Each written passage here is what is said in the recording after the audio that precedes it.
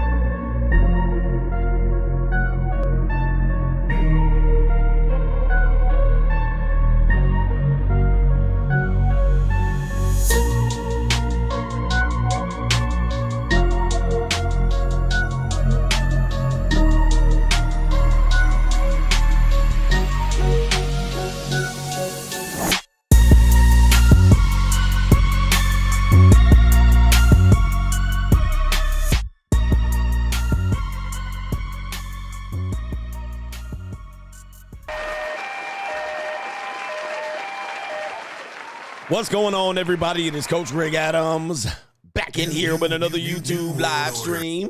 Shout out to the Coach Gang. And that's you. For being in here, being involved, and being active on this YouTube channel. And welcome back. You're back with the Wake Up Show. Part of the Free Agent Lifestyle podcast here on the Free Agent Lifestyle channel. You in here with the Bruce Wayne of this ish, the King of Kings, the King of Content, and the Speaker of Truth, yours truly, the Notorious one, a.k.a. Mr. Coachellini, better known as the Prognosticator, Coach Jadamis. My stuff is falling down over here, just so you know, guys don't know. And you're in the Desert Storm bunker with none other than EWF. That is every woman's fantasy. And the whole fucking show. I'm the CEO, Niggero, of Fixes Binds LLC, the unbinder, the undebatable, the undisputed best entertainment here on YouTube. You can call me Senor Gregorio Graybeard. The ladies love to call me Mr. Third Leg Greg. Leg was just phenomenal. Also, I'm the man with no trabajo. I am the Mitch Slapper, the anointed one. Acknowledge me.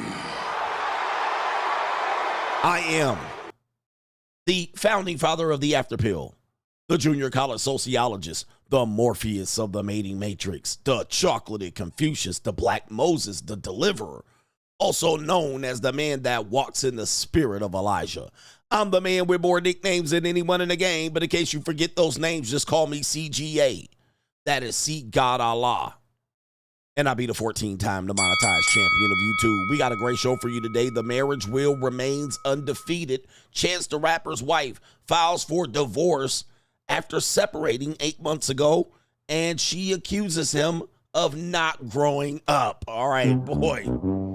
And she has put out a statement related to this, and we're going to read her statement. This is following the video of Chance the Rapper doing the grindy, whiny, wine grind on some Brazilian big booty Latinas and Afro-Latinas down at Carnival a few years ago, and that went viral, and now this. A separation after 2 kids and, of course, 5 years of wedded bliss. All right, now the reason why we want to bring these stories up is not to celebrate the divorce. We want to highlight the fact that marriage is temporary. There's no God in marriage, despite these two being Christians. There's no God in marriage. And as we talked about the young brother Travis Hunter, what you have to look forward to when you pedestalize a woman here in America. What could happen to you when they pull that ripcord and they file for irreconcilable differences, a flimsy excuse to file for a divorce? So he grinded on a couple of big booties. Or we're going to look at how the mindset of American people are in their response to this particular subject matter. Also in the news, a well-known Latino, I believe I'm going to call him a Latino rapper, Latino performer, artist, Daddy Yankee, or as the Latinos say, Daddy Yankee. Daddy Yankee's ex-wife took $80 million from him in the midst of their divorce. Daddy Yankee. All right. Daddy Yankee's ex-wife in the middle of their divorce, or estranged wife, has mysteriously accessed $80 million and took it out of his bank account. Yes. Straight jacket. All right. Marriages, grand. Divorces, $100,000. $80 million going bye-bye from Daddy Yankee. Straight jacket. All right. Daddy Yankee. All right, we got that coming up and much, much more. We have women shifting their dating strategies for 2025. They're going to reveal that for us on the internet, and I'm just happy to do so. But anyway, we got that and much, much more. Yeah, she took all the gasolina. All right, she did take all the gasolina. Straight jacket. All right. Daddy's Yankee. All right, shout out to you, and to contribute to today's show, $ the Notorious CGA on the Cash App. It's Venmo, Coach Greg Adams TV. It's PayPal, paypal.me/Coach Greg Adams, and that is near the top of the description box on the Free Agent Lifestyle channel. And you can super chat by clicking the link on the top of the live chat on the Free Agent Lifestyle channel. Let's stay tuned. Let's stay out here. Let's stay involved, and let's stay active. All right, where's my? Okay, I'm missing a browser. I'm missing the browser that I need. What the hell happened here? All right, goodness gracious. These are the earlier contributors to today's show browser. Where is it? Oh, there it is. All right, my assistant hid it behind 15 other browsers. All right, so let me go ahead and refresh this and see what's going on. Thank you for our contributors, man. And I do want to announce a great contribution and gift from one of our big time contributors to the show. I'll announce that somewhere later on the show, and I do have to sign for a package. Pause. And, you know, I got my headphones on. I don't hear the doorbell. I got my doorbell cam here. I got it all set and ready to go so I don't miss the package. It's supposed to be delivered here between 8 and 10 on the West Coast, and I'm in that time frame. And I'm looking at my phone, all right, and I'm trying to not miss it. My son's not here, so I'm like, all right, so I will probably have to take a pause for the cause, or I'm going to chase this ninja down the street. Shout out to Daniel Mack is in the building. Daniel McGee says leverage options, peace, quiet, and freedom. That's the name of the game. Shout out to my favorite African-American. Oh, look at my African-American over here. Look at him. Are you the greatest? You know what I'm talking about? Yes, indeed. Shout out to Abel says, so my dear coach, my imaginary white, black, Asian, me, girlfriend, all right, pinky swear that she will never, ever shoot, stab, poison, or call the cops on me. All right. Her beta T.O. told me to just believe her. He says, I ran fast like Forrest Gump. Just believe me. They love saying that, but I'm different. I'm not like those other girls. And especially when you have a black, white, Blasian, Asian, white, they always say, but we're different. All right. All right. Latinas are different. All right. Asians are different. And you're like, really? I mean, this is y'all different, huh? All right. Hey, bro, come on now, dog. Come on, man. He says, get a Ring doorbell cam. I mean, I swear to God, some of you guys got the dumbest suggestions of all time. Get a Ring doorbell cam, huh? Okay. Really? Is that what you came up with? What are we doing here? I mean, why do y'all type shit sometimes in the chat? Oh, really? A Ring doorbell cam, you say? Never thought of that. What? All right, anyway. A Ring doorbell cam. Let me see. Okay. All right. All right, anyway, I don't have any security or doorbell cams on my phone. Oh. All right. He says, how is that silly? Why do dudes type shit in here, bro? You think I don't have any security, no cameras, none? All right. All right, come on, man. All right, anyway, what are we doing here? Let me get back to the show. All right. Anyway, let's see here. I literally have all perimeter cameras. Ninja, my security is high tech. I still have to look at the phone when someone rings the bell on my phone. Oh my goodness. What are we doing? Show just started. All right. I mean, sometimes like what do you think I do, bro? All right. Anyway, it's the Desert Storm bunker. I live in the Desert Storm bunker. I have security that can catch your ass coming down the street. All right, but I got headphones on. I'm literally in the back room. It's a little bit impossible for me to hear everything, so I have to. I'm explaining too much.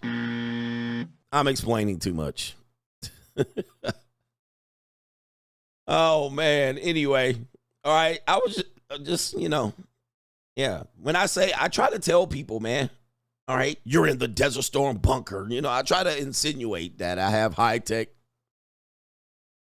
All right, anyway. Do you want me to get a moat and a drawbridge too? You should get a drawbridge, hasn't it?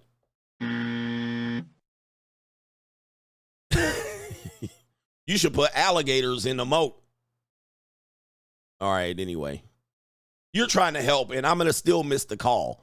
Either way, I'm going to still miss it with all my defenses here. I do have 5 drones that monitor my perimeter, too.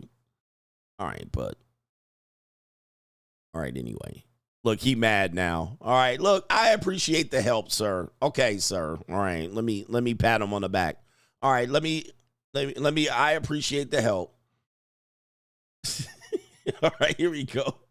I appreciate the help, sir. I mean, you were only looking out for me. You're only looking out for me. What I need is I need my personal assistant here. That's what I need, but I don't have her here.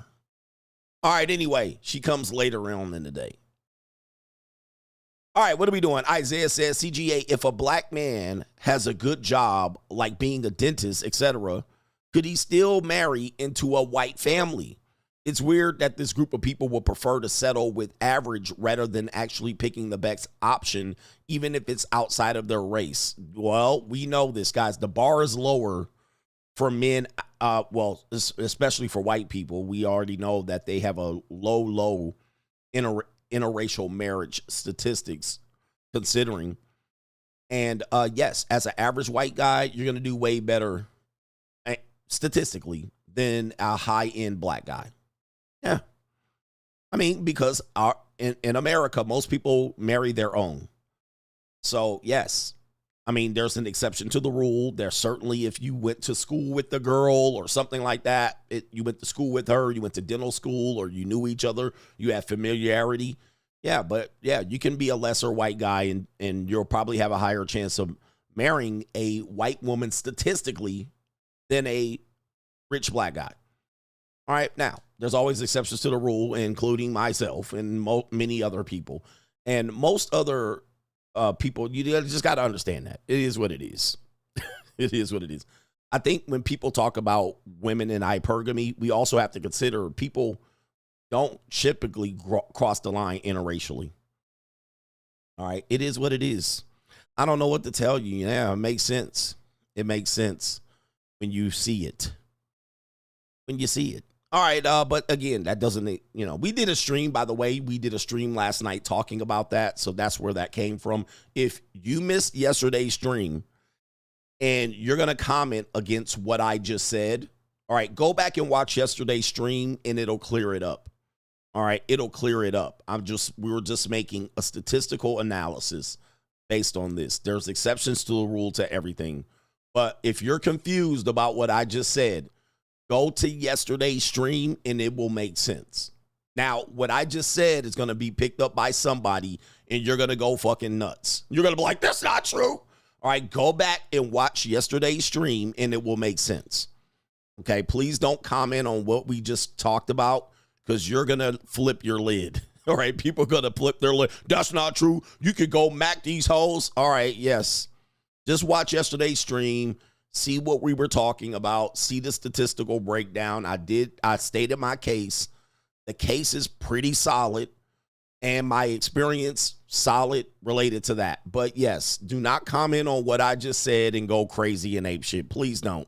Please don't. I know people do that. You don't watch all my shows, and then you come into another show and the context seems out of context.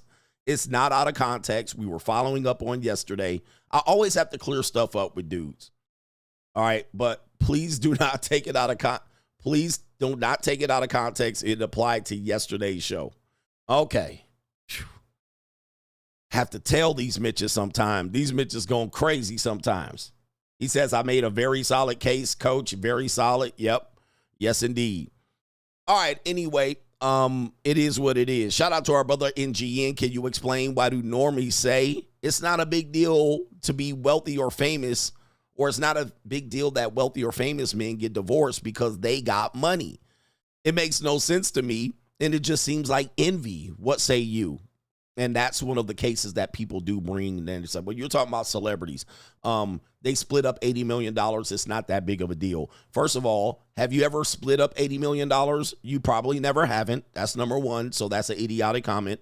Number two, the reason why we highlight celebrities is because I don't go down to the family court and bring up cases about Bill and Melinda. All right, hey, man, I went to the court, and there was this couple named Bill and Melinda. All right, unless it's Bill and Melinda Gates, nobody really cares. And if I put Bill and Melinda, some random suburban couple getting divorced and splitting up their $850,000 house, nobody would care. Nobody would watch. So number one, we don't have data of real-life people. Number two, you wouldn't watch me talk about real-life people getting divorced.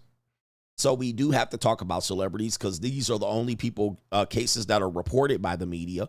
So we can recognize the couple. We can somewhat understand them. We might have seen them as a fan or seen their growth as a couple. And then now we share the story as to what can happen. And just because they're wealthy doesn't mean that they will easily just part ways with millions of dollars and it doesn't hurt. All right, so we have to explain that to a lot of people. So people say, you always talk about celebrities. The celebrities don't apply to us. All right, anyway, shout out to our brother. Let me clear it up here. All right. Hey, man, you're good.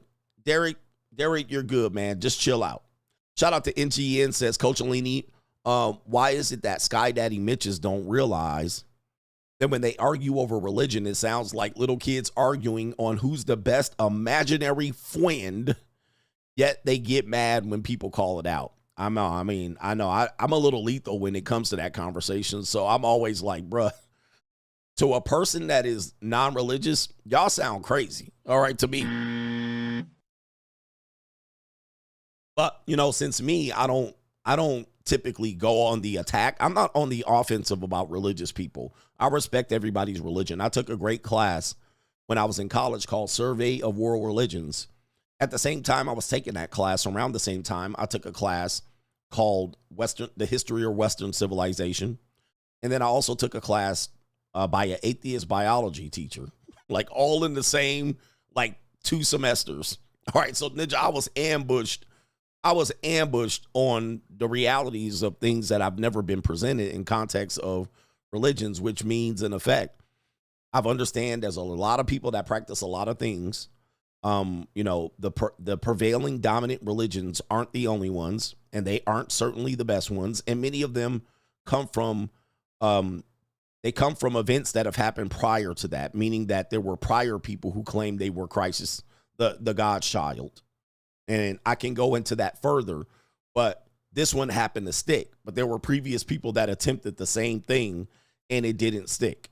Right. So I've understood that. I've understood that people practice multiple gods, like the people in early Western civilization, Amun-Ra, and the sun god, the moon god, the god of fertility. And so I respect people's approach. So I don't attack people's religion. Now, when you come to me and then you present yours as the one true and living religion, well, I'm going to attack you. All right. Just that, right.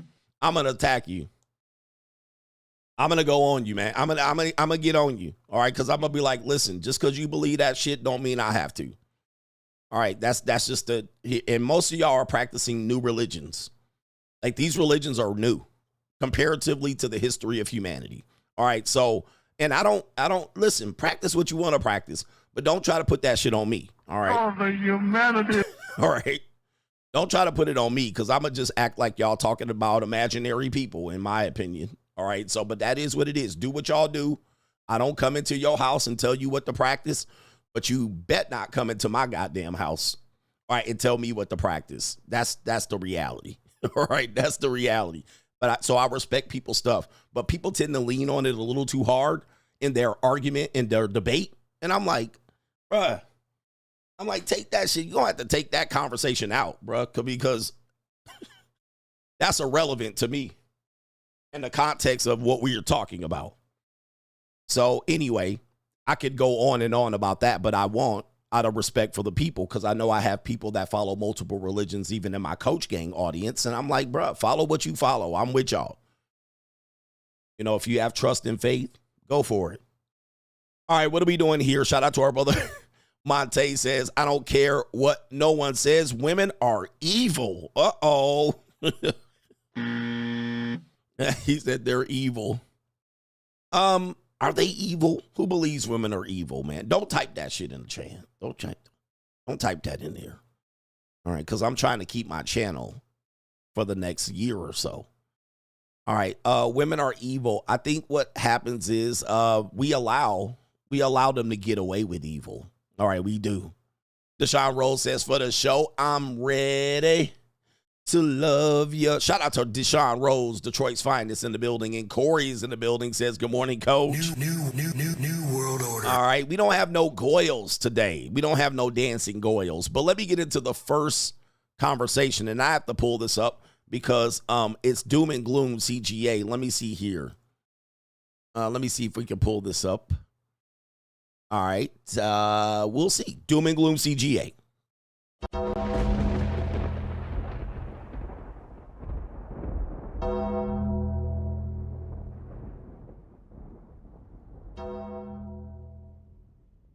Doom and Gloom CGA brought to you by the... Do me a favor, hit the like button. 1,500 people watching me, and I appreciate every single view. But do me a favor, hit the like button. And we don't even have half likes right now. The likes are absolutely ridiculous. They're disrespectful. They're pathetic and pathetic. Absolutely, they are. Doom and Gloom CGA, guys, are you ready? The New World Order says New world order. they're going to ban TikTok. I know, man, this is a big conversation. What's going on here? The Supreme Court to hear arguments on TikTok ban. We've been following this for about a year. A lot of people, you know, that are anti-social media, but be sitting up there looking at social media all day. Like, these people are weirdos to me. All right, you on social media all day. All right, but you mad that people on social media making money. All right, they're going to have to find a job. Subway going to be hiring. All right, and we've already faced this with Donald Trump's presidency. He went in there to try to get TikTok banned. They came in with a last-minute deal. The deal looks like it was not good enough. All of a sudden, out of nowhere, a bipartisan bill came out of the Senate, and the Democrats and the Republicans seem to be on board all of a sudden with banning TikTok, which was interesting because Mark Zuckerberg was over there tap dancing, soft shoeing, and shuffling, all right, about him admitting that he was controlling information that could have affected the 2020 election. But TikTok has been in the eye of the political senators. New world order. And the ire. And now they're saying it's about over. All right. TikTok really getting banned in the U.S. Is this really going to happen? I can't tell you. All right. And the SCOTUS is set to hear arguments on the TikTok ban on January 10th. And they have notified Google and Apple, the stores themselves, to be able to be ready to take TikTok off on January 19th. Now, I don't know if you guys know, Donald Trump will be inaugurated on January 20th. New world order. All right, so this is an interesting thing here. When Donald Trump was gaining momentum, all of a sudden they're like, take it down. All right, but anybody have any particular beliefs on why this ban is going to go through? Do you believe it's a Chinese app and they're collecting our data?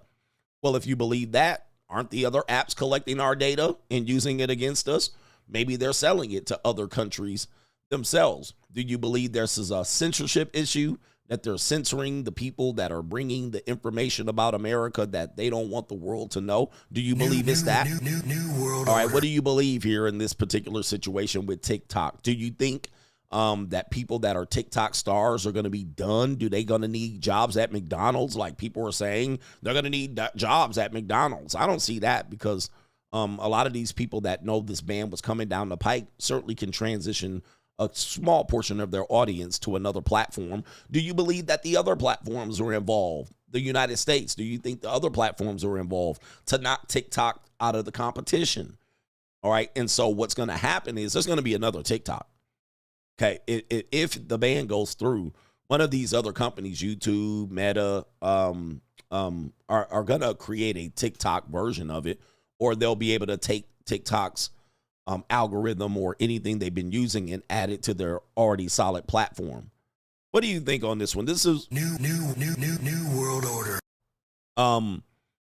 What do you think about this one? Yeah, this is going to be interesting, but this is some doom and gloom news for people here. I do have an opinion on this one, but you guys can definitely put your opinion on here because the government or the senators, the people in the people you're elected, the people who you're elected, they say this is a case of national security, and that China is giving you guys the worst content to watch as a means to subvert you from within. There's some truth to that. Censorship. There's some truth to that. There's also some truth to the fact that, people are being distracted by this particular type of content. And there also is some truth related to the fact that people are making a lot more money on these platforms through TikTok Shop, and that, the corporations want to gain a little bit more control of the audience instead of people making mad amount of money. All right, what do you think, man? It's going to be an interesting situation there. All right, so that's Doom and Gloom CGA.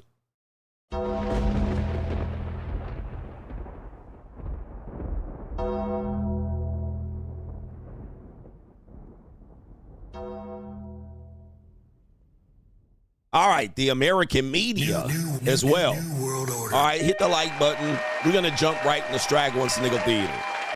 Like, ride with me if you ride with me, you can slide with me if you feel like 550 on the 5 sticky, come get high with me, that's a deal, right? Straggle and Sniggle Theater. All right, we jumping right into it. Strag and Snig. All right, we got two Strags or a Straggle and Sniggle right here. Apparently, there is a women. It says women or a woman. Women accused couple of buying food stamps. I don't know if it's women. I think it's one woman, but we'll go ahead and do it here. It says right here, a woman accuses couple of buying food stamps. What color do you think the couple is? All right, we're going to find out here. Here we go. These two think that they can pay for their groceries with someone else's food stamp card. Didn't even have their PIN. Now it's not theirs. All right, get out of here. Get out of here. Hey, you guys. Hey. Did you guys just pay for somebody else's food stamp card? You talking to me? Yeah. Did you guys just pay somebody else's food stamp card? If I did, humanity. Excuse me. Food stamps are paid by taxes. I'm an American citizen, tax-paying citizen. What you are? Worry about your goddamn taxes. My taxes are paying for your food. Humanity. Get the f*** This is my business. Man, what the f*** are you doing? I'm getting as much information as possible so What? that when You the better cops get the fuck come, on. I can give it all to them. You call the cops? What's Not wrong with yet, you? but they're coming. I'm gonna give you a reason to fucking call the cops when I beat your Don't ass in a minute. humanity. Give me more to give Yo, them. quit fucking recording me. You know what? It's fine. It's Don't fine. fucking hold me back. Let me tell you motherfucking something. If What? you keep What do you that fucking camera going, I'm gonna beat your ass. I'm gonna have a reason for the cops to come out It's here. a free country. We can do whatever the fuck Oh, we a want. free Get the fuck out of country. here. Of course, I forgot. Straight You're jacket. used to taking everybody else's stuff. You just assume it's free. Somebody paid Make for it. yourself useful. Take the card You back. didn't Get the pay fuck for out it, of so why the fuck you want? My taxes paid for it. My Get in the tax. car. Leave that You know alone. what? Get in the It's all right. I got your Get in the license plate car. number. No, you better not have Straight that jacket. goddamn dead body. Oh, it's too late. My No, God. it's not too late. Get Quit in the fucking car. recording Get in me. the car, No, baby. I'm about to put my fucking hands all over her. Just one more thing for me to get you arrested. One less ass whooping for your ass in a Get in the minute. car. You don't want this. Get the f out. Oh, I want this. Seeing two freeloaders get the fuck away arrested, from me. that's exactly what I want. Oh, not the Hellcat. Great. You feel good about yourself? Feel great about it. This isn't okay. I won't put up with it anymore.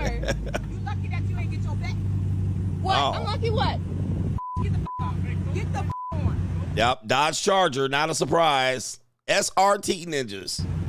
It's all right. I got everything I need. Oh, the SRT ninjas is in the building. I got it. Georgia, Atlanta. All right. Any repost, rebright. Oh, what? Okay, all right. Shout out to Bigfoot Creative here. What do you think? This does seem like it's organized.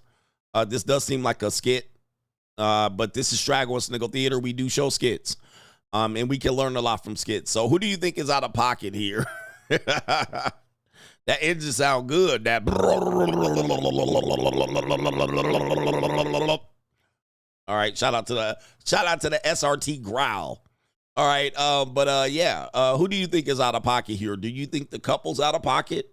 Do you think they got the food stamp hustle down there? I don't know if you can still do that. All right. You don't, I don't know if you can buy food stamps. It's on a card there, but I don't realize it. I don't know how it works, but they always scamming the government with their free money shit. But do you think the Karen's out of pocket for confronting them for using the taxpayer money? All right. I know that Karen was overweight.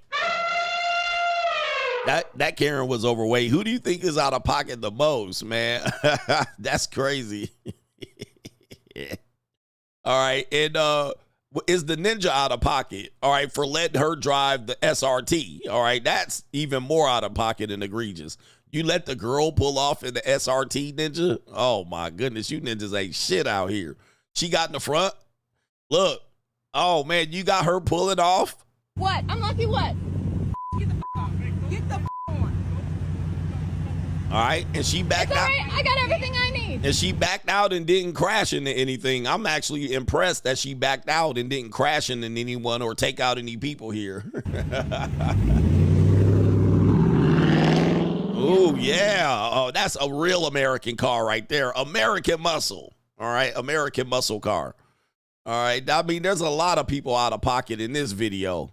This is crazy. Yep. She the masculine. He the feminine. My girl pay for me. My girl buy me stuff, coach. You just mad because your girl don't buy you stuff. His license is suspended. All right. There's a whole bunch of just dysfunction in one video. Everybody out of pocket. Hey, by the way, I'd never let women drive me. Fuck that. Unless it's an Uber. All right. And I don't have no control. I'll be like, well, but a woman will never drive me in the car. I'm an old machismo. All right. Here we go right here. We got Straggle and Sniggle Theater here. Where's the guys that going to call this guy a simp? Remember the guys that called that one guy a simp for giving his wife $100 a week for snacks? Well, this one, it looks like a dim day couple, an African couple dim day. It says POV, you are a wife and your monthly allowance is due. Oh, no. You ninjas. All right, you ninjas about to go crazy. A monthly allowance for a wife? All right, no way. That's simping. How dare you? All right, according to a lot of Mitch ninjas in here.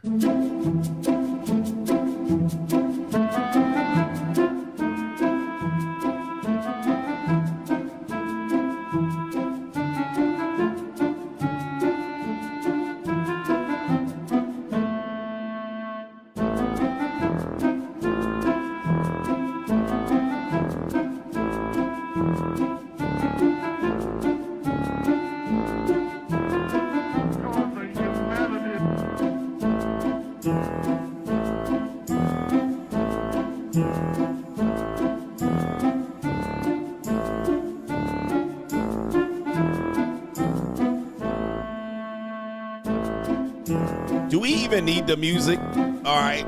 All right. And look at that. Oh, he lost. All right. Do we even? Oh. All right. He lost. You lost, ninja. All right. So guess what? She got to pay up. Your rent's due, motherfucker. All right. So when I tell you guys that marriage is nothing but legalized prostitution, when I tell you that all men pay, when I tell you that women sell pussy in marriages, and everybody, this is it's a skit. This is not true. This is an example of why I say marriage is just legal prostitution. Okay, if you guys want to call everything prostitution, that's prostitution, coach. All right, that's tricking. All right, okay, what is this? You literally see her selling her ass for her monthly allowance. Now she got to catch up. Oh, damn, I came up a little bit short. I better give him some pootie tang. All right. And then guess what? He was scrambling to go get that marital punani, and she started selling it to him.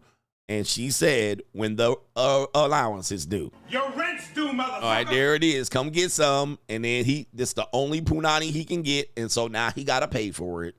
You better get my allowance. Man, I'm telling you, man, y'all better wake up to the realities of these things there. Look, now all of a sudden she want to put it in front of him. Not because she desires him.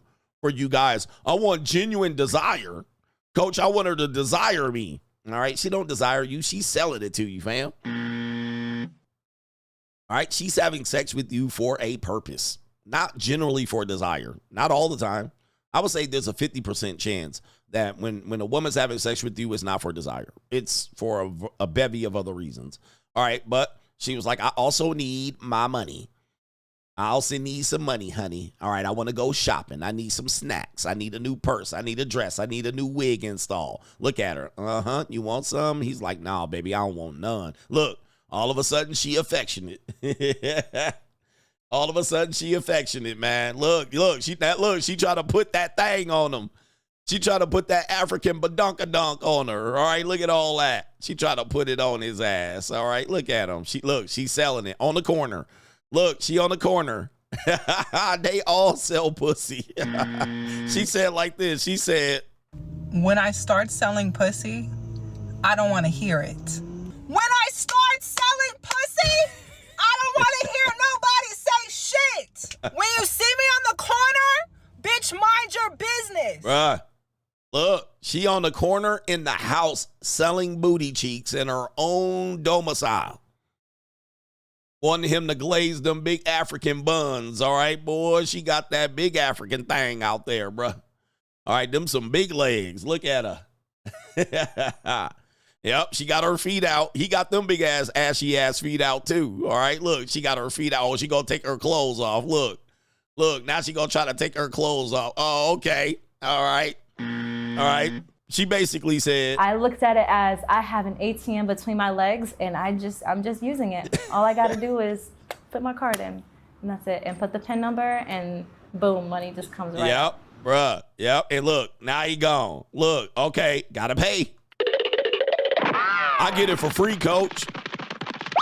Them they get it for free. I tell you, man, y'all better listen to me, brothers, because I will make it make sense. Them they get it for free. He got to go scrambling because that's his one source of cootie cat. All right, and you know what he about to do? Did you eat that cat? He about to eat that cat. Your wife selling it in your own house. Oh, no. Speaking of, we got brothers out here. A nasty boy right here. A nasty boy says, in response to this woman here who's not looking her best, my boyfriend, anytime I ask a simple question. All right, here we go. Baby. Yo. Would you ever get disgusted with me? You said would I ever get disgusted with you?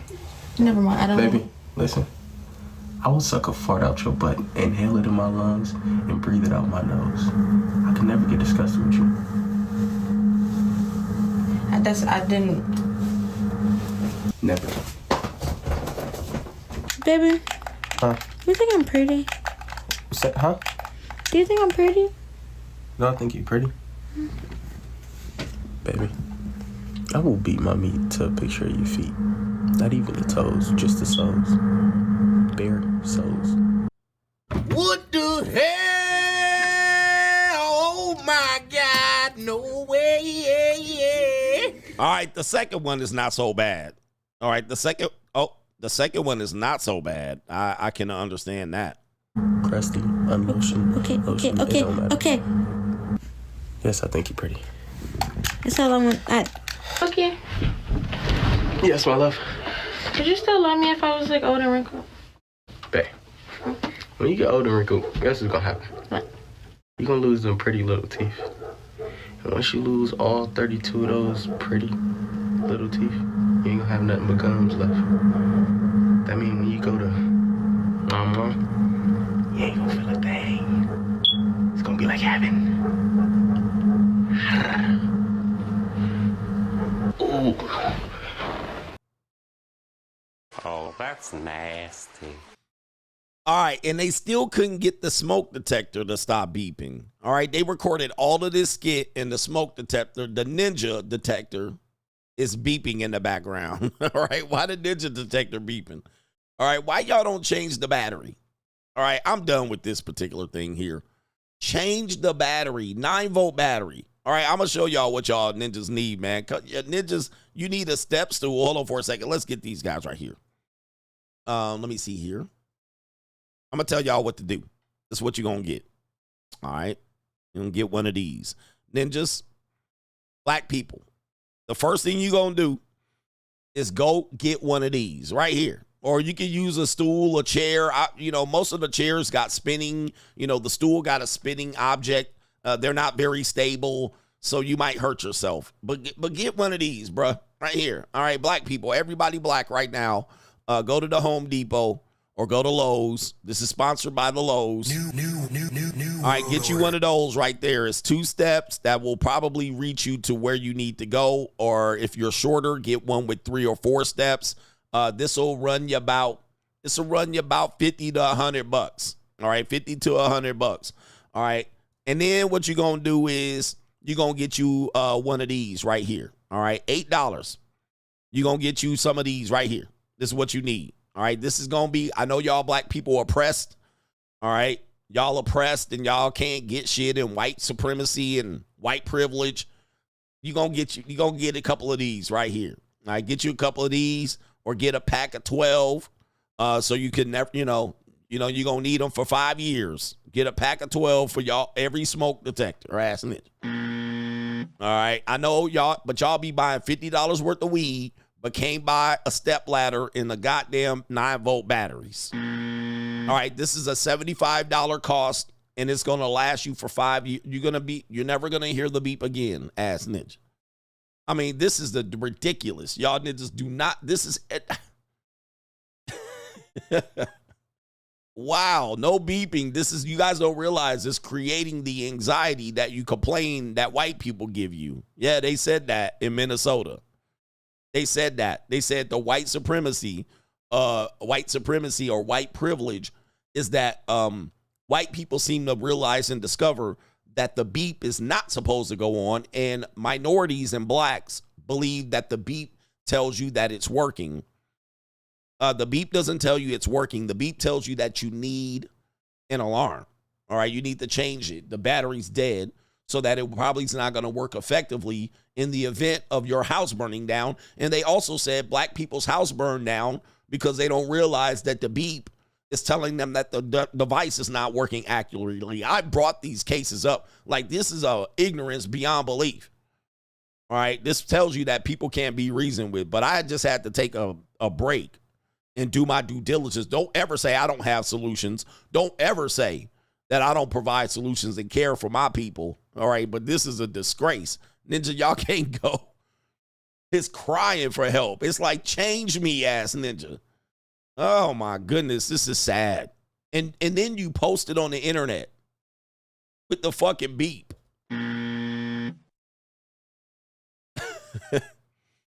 All right, yep, and they get used to it. Guys, it's not supposed to be beeping. I'm going to just let you know that right now. It's not supposed to be doing it. Goodness gracious. All right, what do we got next? All right, Nana. Nana, how to get a man to pay your bills. All right, shout out to the old school women that actually convince men to take care of them, and the new school women that always are asking, how did men oppress women and get them to do nothing? Right? And get them to do nothing, and then men support them. I mean, literally, women are asking that today. These men made it so that women couldn't get careers and earn their own money. Oh, you mean protected and provided for them? Made it so that you could just focus on your family and kids? Men did that? I'm thinking women did that. All right, that's what they wanted to do in a unstabilized society where anybody can get, a bomb dropped on them at any particular point. Any woman can get raped. Any woman can get assaulted. So But Nana, these old school Nanas over here, they used to be, you know, we're going to have to get Paw to pay them bills. Nana has some advice for you ladies on how to run this game, on how to get a man to protect and provide for you. Nana, take it away, Nana. I'm not paying no bills. I'm not making out no bills. I told him right up front, now, you ain't getting no pussy. Oh, Nana! Don't you go talk to your friends that I said that. Oh, God. I know you gonna tell them. I know. No. I know you. I know it. I know that's what you gonna do. Oh, Jesus. Nana, look at Nana hiding. All right, hey, Fred. Hey, Fred, Nana in there talking about you, and she don't realize that the woman is recording you. Nana's like, I know you're going to tell your friends. Nope, she about to tell the entire internet. Right? I know you're going to tell your friends. Baby, I recorded you, Nana. You realize you're going to be on TikTok with millions of people watching you telling Fred was promising pussy. All right? Listen, women used to be traditional, coach. Women used to love and honor and cherish a man. No, they weren't. You know what they were doing? When I start selling pussy, I don't want to hear it. When I start selling pussy, I don't want to hear nobody say shit. When you see me on the corner, bitch, mind your business. Coach, that's prostitution. What do you call that, bruh? Nana said, you ain't going to get none of this punani, that snap. And you know it was a nappy dugout. And you know it was a snappy, nappy dugout. All right? She was like, you ain't going to come get this snappy, nappy dugout right here, boy. And Papa said, da-na-na-na-na. Da-na-na-na-na. Ninja was like, da-na-na-na. You know, he had that little hat on. You know, every man wore a hat. And he had the hat. Da-na-na-na. He took his hat off and he was da-na-na-na-na. And she was standing over him. Da-na-na-na-na. You ain't gonna get none of this poom-poom. And Fred was shuffling over there like, da-na-na-na-na. And look at Nana up here. You ain't gonna get no punani. Oh, Nana. All right, they out there telling them. Oh, man. Woo-wee. Not paying no bills. I'm not making out no bills. She said, look, coach, man, these women want you to pay their bills. All right, they always want you to pay their bills.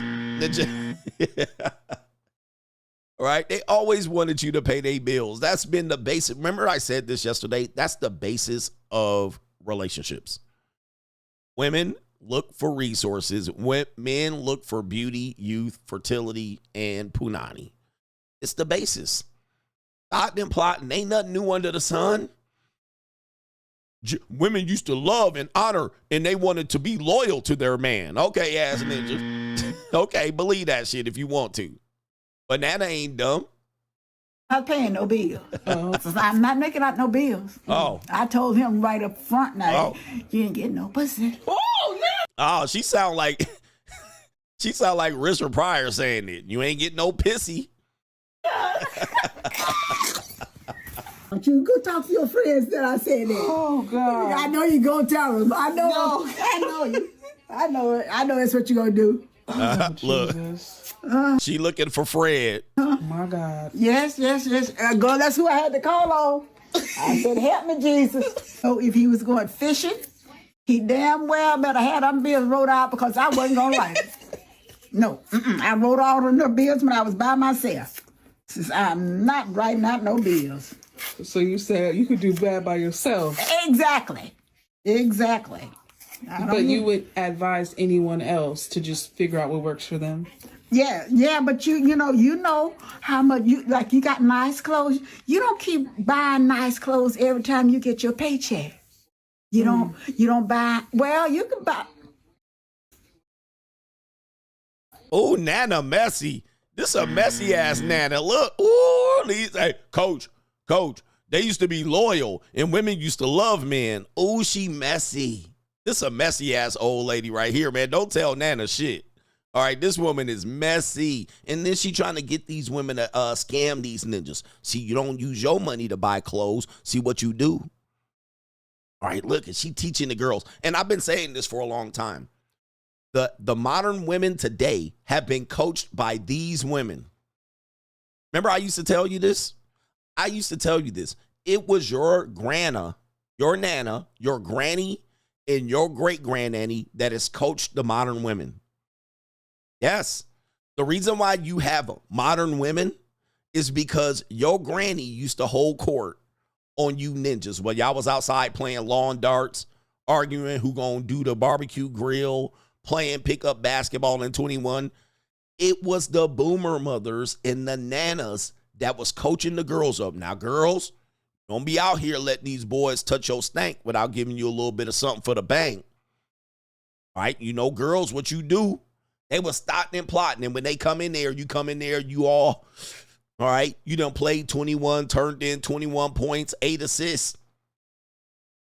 Then you walking in, Nana, I need some of that red Kool-Aid with the lemonades in it. With the lemon. You know, she done cut up lemon and put it in the red Kool-Aid with the plastic picture and shit. Nana, I need the picture like 50 years old Tupperware. I need a drink of that Kool-Aid, Nana.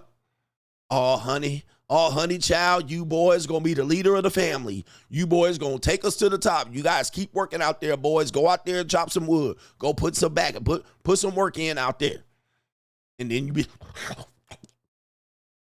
you drink up all the Kool-Aid, you go on out there, and then you run outside. You see these nasty-ass boys out here. You see these boys, they dumber than a box of rocks. Don't do shit for these boys. Right? And this is how Nana talks to the girls when the boys ain't around. All right, here we go right here. They the messy ones. I don't buy nice clothes every time I get a paycheck. How often? Since I'm not paying no bills. Since I'm not making out no bills. This right here is the modern woman's coach. This right here is why you have today's women, right? Your mama is a boomer or a Gen Xer. She was coached up by this woman.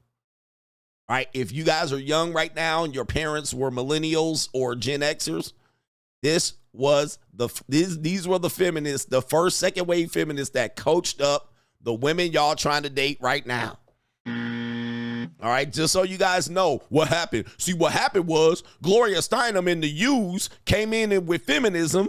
Okay, new world order. All right, but they couldn't have got very far without these women carrying the torch. And these the women y'all be out here. My mama was a good mama. My nana was a good nana. Okay. Coaching the girls up to finesse y'all goofy ass ninjas. Yes, she is. I told him right up front, now, you ain't getting no pussy. Oh, Nana! But you go talk to your friends that I said that. Oh, God. I know you gonna tell them. I know. No. I know you.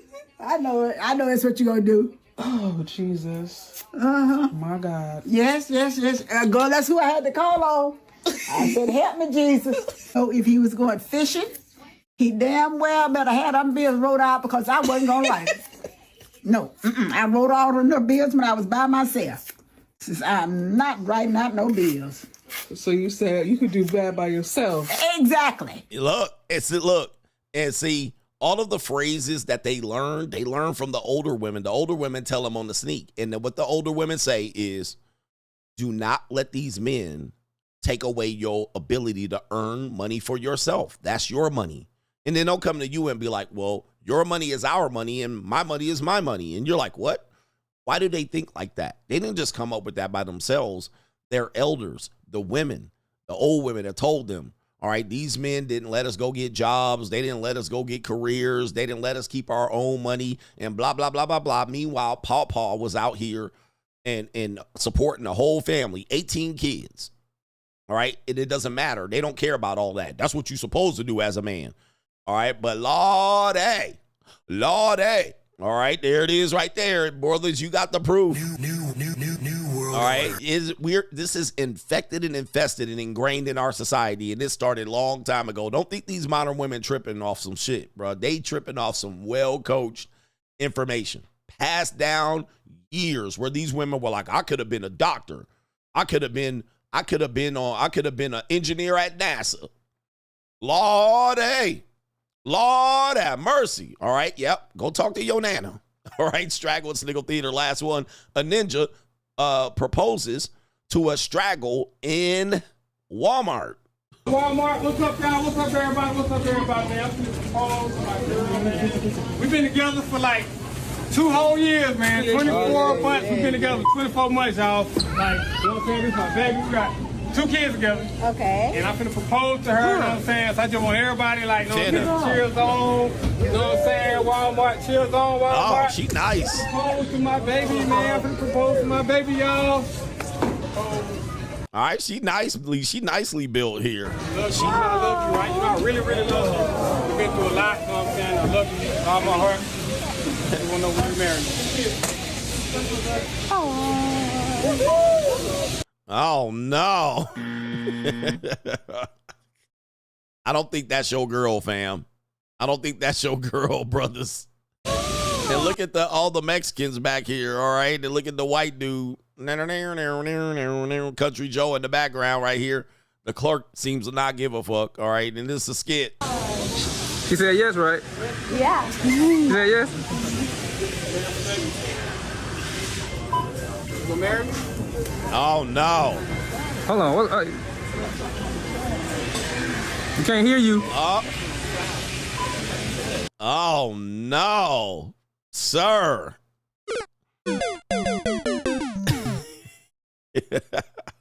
Is this Travis Hunter? This is not good, man. Is this your girl, bro? I think this girl for all of ours. I probably had her last week. All right, that's not your girl, fam. I would not trust a woman even looking remotely close to that. That girl is for the streets. In these streets. Oh, snap. Oh, I think she said they having a conversation. That's supposed to be like one word, right? Are they arguing now? Oh, no. Shoot. Oh, man. Oh, man. Oh, no. I don't think it. Crash out Pookie. All right. Oh, my goodness. Yes, the bigger the hoop, the bigger the hole. Yeah, this girl is for the streets, guys. This is not the girl for you. This is not wifey. I'm going to the streets. All right, y'all got to recognize who's wifey or not. This is not wifey. I mean, she can do wifely duties, but you're not supposed to. Oh, no. What is he going to do now? Where's he going to live now? All right, he won't. You know the homosexual. He definitely looked like he don't have his own house. All right, this is terrible, sir. Why you think you can propose to this girl with some cheap-ass flowers and shit? I don't see no ring. Nice try, though, man. Good job, man. Nice try. Wish y'all best luck. What's up, Walmart? What's up? All right. Yeah, all right. Here we go right there, gentlemen. Protect yourself. All right. That's not wifey. Be careful. Is that it? Oh, no. We got one more. Cardi B. I have to be careful what we talk about with Cardi B because she will sue people. Cardi B says that men prefer less attractive women because they are more submissive than perfect 10s. Okay? This is Cardi B, y'all. All right, talking about women that are ugly are more submissive than perfect 10s. This is the words that are going to come out of this woman's mouth. You see her right there. I don't know who is she saying she is? Is she saying she's a 10? I'm actually confused about what she's talking about here. But let's take you to the story, Cardi B here. Here we go. 1 minute of nonsense. These bitches that don't have nothing, they have to tolerate everything. Like these bitches, like if a nigga do some fuck shit, and the next day the bitch is gonna answer the phone. You do some fuck shit to me, I'm putting you on fucking yellow, nigga. You on this. This is where you at. This where you at if you fuck up. On ice, nigga. And I feel like niggas gonna take that. Like I said, I know a boy, I know a guy that he literally rich motherfucker. And he literally told me to my face, I'd rather deal with 7 and 8 than a 10.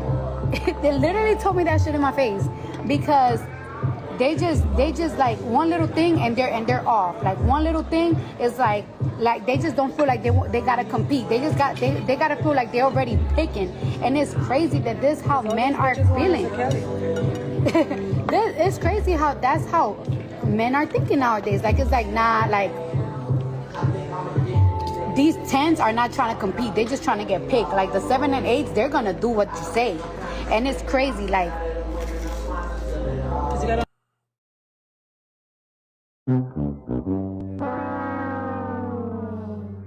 Oh, the humanity. All right, so what she's saying, I can understand. I mean, what she's saying, I can understand. What I don't understand is, does she think she's the 10, right? She thinks she's the 10 and that, you know, men aren't, you know, trying to deal with her bullshit. Obviously, she got divorced and thought she was going to come back out here and grab the man she wanted, but she's too much of a problem. So people are probably not wanting her as she thought she was going to be more valuable in the marketplace. And she just getting pumped and dumped out here. Apparently, there was a rumor that a football player that plays for the Cowboys pumped and dumped her, right? So while she was pregnant, and I think she put that rumor out. So don't at me. That's not even alleged at that particular point. I think she was the one that submitted that rumor. But what she's saying is, I understand a man that has higher value doesn't maybe necessarily grab a 10 because they're too problematic.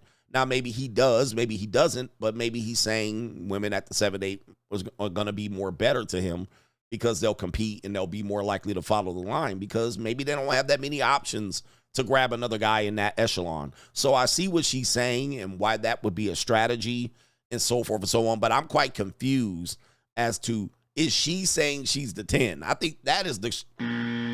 All right, now that is the crazy part of this. She's essentially putting herself in the 10 category. And let's just take a couple of looks at some other pictures. This is the same woman talking right now. All right, talking about 7s, which I can clearly see. We're not even in the 7-8 category right here. All right, this is not even 7 nor 8. All right, are there any other pictures here on this timeline? And again, I got to be careful about this individual here, all right? Because look at this. All right, people are thoroughly confused as to, okay, I get the sentiment. It makes sense. But are you the 10 in this conversation? Oh, my goodness. Like, people... Like, what? This is how I'm looking, too. I'm glad I'm not the only one thoroughly confused at this bit right here because I think all the men can really agree that this don't make any sense. You know, coming from the person here. Oh, man. Even John Cena can't see her. All right? Like, that's Straggle and Sniggle Theater. Like, ride with me if you ride with me, you can slide with me if you feel like 550 on the 5 sticky, come get high with me, that's a deal, right? Shout out to her, man. Sad to see the delusion. You know, and this is what we talk about, you know, once they get past a certain, right? Once they get past a certain level, the delusion is just, this is why I mess with delusional 18 to 28-year-olds. I'd rather do that than mess with delusional 40-year-olds. All right, because when you with a delusional 40-year-old, it hurts. All right, it's painful because they say stuff like this, and you're like, you got that look like Jonathan Majors was in that picture. All right, you got that look on your face like, are we really having this conversation right now? All right, yo, let me get to these super chats, and we got what's coming up next. Crime and Law CGA. We got divorce in the air. Let me get over to PayPizzle because I need to show y'all some love in Venmo. So I appreciate y'all for being patient. Okay, we got PayPal love. What's up with the love? What's up with the love? All right. What's up with the love? What's up with the love? Are y'all hitting the like button? No government name says nomination for the 12 cents of Cheesemas. The South Korean president's Yuk. I can't pronounce that name. This guy descended his country into chaos to save his wife from corruption charges stemming from a $2,500 bag that was gifted to her. Married her when she was 40, no kids, an art dealer, and as a special shaman friend. Of course they do at that level. Ninja's legacy ruined over a side chick. CGA undefeated internationally. Ninja, all men pay. So you're saying it was his wife had a corruption charge, all right? And he had and she was a side chick. All right, man almighty. So that's why he did the whole martial law, which is kind of weird. And then the country said, no, there ain't going to be no martial law, you outie. All right, men will ruin kingdoms. Because they say, don't they say that women ruin kingdoms? It is the men that ruin kingdoms. I mean, that's crazy. Triggerverse says, I guess Chance's marriage wasn't as strong as his ex-wife's face. Yes, I remember discussing this the first time, and I pulled up a picture. I had never really seen her, and I pulled up a picture live, and I was like, oh, woo, she's strong. And I actually tried to bring up some good pictures of her. She's not very photogenic. I've never seen her in person, but she is a strong face, light skin, funny face woman. We got Caitlin says, Coach, speaking on celebrity relationships, is necessary because it shows that they're not invincible. If they're going through breakups and divorces, the average person will also. No one is immune, and all married people are vulnerable to divorce. And so, yes, I guess the celebrity angle as well. We think that they have it better. All right, they got it better because they got money and they got muscles. And I mean, they don't necessarily have it better. It's just tough. It's tough. All right, and they have other things that they need to worry about. Mr. Inquisitive says, CGA, no cap. I recognize that women from the Walmart video you played. She's 1,000% in these streets. In these streets. Street me. Street bitch. All right, and I'm going to the streets. End of story. Henry Resilient said it's a skit ass ninja. But yes, we already know these. It's Straggle and Sniggle Theater. Come on, guys. But yeah, man, she looks like she for the streets out there. She's a fun time. In these streets. No government name SD says that lady filming the couple is way out of pocket. He says, I have a special needs family member that I have went to the store for before. The Karen doesn't know the situation. So there you go right there. So yeah, that could be the case too. I was going to the store for somebody else, or I was scamming the government. Shout out to Wise L says, to all you ninjas that like cougars, be ready to spend some money. My cougars business hasn't made money in over a month. And her kids need Christmas gifts. Give me the buzzer. One thing, man, for real, bro, is that women, like men that date certain women are like, well, she got money and she got a job. You guys realize that's all temporary. They're going to get laid off. They'll have a slow month if they have a business. We're out here starting businesses. We're starting businesses. All right, all of this shit. But in reality, guys, dude, that's temporary. And then y'all get with them and they have a slow month and they're going to be in a bind. All right, they're going to be in a bind. Older women always in a bind. And older women have mad problems. Older women have problems that you cannot afford to fix. Like their older teenage son or adult son went to jail and their bail is 50 grand. Right? Oh, I don't know about that. I don't know how I'm going to come up with 50 grand. Oh, what, bitch? What? You know, my roof been leaking. All right, you come into the house and there's this bedroom where the whole goddamn ceiling is coming down, popcorn ceiling, and there's a leak in the corner, and it's just pots and pans and mop buckets full of water just dripping. Just drip, drip. And Cougars got their own money. All right, bro. And then I don't know how I'm going to fix it. We had the man come out and assess the roof damage, and it looks like 80 grand. Huh, bitch? What the fuck? Huh? What? Yep. They got medical bills they ain't paid, trying to go into bankruptcy. They want to get bunion surgery on their bunion. All right, they muffler fall out for no reason. They 6 months behind on their mortgage. They need a new fence because they dog done grew bigger than they thought. I didn't realize he was going to be able to jump over that fence. I need a new fence. Water heater went out. All right. All of a sudden, Ninja, they got a big bind and they going to lean on you because they've been giving you that punani. You think you can help me? You can help me with that, you know, put it on your credit card. I know you've been saving up money and, you know, we've been a power couple, but, yeah, brothers, old women got big bill problems. They got big, and young women got little bill problems. You know, I can't pay my cell phone bill. All right, here you go. Come here. It's a discount. Well, how much is it? 125, 75. I got you. Yeah. I got you. $75, you say? That's cheap money to rearrange them guts on a daily basis.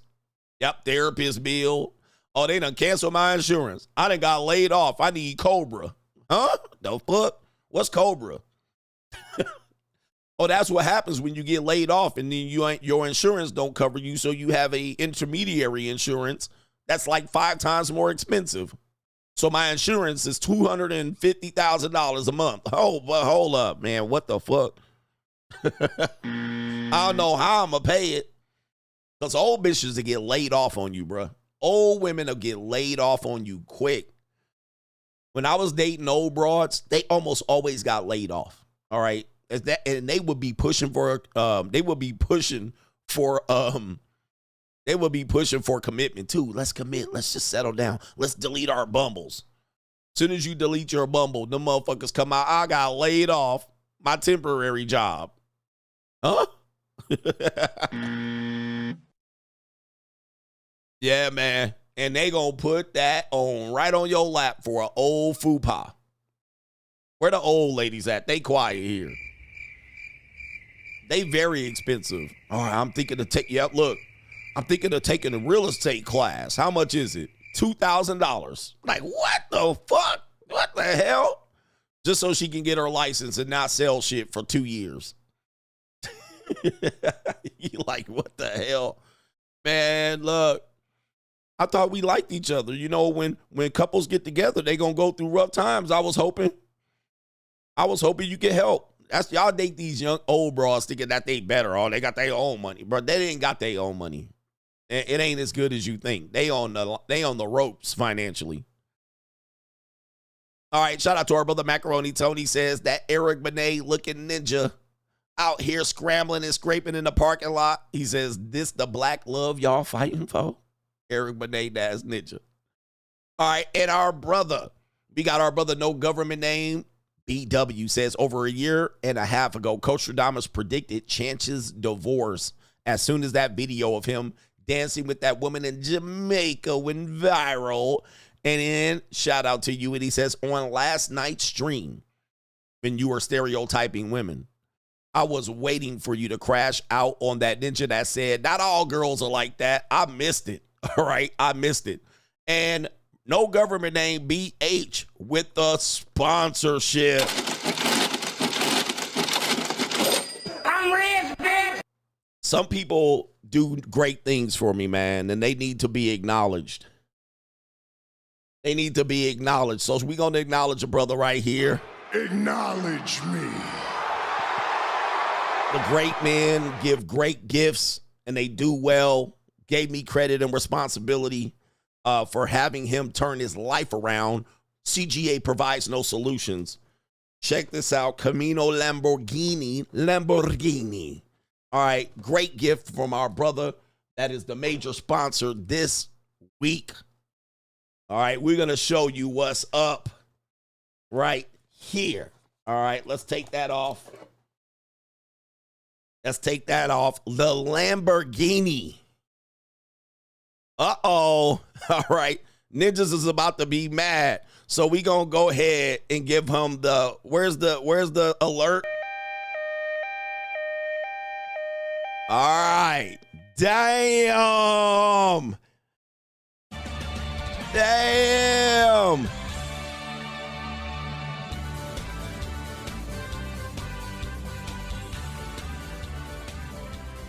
Oh, shit. All right, let's go.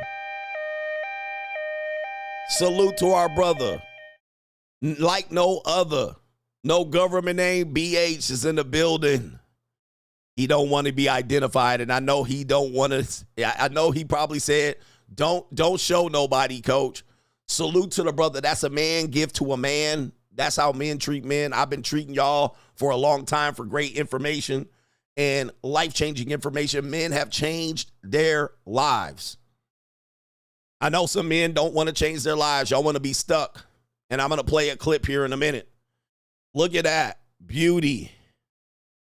All right, now I gotta get the Lamborghini to match. Y'all Googling how much this watch is. I know y'all Googling it.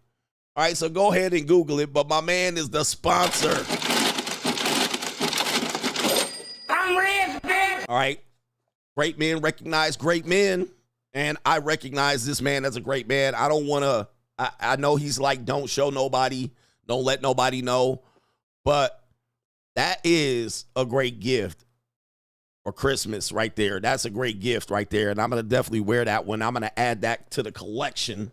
All right, look at that watch. Okay, look at that wristwatch, that band. All right, great design. All right, that is amazing. Okay, that is amazing. That was a shock. All right, when I opened that, I was like, oh, man. All right, for a brother that that's not identified, he doesn't identify himself and all of that, so I just have to give him recognition. He super chats all the time. He's a contributor. He's one of the people that can say, hey, man, I'm keeping you alive, coach. I'm feeding you type ninjas. All right. Yes. You know, somebody tried to say that. All right. It's better than getting socks. So that is amazing. Shout out to our brother BH for that particular gift. All right. Now, I don't know, man. You guys can look that up. I don't know, man. Listen, it is what it is. Just the sentiment itself and the design is something that I don't have. So ladies are like, I got to get the Lambo to match. All right. I got to get the Lambo. But ladies are always like, I don't know what to give you. But men know what to give each other. Not socks, not sweaters, not pussy, right? As a gift.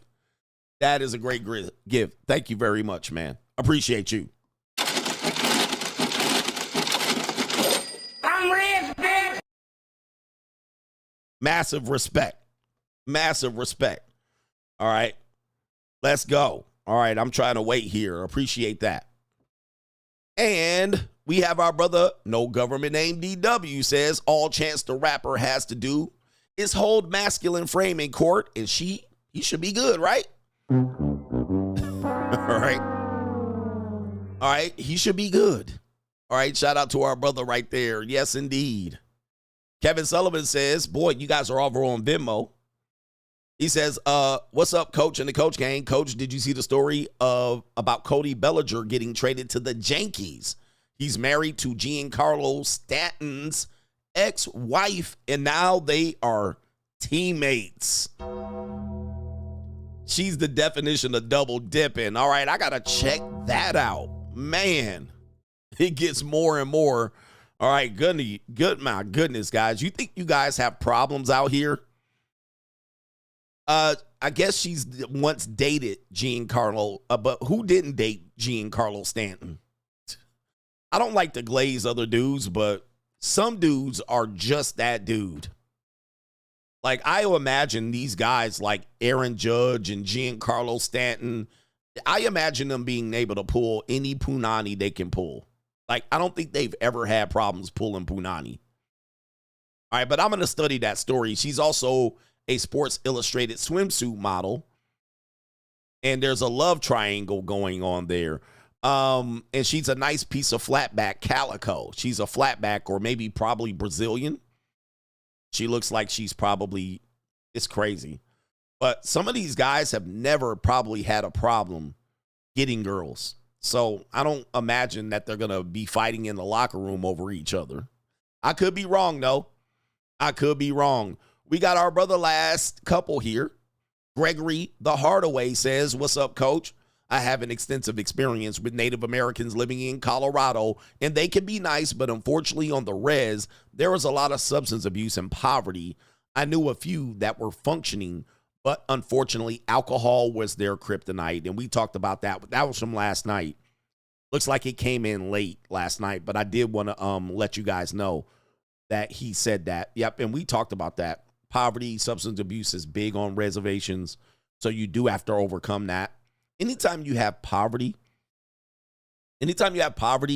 the women are going to be somewhat, you have to suspect them. Like, they're going to have issues related to poverty. So even in third world country, poverty, even in America, even on reservations, even in the hood, even Russian women that are poor, right? Yeah, of course they look beautiful, but they still have, poverty has issues. So when you go to them and they're impoverished, just know that there's a sense of desperation that they might exhibit and maybe survival instincts that you're not going to get out of them by providing something better, right? They're still going to have that. And they're also going to have association with broke niggas. Be careful.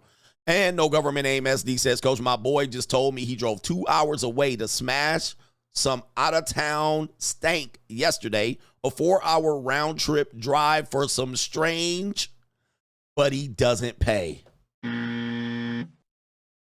Just think about that. Just think about that. In the context of what we're trying to teach men, can we get the 1,200 likes real quick? Okay. The conversation that we're going to have, that we have with men, where they be like, I don't pay, but we'll drive 2 hours back and forth for 15 minutes worth of sex. I'm like, how do you not pay? Did you just look at the gas bill? Look at your gas bill. Look at the time that you spent driving for a free piece of ass. Like, that's 4 hours of time you can't get back for 15 minutes of pushing and shoving.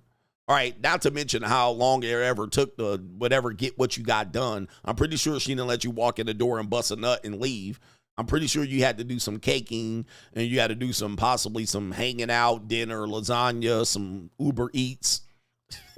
Like, but I'll get it for free, ass ninja. You could have paid somebody and it would have been cheaper and faster if you would have had somebody come in and knock that shit off. Yep, wear and tear on the car. I mean, people do, man. Guys are like this, and I'll just look at guys sometimes, and I'm like, you just don't have any clue. You have no clue of what you're doing out here. But shout out to the brothers here. We got some sound bites for you that you need to listen to if you need some inspiration. If our brother BH didn't inspire you and talk about how we change lives around here, how we get men to the next level of thinking with the blue chip mindset, the money mindset, free agent lifestyle, listen to this guy right here. And I think he makes sense. Hey, niggas say, I don't know who the fuck told you niggas it was not okay to work. Bitch, it's okay to work a job. It's okay to clock in, to go punch in and get you a motherfucking check every week or every 2 weeks. What is not okay is to be around this motherfucker broke, thinking a bitch owe you something. Thinking because your dog got it, you supposed to have it. Fuck, nigga. Get up, get off your ass and off your feet and go clock in and go work. The hustle might not be in you. Your dog put in work. You don't know what he did to get there. He put in work. Fuck, nigga, it ain't come easy. Get off your ass. Be walking around here and you feel this. Fuck, nigga, plotting, thinking, fuck, nigga, go get a job. Okay? Ain't no female want no broke ass nigga. Okay? They'll love a man that clock in and work, man. Fuck, niggas, oatmeal is better than no meal. Pussy nigga, hey, listen, check this shit out. This fuck nigga come around me thinking I'm supposed to feed him, thinking I'm supposed to hand him something. I'm gonna feed you something, all right, fuck nigga. I'm gonna feed you. Ooh, fuck nigga. I'm gonna feed you right in your pussy ass. I'm gonna slap the fuck out to tell you, get your fuck ass around me. Go clock in, fuck nigga. Get a job. I'm not saving you fuck niggas no more. I'm not saving nobody. I'm telling you, come around me thinking I'm supposed to feed you. Supposed to hand my hand to you, fuck nigga. I work hard for this shit. I'm so sick of you, fuck nigga, with the broke ass. Go get a job. I'm gonna tell you. Better boss up, nigga. Shout out to this ninja right here. Do I have his name? Let me make sure I give him some recognition. Oatmeal is better than no meal. This ninja about to die trying to tell. Hey, I feel you, bruh. I'm on the internet every day, and I got just some fuck niggas on here too, bruh. I mean, I got him too, brother. What's his name? It says Grandma Baby 4L. Grandma _ Baby 4L. All right, this is how I feel sometimes, like, nigga. All right, it ain't that hard to figure out. Y'all trying to figure it out without doing it. All right, y'all trying to figure it out without doing it. I shouldn't have to do all that, and women shouldn't. All right, so when I hear you bitch-ass ninjas again, we calling you Mitches, talk about that. We just gonna play this ninja, all right? Because he gonna tell you how it is. I'll slap you up, all right? But this guy right here is like, man, stop crashing out over these ninjas. Is he from Jacksonville? He sound like a Florida ninja. All right, man. Grandma Baby 4L.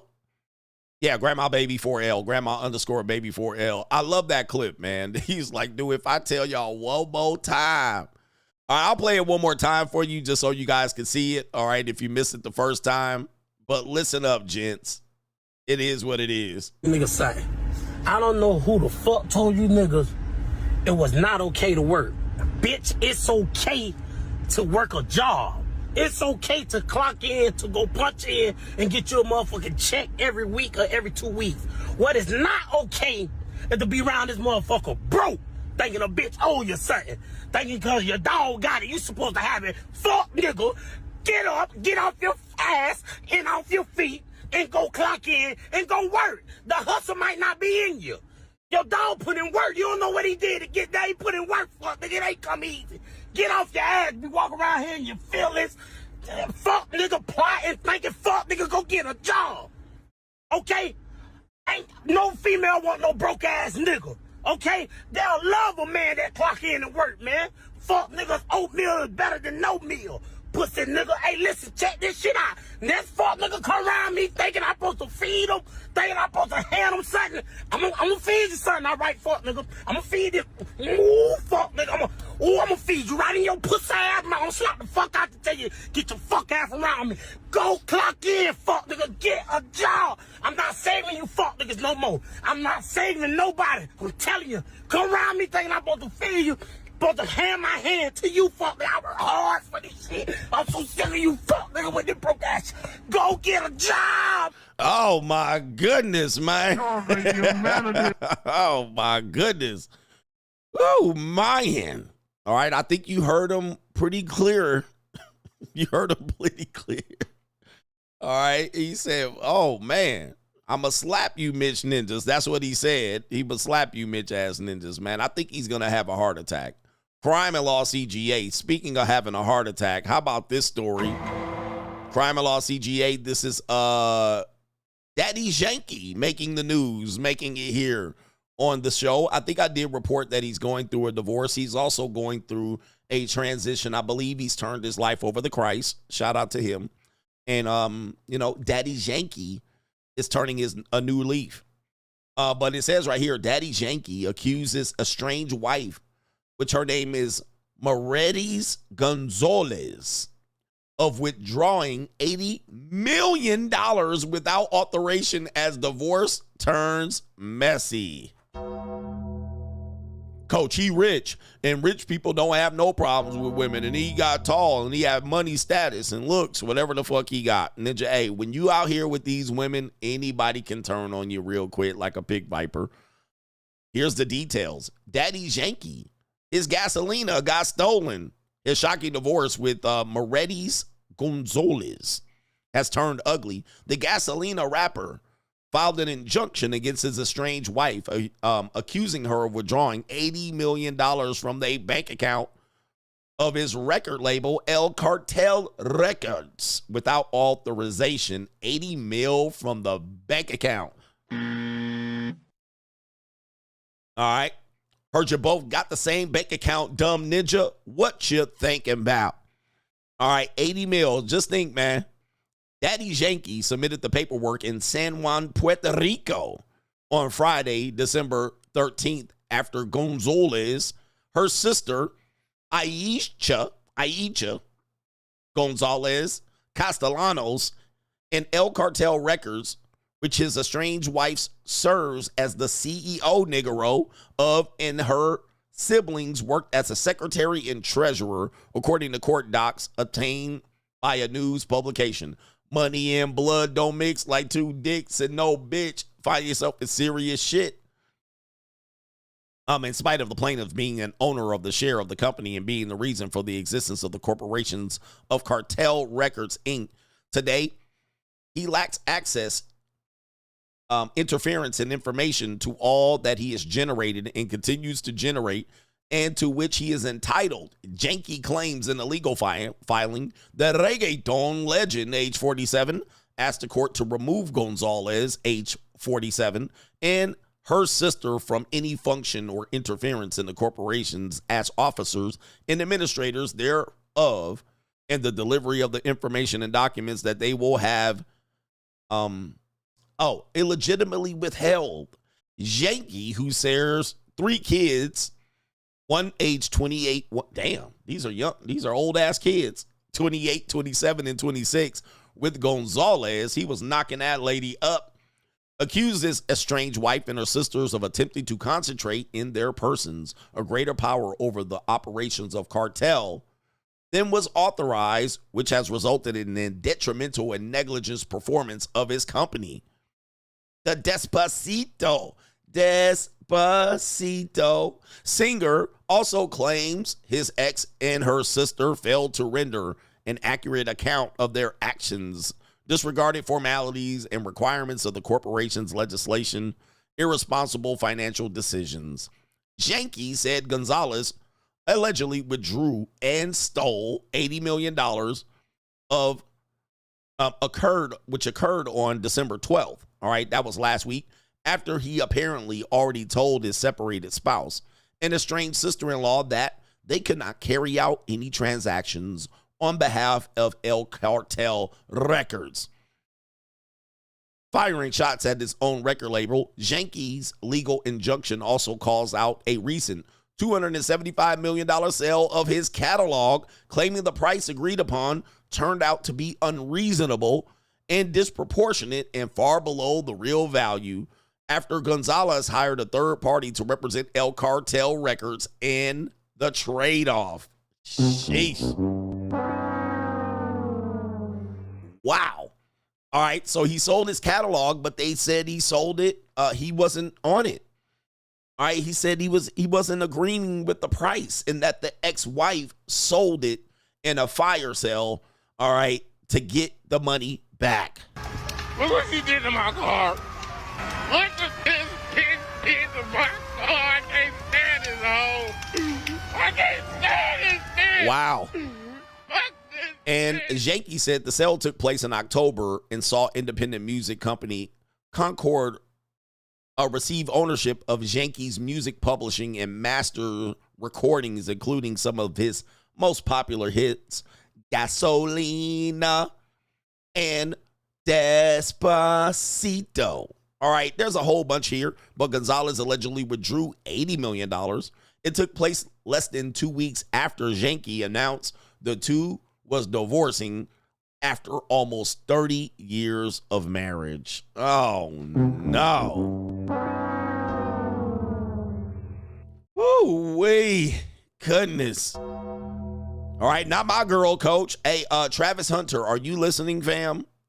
This is why I'm always telling you it's not a matter of if, it's a matter of when. And then you also have to understand and acknowledge that the woman is different when they get divorced. All right, this is the marriage will. So the woman you married is not the woman you're divorcing. And when money is on the table, it's a different conversation. Same thing as you $50,000 ninjas. You know, you accumulate $50,000 a year over 10, 15 years of your marriage, and you also accumulate a lot more things. And as a result, those are the things that you split hairs about. And, you know, this is then, you know, I think women get away with doing this more than men get away with hiding money. Women are first to go take their money off the table. And then you got to file injunctions and you got to go to the court. They're quick to take the kids and move them. And then you got to go to the court and file injunctions and block things and ex partes. So they are quick to violate the law and then say, you got to come stop me. Gotta come stop me. Then you got to go find a way. And by the time you stop them, the kids have already been alienated from you. And not only that, the money's already spent. They already spent it and hid it. But these are offenses that El Cartel Records probably was skitty pop over a ninja. You know what I mean? Pop, skitty keep pop. All right. And a pop, so she gonna take that money and hide it. The sister-in-law is in it. This is a sister-in-law that you were supposed to be talking to, one of your friends, right? And you can figure out real quick where the loyalties lie. They're gonna hide it, dice it up. They're gonna be somewhere in Puerto Rico, hiding that shit all up in the island somewhere. All right. And you got to think about this, man.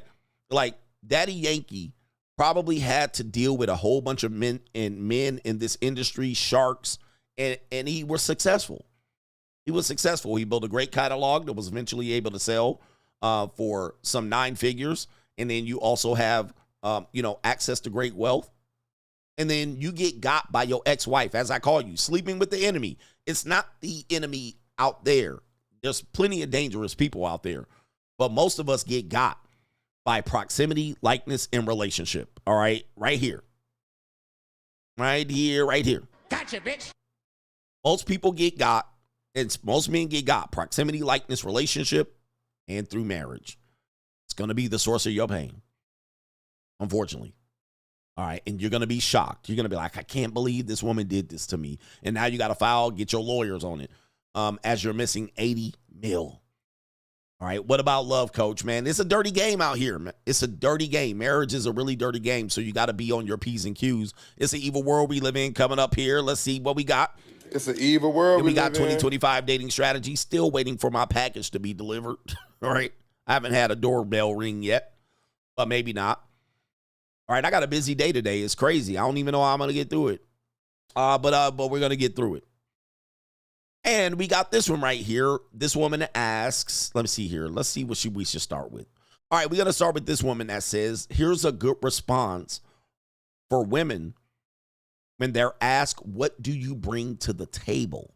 Right? You know, the old, what do you bring to the table conversation. If a man asked me what I brought to the table, I wouldn't be offended at all because I would just tell him. I would say emotional acuity, emotional fortitude, a regulated nervous system, intellectual prowess. I'm a free thinker. I'm well-read. I have spiritual insight that comes straight from the divine that isn't parroted by any one religion.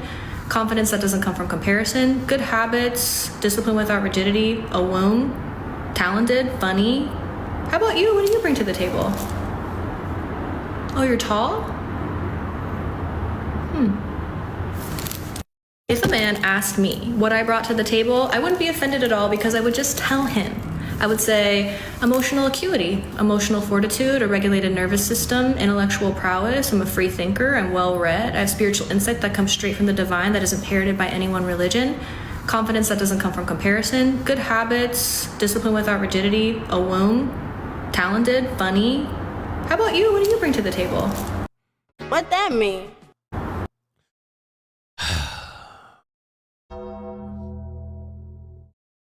I wish a nigga would.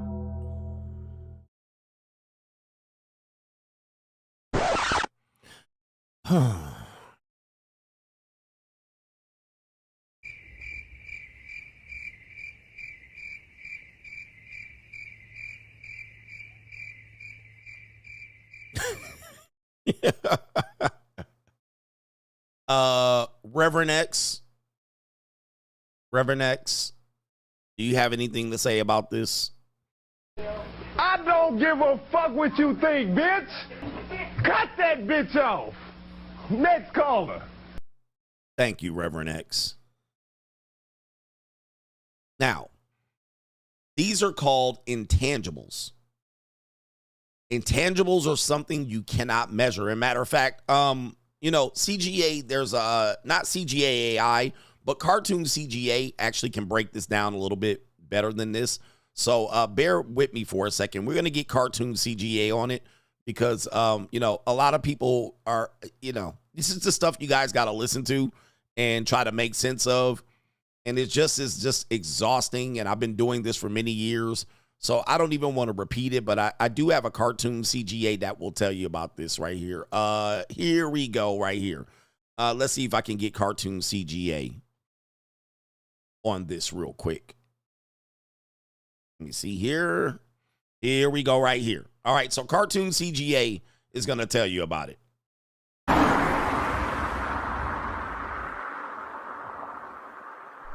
All right, fellas, know the difference between tangible and intangible. Tangible things you can measure, and a lot of times in relationships, women will ask you for tangible things, all right? Attention, how much attention you're giving her, how much money you're spending, how much time you're investing, how much energy you're putting in.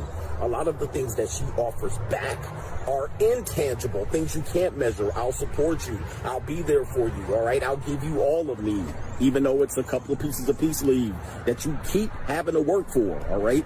I'll motivate you. I'll rub your back, all right? You can't measure any of these things. Now, you have to find somebody that is willing to give you tangible things back for the tangible things that you offer her. That is the key. All right, so do me a favor here. Do me a favor. Watch this. I got to go handle this business real quick. Let me see if this is the guy, my delivery. I think this is my special delivery. So bear with me right now.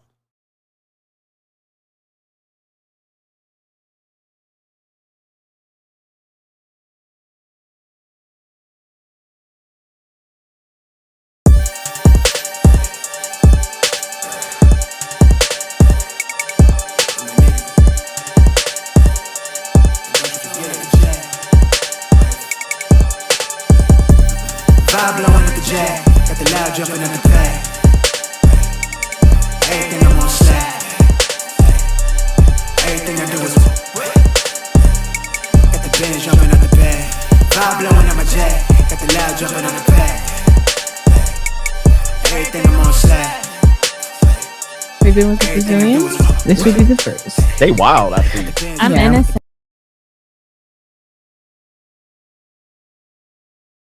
I left you with the remix. Headphone users are like, oh my God. All right, but I got it.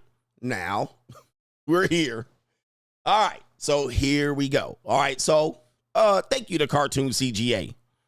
And shake to our brother Red Pill Animated. I had it planned on what I was going to do.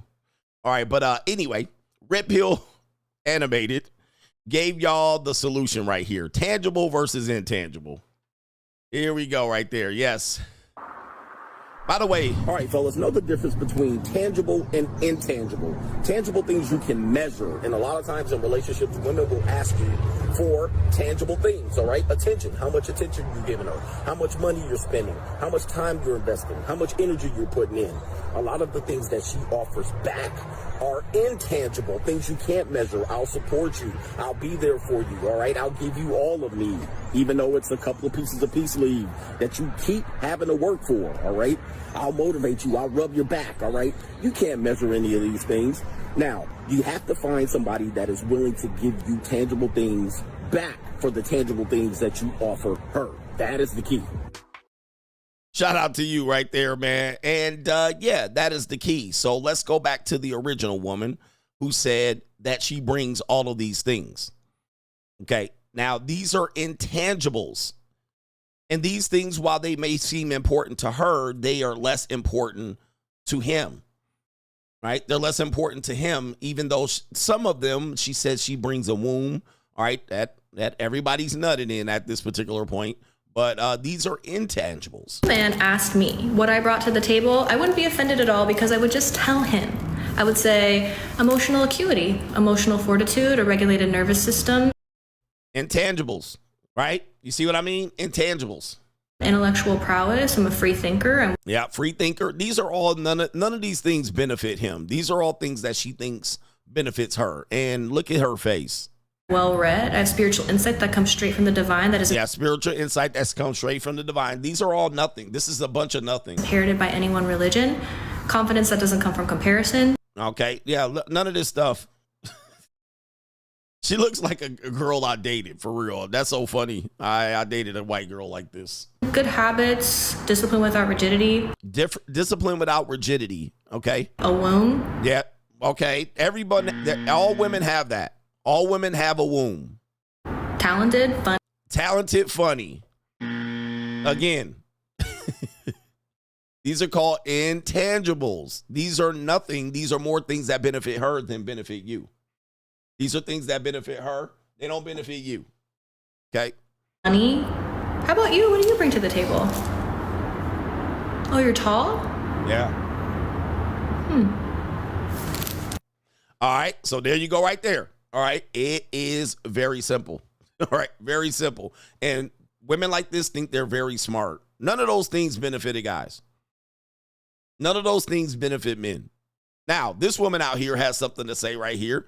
And she says the opposite. You can't only have pussy to offer a nigga and think he ain't gonna cheat, bitch. You do realize that's the one single thing that every bitch on earth got? All right, let's break down the facts of your pussy and see what makes it so special. Well, for one, it probably stank, so lose a point there. It's old pussy. It was new pussy until he pulled his dick out, but now it's old pussy, so point taken away there. He already know how I feel, so bitch, deduct the point there. He probably hates the way it looks and tastes. Bitch, you lose like 3 points. And what you gotta realize is, bitch, you already started with no points, bitch. So the fact of the matter is, all you have to offer is the bare minimum. And you want him to bear with your minimum, bitch. No! Bitch, he might not want KFC. He might want Chick-fil-A, bitch. You know pussy is the one single free thing that you could get in the world, bitch. Like, yeah. So if that's all you got to offer him, bitch, you might as well be prepared to share that man. And don't shoot the messenger. Oh, my goodness. Sometimes the straggles. Sometimes the Straggles will tell you a 304, and listen, I know you guys don't hear this and you guys don't understand it. Some of the most honest women are 304s. Some of the most dishonest women are the women that are not 304s. Let me just explain this to you. Let me explain how this works, because men think the 304s are the problem, when I've been trying to tell you they're not the problem. It's the women that are the repackaged 304s, the reformed 304s, the 304s in their final form, lukewarm reborn Christians, the women that are the good women, the women that are lying about their body count. Like the 304s are telling you who they are, and you could just take it or leave it. You could deal with them or not. They're telling you who they are. It's the women like this. That's the problem. And they think that they're not the problem. That is the problem. It's these women out here, the disingenuous women, the liars, the women that got to lie about this. And I bring all this. You don't bring a goddamn thing. I bring pussy. I bring the golden for JJ. I bring a womb. The other 304 said every woman has that. Right? You're overselling yourself. You're overpromising and gonna underdeliver. Okay? When you, in reality, we got to stop fooling ourselves, right? Let's just be clear. Like, the men are bringing way more value. Now, there's value that women are bringing, and we have to be honest. It's not always equal. It's not always equal. But to bring in all of these intangibles and say, I'll bring this and I'll bring that and how great I am, it doesn't really tell the entire story, because what you're telling me is you're giving what everybody can give me. You're bringing and competing with other women with the same shit. Honest 304 will tell you that. I got the same stank as this woman out here. All right, I know how to fix I know how to do this thing to make you. All right, this is your womb. I'll dedicate it to you out here, and I've dedicated it to you until I met you. All right, but you got the same shit everybody else got. This woman out here, the 304 is telling you. All right, the woman dressed like the Strag is coming out with the honesty. This is disingenuous. And they're the ones out here causing the rupture in the dating marketplace after being a 304, All right, so we got to really have the story about this, because people will even critique me. Coach, you only talking about the 304s. What about the good women? I'm like, y'all part of the problem too in the dating marketplace. You're a big part of the problem because you're overselling. You're overselling yourself, and in general, you're going to underdeliver. You're going to underdeliver. We know this. You're going to renege. You're going to pull the rug. You're going to pull the okie doke, and you guys do this all the time. And how do I know? Because you're still single, or you're divorced, or you can do bad all by yourself. The little game of renege didn't work very good. It didn't work very good. So I'm just trying to tell you guys, a lot of people think that the 304s are the problem, and they certainly are in the terms of morality. Okay, if this was a moral argument, which I'm amoral, so I don't have a moral argument. But it's the women framing themselves as I'm good and I'm the best and I'm this and I'm that. And here's the deal. Ain't one man fell for it. Damn, that looks like my kitchen too in the back. All right, it's very close to my kitchen. Right? She's got the same house. They're all the same house at this point. But yeah, it's these people that then eventually will do what Chance the Rapper's wife did. All right, pull the plug. He didn't grow up. He didn't do what I wanted him to do. Irreconcilable differences. We grew apart. Because they oversold, they reneged, and then they got caught with their hand in a cookie jar. And now they got to go out and play the victim. But a real 304 will tell you straight up, okay? A real 304 will tell you what time it is. Don't shoot the match. Shout out to her right here. I mean, some of you guys ever deal with 304s? All right. You ever deal with 304s? 304s will tell you straight up. All right. Hold on for a second. All right.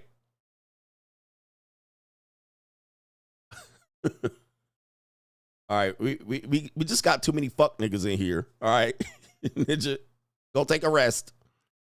304s will tell you straight up. They'll tell you what it is straight up. You know who don't? Women. The regular woman don't tell you nothing, man. Where are these women at? Where are the women at? I'm so great. I'm so wonderful. I'm loyal. I'm this and that. Okay, so why hasn't any man recognized you? You have to ask this, guys, and people are afraid to ask this. You're going to listen to me, gentlemen. Come up, huddle up. Huddle up. You ever meet a woman like this? Not like that. You ever meet a woman like this? He said, I married one. Exactly. I want you to think about this. These women talk the most shit about who they are and what they gonna do. And I'm gonna tell you, not one man has fallen for it. This is where you got to really ask and sit there and go, why is no other man taking this deal? You were alive for 34 years, 38 years. You mean to tell me how great you are, upselling yourself? Not one guy has taken this deal? Not one. Not one. Nobody found value in you. Or you met a couple guys and they completely discarded you and didn't see it. Why? Because they saw the overpromise and the underdeliver. Now they got to go out there and sell, not pussy, but they got to sell you on a dream. I'm magnificent. I'm wonderful. I'm great. I'm magnificent. I'm the best. I'm intelligent. I'm funny. These are the people that you need to watch out for. It ain't really the 304s, because most of y'all love 304s and most of y'all can't get 304s, so it ain't even going to be a problem. The 304s are internet problems for you. They just annoy you on the internet. But it'd be these women out here, yep, trying to polish a turd, trying to pour syrup on shit and call it pancakes, trying to literally take a mess and build a goddamn skyscraper out of it. Yep. And then when you get there, you're going to realize, like, okay, the other 30 men and the other men, that there was nothing there. It was just a bunch of intangibles it was self-serving. And she was serving herself, finessing her way into a relationship and a marriage. And then she pulled the rug. All right, I'm telling you. Now, she goes back out there and says, I'm the one of the good ones and nobody can see any value in me. And trust me, bro, putting lipstick on a pig, right? And eventually you're going to see it pan out that it was a bunch of nothing and you took a deal that nobody was taking. Think about this. You've been in this situation. You met a wonderful woman. She's a wonderful mother, and she was in an abusive relationship. He was abusive, all right? And he did this and he did that for 5, 10, 15 years, whooped her ass, whooped that trick, and did this and did that. Then you're going to be like, damn, how nobody see no value? I'm the lucky one. She picked me. She picked me. She all on your Instagram DM. She all in your messages every morning. Damn, she picked me. I must be getting the deal of a lifetime. Then you commit to her. And you're going to find out exactly why niggas was putting paws on her. You're going to find out. He was the narcissist. He was the abusive. All right, yep. And he was controlling and insecure. And then you're going to get with her and you're going to realize exactly why he was abusive. And he was controlling and insecure. 4 kids later, a whole bunch of pussy later, houses and cars, divorces later, kids almost through elementary school and high school, and she about to put it on you. Damn, I must be getting something good. She really after me. All right, and watch this. This is what I'm going to tell you. I'm going to tell you. I want you to take that woman, put her on ice for 5 years. You know, when you're older, you got time. Put her on ice for 5 years. Then what you're going to do is you're going to see if anybody else took that deal within 5 years. Now, I want you to imagine 2 scenarios. You took the deal, and then you lasted 5 years with her. Chance the Rapper didn't even get 5 years out of his wife. He got 2 kids, not even 5 years. Put the scenario. You took the deal. You lasted 5 years. And then put the scenario you didn't take the deal and look 5 years down the line. I'm a guarantee 99% nobody takes it. Nobody, no man is dumb enough to have taken that deal that you would have taken. And you're going to look at 5 years, she will have been through 2 and 3 relationships on Facebook. She will still be single. The odds that she got married was slim to goddamn none. Nobody took that deal. Or let's say somebody took that deal. Just take a look at the guy. Look at the guy. Look at the feller that took that deal. And just you'll shake your head like, damn, She was trying to get anybody. She was trying to get anybody to take that goofy ass deal. Right? So let's just say she got somebody. Take a look at the dude. And you can be like, pure gump.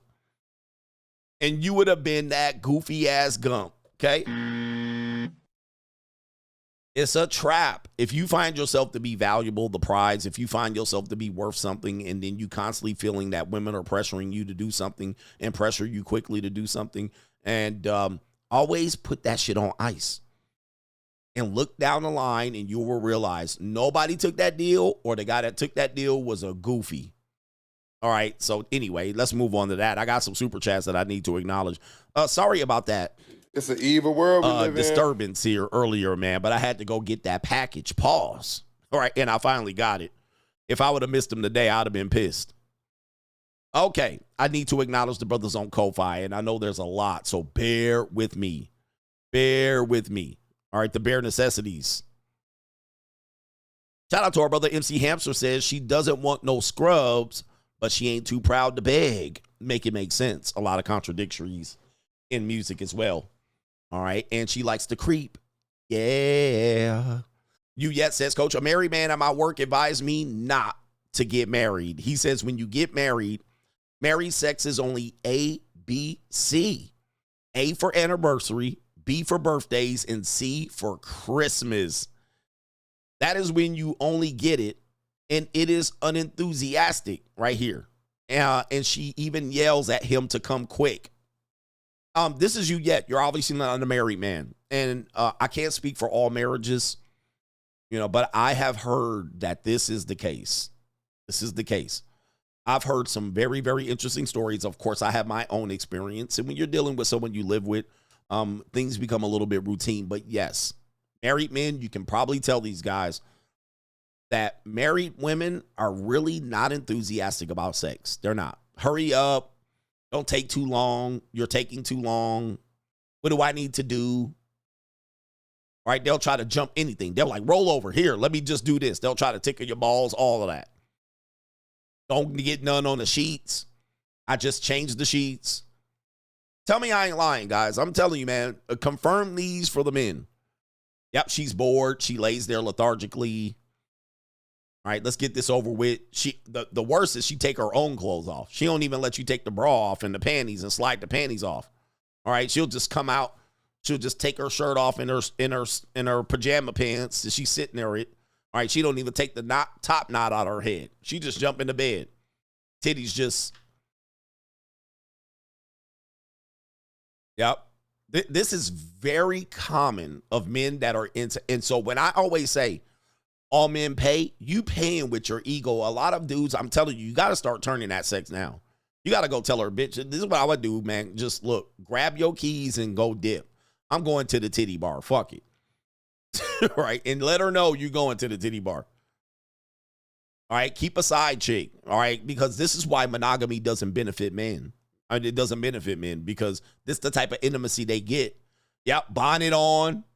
She got her bonnet on. She got her fucking readers on. She wouldn't even take her readers off. She still got her reading glasses on. Barely brushed her teeth. This is a fact. This is a fact. And I know, man, people are like, if you was hitting it right, that's so dumb. It doesn't, like, if you're not, you can tell me you're not married. Hitting it right, that's not going to apply. Most women just know that they're just trying to placate you. Let's get this over with so you can stop pouting. All right, here's your reward. It's Valentine's Day. Did she come in with some cheap lingerie from Fredericks from Hollywood? All right, cheap-ass lingerie she picked up, and she don't even look sexy in it. How do I look? All right, you're like, just take it off. The fuck are you doing? It's the same pussy I've been hitting for the last 12 years. All right, 100%. All right, anyway, it is bad, bad, bad. It is bad. So shout out to you yet. And you better believe it because there's only so many times that she's going to be excited about being intimate with you. And I can clearly say for the guys that say you ain't hitting it right, men are very predictable with their sex and intimacy. And that's what happens. You're there. She can predict what you're doing. So you're going to do this. You're going to kiss her right here. And then you're going to kiss her on the neck over here. You're going to suck on her titty a little bit. And then you're going to try to inject. And most of y'all going to last a minute, 2 minutes anyway. And it's just really humiliating. It's a humiliating experience for men. But some men think they're getting lucky. All right, I'm getting lucky. I got some. And you just mad that you ain't got none. Oh, now I ain't trying to get no humiliation sex. Fuck that. All right. She'll look out the window. She'll be like, good. Yeah, hurry up. Good. Yeah, come on. Come on. Come on. She'll do that. Like, come on, come on. Like, that means finish. And if you just sitting there just stroking away, you trying to put in a 20-minuter, she gonna be like, what do I need to do? What do you want me to do to get you to finish? Like, damn, bitch. It's really sad out there. And by the way, there's no defense. There's no beating this. You cannot get around this. All right? Because you guys, they just don't see it the way you see it. She don't want you sweating up the pillowcases. She just put new pillowcases on the bed. She don't want you sweating up the pillowcases. So when you come in there, she changed the sheets and you like, oh, honey, and you grab her ass. She gonna be like, baby, I just changed the sheets. That means we can't fuck.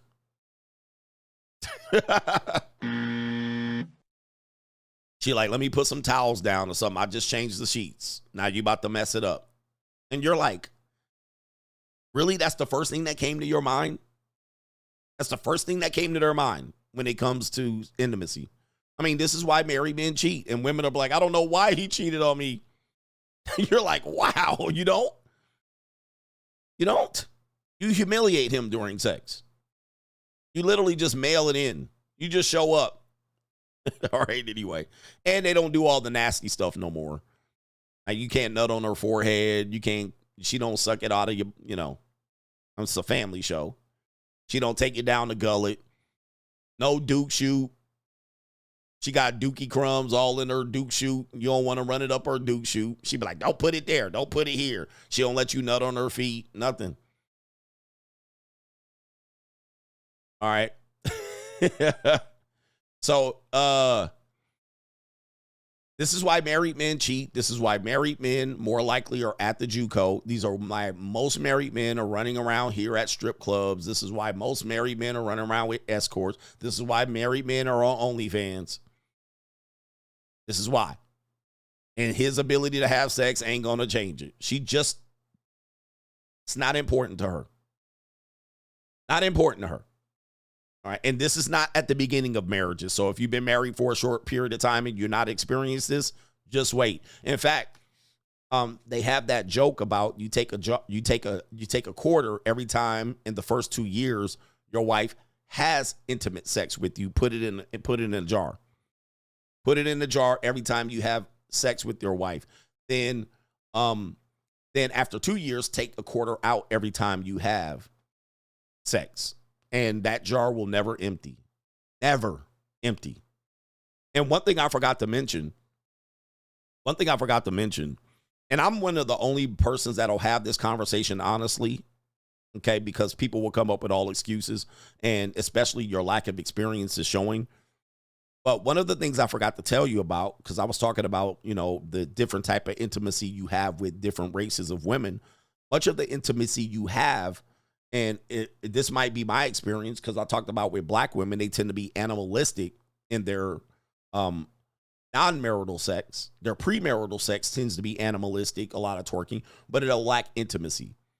It won't be. It will completely lack intimacy, which are two different things. It will be like a sexcapade. It will be a bunch of, you know, back shots and a bunch of twerking and a bunch of booty jiggling, but it will not be intimate. It will not be close. It will not be intimate. It will not be desire. You know, it will not be passionate. It won't be passionate. It'll just be, all right, back shots and a couple of Olympic type sexual moves and a bunch of animalistic twerking and booty. That's what it is. And so when they wonder why they don't have connections with their mates, because it's not passionate. It's not intimate.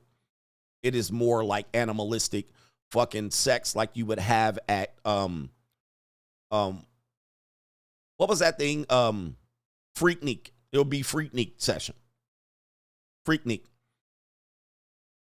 So there's no desire, there's no passionate, there's no intimacy. So much of their sex is not intimate. And as a result, they don't have connection with their partners, their mates. Okay? It's more like primates.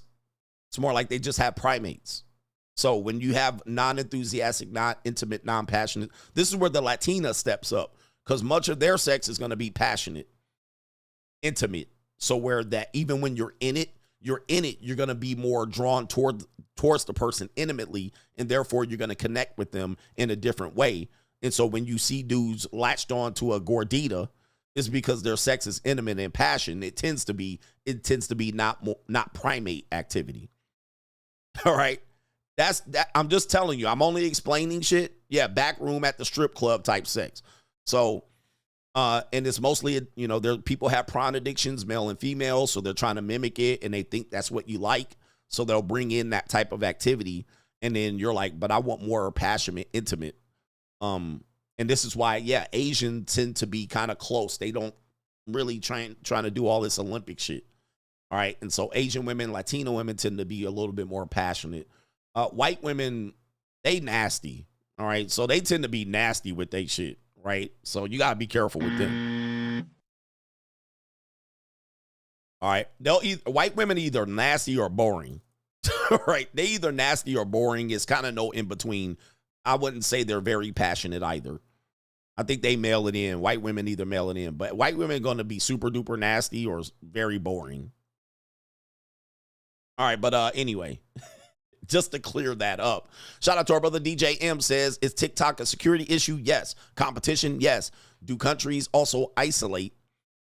Do countries also isolate before major conflicts? Wow, absolutely. He says, don't forget, all money that runs through TikTok can be used as funding for whatever the owner sees fit. DJ M broke the code. All right, shout out to you. So that's what it is. We're in a major conflict potentially with this country, so we cannot be funneling money. I love it. All right. That is a great explanation as to what it might be. All right. If you're in a trade war or you're in a physical war. Yes. All right. Yo, shout out to you. Eagle Eye says, Coach, I was in a black church and the smoke detector was chirping. He says, I thought about you and I said, I'm done with these ninjas. Not even in the church. Chris Jericho, yo, I think I unlocked something in this Latina I've been messing with. I told her she had sexy feet, and she said, thanks. But since then, when we get it in, she puts her feet in my face so I can suck her toes and wants me to finish on her feet. Now I'm a Nasty Boy Foot Clan member. All right, shout out to you. We just looking at the booty. We're looking at the breast. We're looking at her neck. We're looking at her feet. We're looking at her I ain't looking at no feet. Now ain't nobody looking at no feet. You're looking at feet? Yes, I'm looking at feet. So, yes, women know about foot fetishes. They do know. So now you done told her, and then, you know, a lot of women are shy. They're not going to introduce things to you. You got to unlock it like you're playing one of those Final Fantasy games, right? You got to unlock they freakiness in there. My boy's a nasty boy, all right? You got her feet all in your mouth. Oh, my God. Make sure she ain't been walking around in them chocolates all day. Chocolates, right? Make sure she ain't been walking around in them bitches all day. Make her wash her feet. All right, shout out to you, man. All right, but anyway, shout out to you, Leia. Finish on them feet. Pull them out right there. Most women you can unlock. And ladies, if you say things are nasty, one thing you're going to do about your man, just some advice to the women. Are there women in here? You're here. Thank you very much. Ladies, I'm going to give you a bit of brotherly advice. You're talking to your unk here. If you're in there and a guy has a fetish and it's something that you might be claiming you never understood because your head's up your ass or it's in the sand, and he says something like that, can I finish on your feet? And you say, oh, that's disgusting. You just made it so. You can be in a relationship with this guy, but you just made it so he's going to seek that out from somebody else. He about to go get that thrill with someone else. Now, same thing with the men. If you got a nasty girl and she start telling you to put it up the Duke shoot and right here, go and Duke shoot the mouth, all right, and then you call her a disgusting whore, she gone. All right. Your girl gone, bro. All right, she gonna get it from somebody else. This is just how human being works. So if you do take a person who opens up about some fetish that they might have, yeah, you might see it as problematic or disgusting. But as soon as you just shoot it down as something immoral or dirty or disgusting, he going to somewhere else and she is too. All right, you just let that happen just so you guys know. Now, if you just be like, yeah, I don't want to, let me think about it. Let's talk it through and see what we're doing here. Okay, but all right, that's where it's at. Just so you guys know, you just lost your partner, or your partner's going to go seek that out from somewhere else, and he might do it in a very unhealthy manner.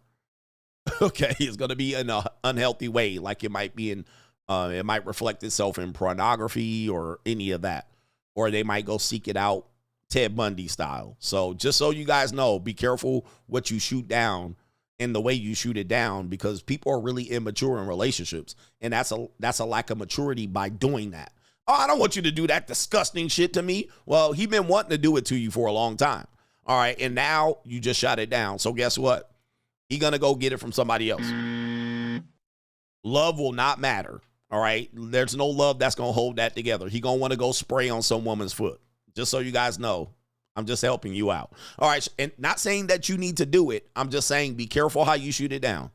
Shout out to our brother here, J. Rago, or Drago, says ex-girl for 10 years ago hit me up offering peace leave. That night after the due, she asked for a Christmas gift for her son. The next day, she put on IG pics about being married.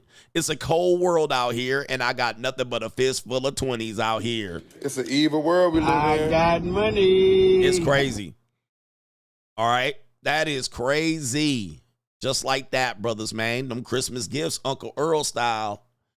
No government name. I says I've heard more content thieves planning on doing shows regarding the dumbest men of 2024 and the biggest mistakes men made in 2024, aka stealing my idea. All right. Straight Jack. Fucking guys. He says you need to put your foot on these content thieves next. I'm gonna expose them.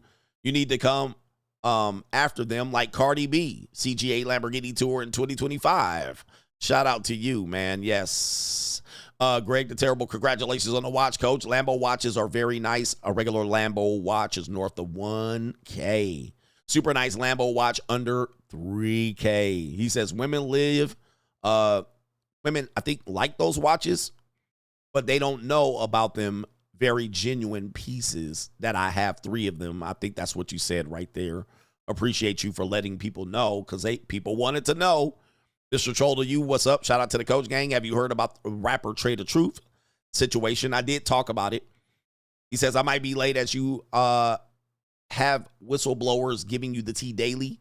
Very unfortunate situation. Stay safe, Kings. Yep, I talked about Trader Truth. Sad situation. No, and NGN says, can you explain why and when did it become normal for men to complain like women about not doing their dream jobs or passion? Is it the ultimate point of working any job is to make money, not being happy doing it? Or am I just too cold or pragmatic? I'm Gen Z, by the way. He says, you're an inspiration. I think men are the new women. Men are the new women. I mean, this cannot be disputed. I mean, somewhere down the line, we switched. Like the Republicans and the Democrats in 1970. We have taken on the characteristics, and I can't be mad at either gender for being upset as to who's delivering what. Now, I'm an old school, I'm a masculine guy, I'm not an alpha. If anybody ever gets to me and exposes me and calls me an alpha podcaster, I'm not an alpha podcaster. I've never promoted alphaism on my show. All right, but I promote masculinity because I believe all men can exhibit great forms of masculinity to the benefit of themselves and others. And women are somewhat adopting more masculine characteristics and bragging about it. Anytime you hear a woman say she's in her masculine, this is her bragging about something that she'll never really have to demonstrate. She just being bitchy. All right, I'm being bitchy. All right, no, that's not in you're not in your masculine. You're being bitchy. All right, that's all it is. They just changed it from being bitchy to being in her masculine. And and they'll give explanation. This is there's a level of femininity in men, and there's a level of masculinity in women. I don't believe this shit. All right, I believe in a bitchy woman. I don't believe in a masculine woman. All right, because masculinity at some particular point, you got to put up or shut up. You got to throw them hands. You got to throw them bows. At some particular point, you got to be able to be taken out. You got to be frontline. You got to be able to be a defense force. You can't just be a big mouth. Can't just be a big mouth and aggressive and extra sensitive and shit. You can't just be that and claim it's masculine. Okay, at some particular point, you can't just resort into your feminine when it benefits you. Because I'm masculine, and if I have any level of femininity, I can't just resort to femininity when oh shit, okay, they fighting, I'm feminine now. I can't do that. Women can do that, so there's no such thing as a masculine woman. Okay, bullshit. But with that being said, is there something as men resorting to their feminine? Yes, because we've switched the genders. We've allowed people to adopt the other person's characteristics, mostly to their detriment. Mostly to their detriment. With that being said, what's happening is that men are out here complaining about the situation, the state of where the employment situation is, that we can't make more money. We can't level up. We can't do this. Defeatism. And that is somewhat indicative of where women were 30 years ago. We can't get jobs we want. We can't earn the money we want, and blah, blah, blah, blah, blah. See, you see the mindsets between the men and the women in America have completely switched. Right?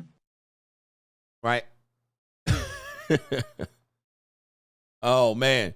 Yes, indeed. And look at our brother in the comments, NCAA 14. He's telling you about the spectrum. Shout out to you. Okay? The spectrum. So, yeah, we got women that are resorting back and forth when it suits them. I want to be masculine and be bitchy, all right, and I want to just rawr and then resort to her feminine. I like to be protected. Soft girl era. Okay, what the fuck is this? Now, men try to go into their feminine because they think women like it. Oh, you're so sensitive, and you're vulnerable, and you're emotional, and you're tapping into your emotional intelligence, but they dry up like the Sahara Desert. They dry up like the Sahara Desert when you want some intimacy from them. And they be like, toughen up, suck it up, buttercup, boss up, ninja. So men resorting to their feminine is absolutely detrimental to them in each and every way. All right, because women inherently, with their true femininity, cannot respect the feminine man. They might think and say that they respect him. Oh, I respect that you're in tune to your emotional. But at the end of the day, they punani cannot lie to them. They will dry up like the Sahara Desert. And now you stuck with a feminine ass man crying and vulnerable. All right, crazy. Crazy. But yes, I think really, I think a lot of people are really confused about what their roles are. I'm a traditional guy. That's, you guys don't believe so. We're getting close. What time is the show here? We got plenty of time. Shit. We got time. Just sit in. Buckle up your seatbelt. We got one more segment. Then we got the main event. We got time, brothers. Yeah, I got time, cuz. But we've confused men and allowed them to claim that there's a woman in them. All right. And now claiming that a man can be a woman just if he dresses like one. And then we've also convinced women that they can be tough and rough and boss babes and boss bitches and masculine. I don't like where we're going with this because it doesn't benefit our society greatly. What you're going to find is that the women are going to be probably way more overweight, aggressive, and promiscuous as a result because they're going to adopt what masculinity is. And then the men going to be bitch-ass ninjas, Mitches. Better boss up, nigga. And that's where we stand today. So I say I stand on masculinity. That doesn't mean you fight. That doesn't mean you're aggressive. That doesn't mean you're a jerk. That doesn't mean you are promiscuous yourself. But I stand on masculinity, and it's simple. You don't let people just get away because all of a sudden when the motherfucking fruit start flying, all right, all of these so-called I'm in my masculine women will skedaddle. All right, I'm going to just let you know. They going to sit their ass down, and they going to shut the fuck up. They won't throw one grape, one tomato, or nothing. They won't peel one banana or peel one cap. And I know people saying, Coach, I always say that when the society crumbles, but Ninja, we around the corner from World War III, Ninja, and sadly enough, they will not bust a grape in a fruit fight. All these I'm in my masculine ass bitches. You just in a bad attitude. You just have bad decorum. Just call it what it is. But don't be sitting up here claiming you in your masculine when you ain't gonna bust no grapes. All right? And then just getting drafted, but you in your masculine. Anybody that's in the midst of World War III that claims they're a female, that claims they're in their masculine, and young men are getting drafted off to warmongers and getting a wig split and legs blown off by landmines and getting Agent Orange, you need to slap yourself, you goofy ass women, or you need to lace up some boots and go out there and throw a couple of grenades. I don't want to hear shit about women in a masculine. All right, that's bullshit. Because when the shit starts flying and the shit hit the fan, you ain't going to have nary one masculine bitch out here with a bad attitude. Look at what happened in Ukraine. Look what happened over there in Palestine. Look what happened over there. All them Ukrainian bitches jumped on the train, backpacks and all, kids all packed up. All right, there go all the attitudes steaming to Poland and all on seeking arrangement and Tinder. All right, I just don't understand why people getting away with this. So for the ninjas in here running around here in their emotions and don't want to boss up, ninja, you part of the problem too, Mitch ass ninjas. You part of the problem too, you emotional ass tight pants, ankle cuff wearing ass ninjas. You running around here with your goddamn handbag purse strapped across your shoulder, okay? Talking about you in your feminine and you unidentifying. Like, yo, bruh, we still on the basis of human nature here, man. This progressive shit ain't calling for it. All right, anyway. Get your man bun down, ninja. Put your helmet on. Let's go. Let's go, Buttercup. There's no crying in baseball. Bitches nails be breaking off, and they be like, I need some glue ass bitches. But you in your masculine and you need nail glue? No, we ain't going for that. I ain't going for it.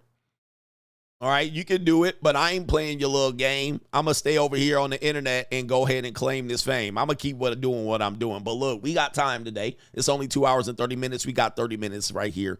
Then we going to get into this part of the show. 2025 dating strategies. Not alpha male strategies. Shout out to AMS. We got a woman out here, a Ling. She says 2025 dating strategies have changed. All right, I want to hear what they're coming up with next. Remember, the last 13 or 14 years, they've come up with everything. Hookup culture, they came up with that. Swiping, Bumble, all right, 80-20 rule, whatever they come. Women have been leading the charge in trying to change the landscape of dating. Only by the end of the year, when it doesn't work out, they pivot, all right? Sugar babies, they've been doing this. They've been the ones changing and men follow. This is according to Briefolt's law. Briefolt's law. Men adjust to how women dictate the rules of engagement. All right, it's Briefolt's law. So let's see what they're going to come up with next. All right, we got a plain Jane Ling here. What kind of fuck you give me? AKA, I call this woman the condescending Asian. What kind of fuck you give me? You know, UCLA, UC Irvine, educated, you know, parents were fobby. They ran a dry cleaners and a goddamn donut store. Paid for her to go to college, only for her to come out and be completely condescending American. Her name is Nancy Wong. What kind of fuck you give me? Yes, indeed. Let's hear what she has to say about her dating strategy here. In 2025, I'm going to start going for the hot guys. I'm going to start going for the guys that are just so far out of my league. It's inconceivable that we would ever live on the same planet. Here's the thing. I don't expect the guy out of my league to treat me super well. I don't expect a lot from that. I would fully expect that they're not going to be into me and that we could go on a couple dates and they're going to be like, no, you're not good enough for me. Meets expectations. But when I go for someone who's like, oop, a little below me, and they still don't want to go out with me, or even worse, treat me like shit, I'm like, all right, that's below expectations. Because here's the thing, there's no way for a guy below me to exceed my expectations. It will only ever be a meet. If I go for someone really good looking and they're super nice to me and like me, that is an exceed. That is an A++++.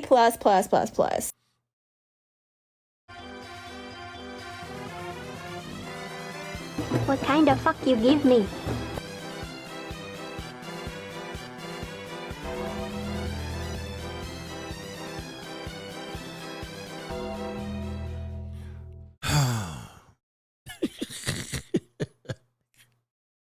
Yeah, so concubine, you say. Concubine it is. And so when we're trying to tell you, man, I mean, listen, I'm not one to put words in these women's mouths. So basically they're sharing the top tier men. We're in polygamy. We're in polygyny. So what we're doing, I told you we're going to be here. The women said, fuck it, I'm going to aim high and miss and aim high and I'll hit. I'll share the top 10. What did the other woman say? The black woman, the sister. We sharing. We're sharing. All right, this woman bringing some basic, unseasoned, not even no goddamn soy sauce on it. She done got no soy sauce on it, just some plain Ling Ling Punani. And not only that, Americanized, condescending Ling Ling Punani. I mean, just some regular, basic, not even traditional Asian Punani. All right, this is some American overpriced poon. I mean, come on, man. Ma'am, women been doing this already. You're late. You're late to the party. Having a party. You're super duper late. Like, women been doing this already. I mean, they've been doing this, and they've been getting torn up out here. Is anybody else just over this hookup culture? Ooh-wee. My God. I mean, this is crazy. Can I get some damn soy sauce or something? Can I get some teriyaki sauce on this shit? Nothing. No teriyaki sauce, nothing. No Peking duck. No garlic. All right, like, bruh. No chopped onion. Nothing. Just regular, degular Ling Ling. Like, I mean, and they like, we gonna date up. I'm just going for the highly attractive men. Sheesh. I ain't got no sweet and sour sauce. Nothing. All right, can I get some sweet and sour sauce for this goddamn chicken, what you call the goddamn thing? Chicken egg roll? Nothing. And she just raised the price like she was at Walmart. All right, this TV's $300. I'm going to raise it to $600. Why not? Fuck it. All right. Oh, bruh. I mean, this is what y'all dealing with.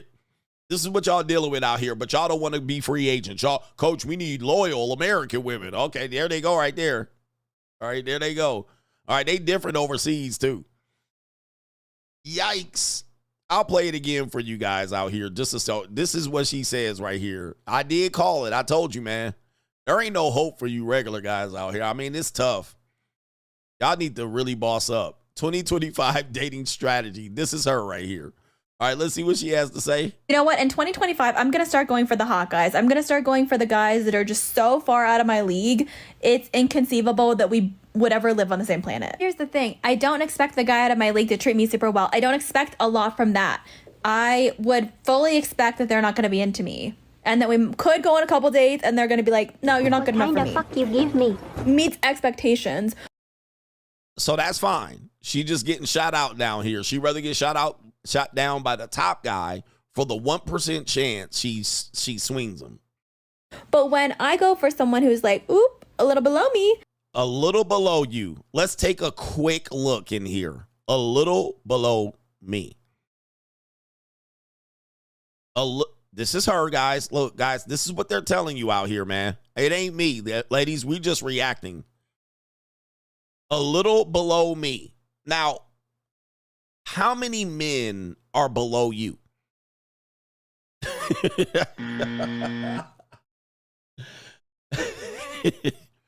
What percentage would you say of men that are below you?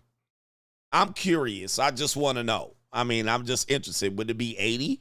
80% of people? Men? I know men are down bad out here, so I get it. There's some men that are down bad. What percentage of men are below you? I'm curious. Okay, but let's see here. And they still don't want to go out with me, or even worse, treat me. All right, so I'm telling you, so this is what pisses women off, man, and I've said this. So they get alpha widowed, they get chatted out, they get, a relationship that burns them out. Then what they'll do is they'll say, they'll be down bad. So they'll get with a shorter guy, they'll get with a guy with less money, they'll get with a guy that she believes is beneath them. and then they'll crash out and burn out with him. Or that guy will treat her like shit. And she was like, man, I made an exception to the rule for you. I normally date 6'8" guys, but here you are 5'9", and you're treating me like shit. I normally go for guys that are taller than you, better looking than you, richer than you. This is what this population of women are doing, especially the educated women. This is what they're doing. I made an exception for you, and you still treating me like shit. So now she's like, all right, Ricky Tan, right, going for Enrique and the white Brad that went to NYU, right? So she's going to put her chart back up there. Damn, I gave a short ninja a chance and he's still treating me like shit. Well, ma'am, you're the common denominator here. You're the common denominator. The other guys were not the common denominator. They're the variable. They're the exception. They were different. You were the same. So you got the same treatment. Possibly, maybe it's you. And that's you. Maybe that's you. Maybe it has more to do with you than others. I've had to come to that conclusion as well and say, you know what? Well, guess what? Maybe I'm not marriage material. Maybe I'm not good relationship material. Let me find another path in life. Me like shit. I'm like, all right, that's below expectations. Because here's the thing. There's no way for a guy below me to exceed my expectations. It will only ever be a meet. Damn, you hearing this? Ladies, are you hearing this? By the way, ladies, you sound like this. Y'all sound like this. Right? Yeah, when you short and you treat them like they need to be treated, they be pissed as fuck. All right, but ma'am, do you hear yourself? It's only a meet when the guy's below you. They can only meet expectations. They can't exceed it. You have no chance to exceed expectations. Ladies, are you hearing this? Because y'all, these are the good girls that y'all talk about. Coach, you always talk about strags and women with eyelashes. I'm one of the only content creators that are not just talking about 304s. I will pull up regular women saying this goofy as shit too. All right. A lot of guys are only focused on wig, weave, eyelashes, makeup, fake up, implants, BBLs. Not me. I will show you a regular degular girl saying the most egregious shit. That is really making the marketplace toxic. But they'll blame the men. They'll blame the men. All right, yo, this is nuts. If I go for someone really good looking and they're super nice to me and like me, that is an exceed. That is an A++++. All right, so aim high and hit with the one chance to aim high and miss with the one chance to hit. I can understand that, but it's an A+. So he happens to pump and dump you and treat you nice. And that far exceeds the expectations. They'll go for that. AKA, we're in polygamy. We're in polygyny. We're sharing. We're non-monogamous at that point. Because what's the odds of him being monogamous with her? Slim to none, and Slim just died. She's a slow Tuesday. She's a hookup. She's a future pump and dump. She ain't getting married to that guy unless she really know how to do a lot of dick sucking. And she going to have to lick the Duke shoe, all that. I'm pretty sure she going to have to do, and she will. She will. You know what? All right, shout out to this woman here. 2025 strategies coming soon. Lings are raising their expectations here. All right, we got another one right here. We have 2 flatbacks. All right, 2 flatbacks, probably OnlyFans girls. They have this to say about them discovering that they're all aiming at the top tier men, aka the 80-20 rule. You ever heard of the 80-20% rule? No. Okay, so 80% of women are sleeping with 20% of men. So those 20% of men can get any girl they want, and they're sleeping with 80% of the women, and then the other 80% of men just aren't getting laid at all. Is that why we have so many parasocial men? Yes, So and that's why so you have so many men that you're Eskimo sisters with like a bunch of different girls because they're sleeping with everyone. That makes a lot of sense. All right, so a lot of people will dispute this. And shout out to these 2 girl next doors. They almost look like the same woman, and they're wearing the same clothes. You can't really tell them that far apart. So this is a thing that people will deny. They're going to deny this. This isn't true, blah, blah, blah. Well, it's true between the ages of 18 and 25. Once you get outside of that, then the dynamic starts to change. Why? Because those women are like going to be like this Ling right here. All right. They're going to be like this. All right. 28, burnt out. All right. They're going to be like this. What do I bring to the table? Who are they going to probably pick? And that's you. All right. So the idea of what people don't realize of this space, because the space is not very clear. When they talk about the 80-20 rule, it is normally at the peak of the sexual selection marketplace. It's at the peak. It's not across the board typically, although there are some women just taking it a little bit too far. 28, 30, 32, 34. We're talking about at the peak. So yes, at the peak, it's 80-20. It's undeniable. So when then people will say, I see a lot of people in relationships. Yeah, that's because we got Beta Brad, that's you, the leftover women, the last ditch effort, last call, danger zone. But when you look at procreation, the Pareto principle is a principle that applies to everything, not just dating. Not just dating. It applies to real estate sales. It applies to the wealth distribution. 20% of the people do 80% of the work. All right, 20% of the people make 80% of the money. 80% of the people make the rest of the 20% of the money. That the Pareto principle applies across the board, and it applies to mate selection in the early 20s of women. 80-20 rule. And even in the late 20s of women, 80-20 rule. Now, these young ladies are saying, oh, it makes sense. But why can't nobody else just agree to that?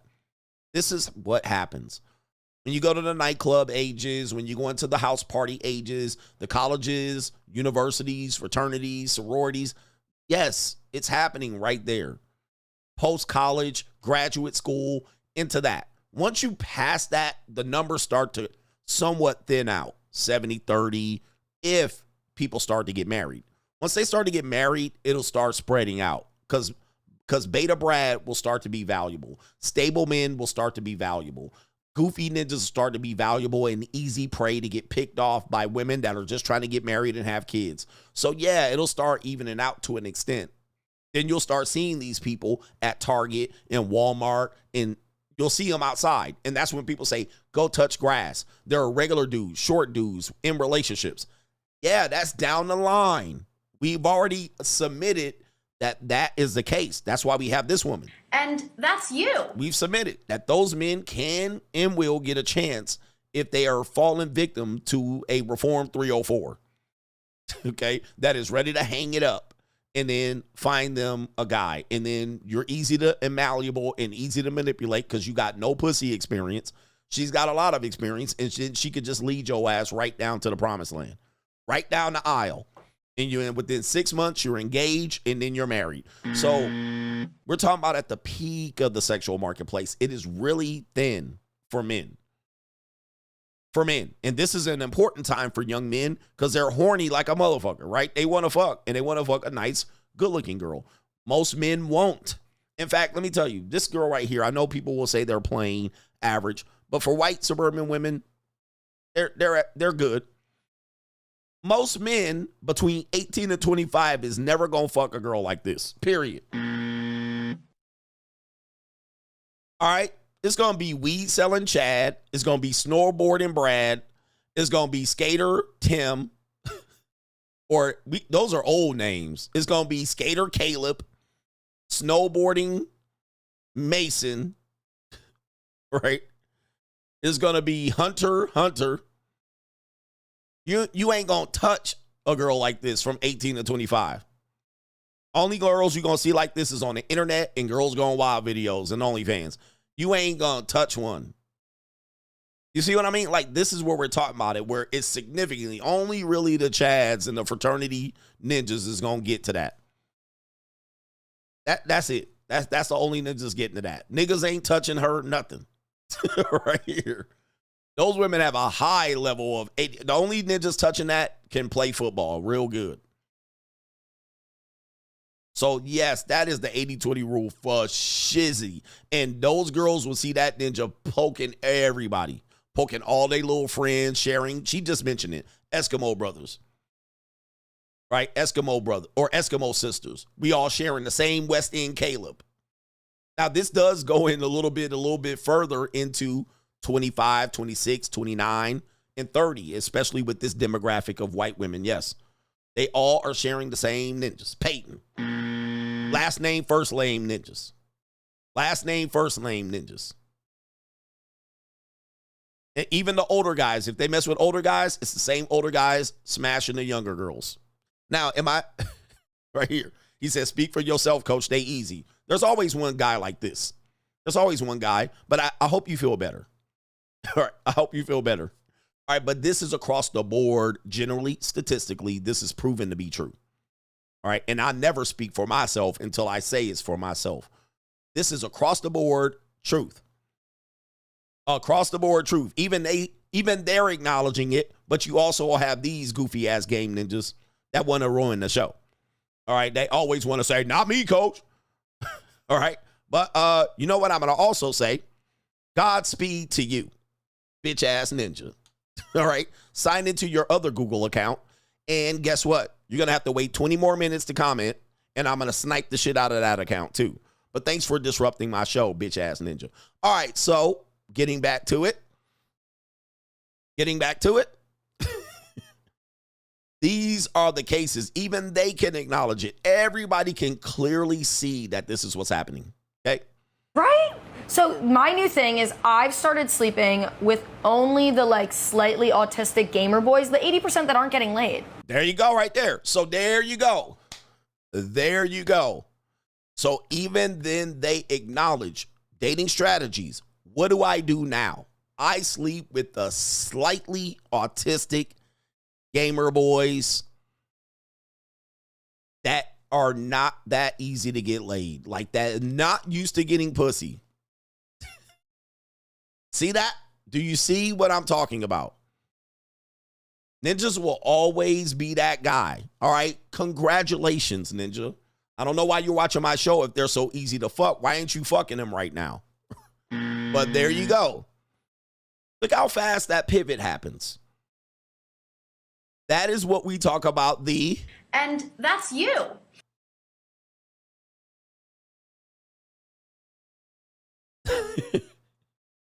Oh, since we're all screwing the same guy, they will get that epiphany. Oh, I see. Just like the Asian woman said. You know what? I'm going to just go after this. So now, since we're all screwing the same guy, let me just throw some gamer guy some pussy. And then you see him out and you be like, coach, man, they easy. Oh, coach, man, see, he got a good girl. So she switched it up. The switch up is always going to be there. So now at 25, she goes for the slightly autistic gamer guy and throws him some punani. What's going to happen next? What's going to happen is he going to treat her like shit too. And then she going to be pissed. He going to pump and dump her. He going to want to not hear her. And then she going to be like mad that these ninjas is treating them like shit. You see what we got here? Guys, this is them talking. Oh boy. This is them talking. It's not me. Don't blame me, guys. I'm only reacting to this video. Y'all try to blame me like I'm setting the rules. They're the ones admitting it on the internet. Talk to them. Get in their comment section. Not me. They easy. You go ahead and fuck her. I bet you can't get it. All right, so there we go, guys. There we go. You see that? Oh, I can't wrangle these chads, so let me find the gamer guy. So when I tell you they're predatory, they prey on men, this is the predatory behavior that I talk about that you guys think I'm calling them evil. They're putting themselves in situations intentionally, preying on certain guys to get a certain result. Huh? But you didn't say women don't do this. They don't think like this. You literally hearing them talk it out. Oh, okay. Oh, we're sharing the same guy? Oh, fuck. What is that called? Eskimo sister? 80-20? Okay, fuck it. So now I'm going to give some... When I tell you the divorce is planned before the wedding, you guys think I'm crazy. Women don't sit around thinking like that. And here they go, talking it out. What we call it? Thoughting and plotting. Thoughting and plotting for the white people. When I call it thoughting and plotting, I'm trying to show you what's going on here.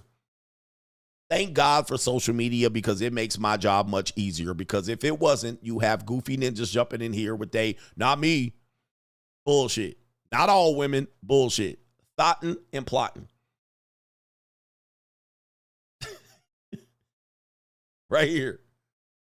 It's crazy. It is crazy where people don't realize that this is happening in real speed, and then when they express it, I just show you that they're expressing it. So now they're targeting goofy ninjas. I started sleeping with lawyers. So. Started sleeping with lawyers. Oh. See, those, they might be part of the 20%. Oh, yeah. Have you ever heard of it? So lawyers are part of the 20%. Why? Because they sugar daddies. I got money. I started sleeping with lawyers. So you're seeing them jump around and hop and throw pussy at some guys they think they're going to be able to get. Oh, I'm going to get some lawyer niggas. Nerds. Oh, my goodness, man. Catch up. This is crazy. And then they'll do this for a series of 15 years, and then they'll double back at goofies. Talking about they steal the prize. What do you bring to the table? This is wild. I know you guys want to be mad at me, but we got another guy out here talking about thoughting and plotting. Beta Brad. By the way, this exact same scenario happened to me. It doesn't happen much today because we don't go into banks. But this situation happened to me back in 2002. Listen to what he is suggesting that a woman he knows is doing related to finding economically attractive men. Here we go. This girl in college said the best dating hack to marry a rich and attractive guy was to become a bank teller. She said when a cute guy comes up to the window, you get to pull up his bank account information so you can see how much money he has. She even found a husband this way, and now unfortunately that was somebody else's husband and now it's her husband, but I digress. But she kept working at the bank after that because she started a little side hustle of making lists of guys who had over 7 figures of net worth and were at least a 7 out of 10 in attractiveness. She called it the 7 and 7 Club, and then she would go around selling these lists to girls around town who wanted to bump into these guys, and they'd be able to bump into them because she'd be like, hey, he uses his credit card at the Starbucks on Balboa Avenue. So then girls who purchased the list could go down to the Balboa Starbucks and then bump into this guy, kind of manufacturing their own meet cute, and then marry a rich guy, which is better than sitting in a cubicle for the rest of your life. Now her and her friends are all married to rich guys and are just chilling on a yacht every weekend. This girl in college said that. All right. And that's you. All right. Again, more thoughting and plotting. So you ever wondered why? You ever wondered why there's a lot of female bank tellers? All right. This is a part of the practice of positioning, hypergamy and such. I met a woman just like that. All right. And she worked at a bank and she could confirm that they could see information on the back end when you walked up to the bank teller. All right. And so at the time, I think I was about 20, 23, 24, something around there. And this young woman worked at the bank. I think she was about the same age. She was younger than me slightly. All right. But she worked at the bank. And when I would go up, I had a good job. So I was getting a direct deposit. I had a good job for my age. All right. So I had a direct deposit. I looked a certain way. I worked at a university I was coaching. And so this woman, I would come in and they will pull up my account to deposit my check or do some sort of transaction, and they can see my stuff on the screen, which is they can see a certain amount of money being saved, a certain amount of money in this account, and then they start asking you, do you want a credit card? Do you want an extra card? So they'll see you if you have credit card and what kind of balance you have on your credit card. This woman, literally, I ended up smashing the hell out of her. All right, but you guys got to know that back in those times, women could see your back end information. All right, so you go up there, and if you got 80 grand in your bank account, and they going to see it. Bitch going to see it, and she going to change her tune. She going to change her tune, okay? She going to change her tune as to how she going to treat you. But if your shit got a negative $125 balance, and they see your average balance per month, they gonna be like, let's finish this transaction and get up out of here. Now today, because banking is mostly online, we acknowledge that there's less chance that you're going to deal with that. But a lot of people who do business banking, that's not the case. You still go into the bank. All right, so there's chances you might be dealing with cash and checks and shit like that where you're going to go into the bank and they're going to see your back end information. Just to let you guys know, I have a business, so I go in there for business information all the time, and they got to pull up my shit. But there's a lot of apex predators out here that do that, and he's even taking it to the next level, suggesting that women are selling information based on 6'5" with a blue eyes and a finance. All right, whatever that song is. All right, but they see that overdraft, they like, all right, thank you very much for your business. Next. But I met a girl in the bank back in 2002, and she confirmed that this does go on. All right, they do get a chance to talk to men by after looking at their goddamn bank, looking at their bank information. So, women have done that for years, position themselves in certain ways in certain professions to be able to target and get to men. College, MRS degree, working in certain fields to be able to meet guys, executives, or them become an executive and meet guys. This is really nothing new, but this is stuff that I have to introduce into men's mindset because you guys aren't privy to this information. How many masculine men are working in these environments? Not many. Okay. Not many. So you're not getting bank teller. It's going to be a lot of gay guys and women. All right. So it's cold out here. It's an evil world we live in. This is why they come up to you and they say, this is about love. Yep, 5-star hotels. All right, 5-star hotels. They see it. Concierge. Women work in these professions so then they can, have a chance to meet higher standard men. Bottle service, if you will. Okay, legal secretaries. But then they come up to you and tell you they love you. Oh, it's about love. It's about connection. But they done enough intel and made enough switches on how to get to you and get to what you have. Nothing's by mistake, guys. I think women almost always intentionally target the man that they want. Now, when it doesn't work out for them, they certainly do play the victim. Last one, and then we'll do the main event. How about that? We're at the 3-hour mark. We have this woman out here that is not, cigar lounges. Another one, guys. Delta Sky Mile Club. All right. Hot hotel bars. I mean, they're not dumb. They know what they're doing. All right, what do we got? This woman out here. She says she's 35 years old, and she discovered that men are weeding out women that are 35 and up on dating apps. All right, take a look at the woman. All right, she definitely has some problems going on.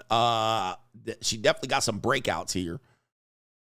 But let's hear what she has to say.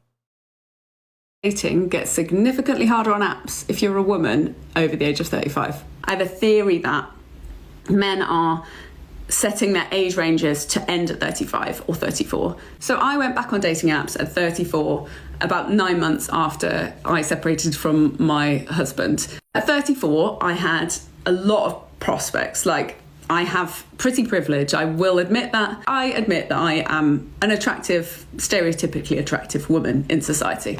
It was great when you were 34. What the hell? Oh my God, no way.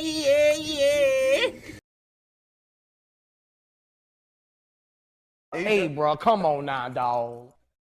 Come on, man.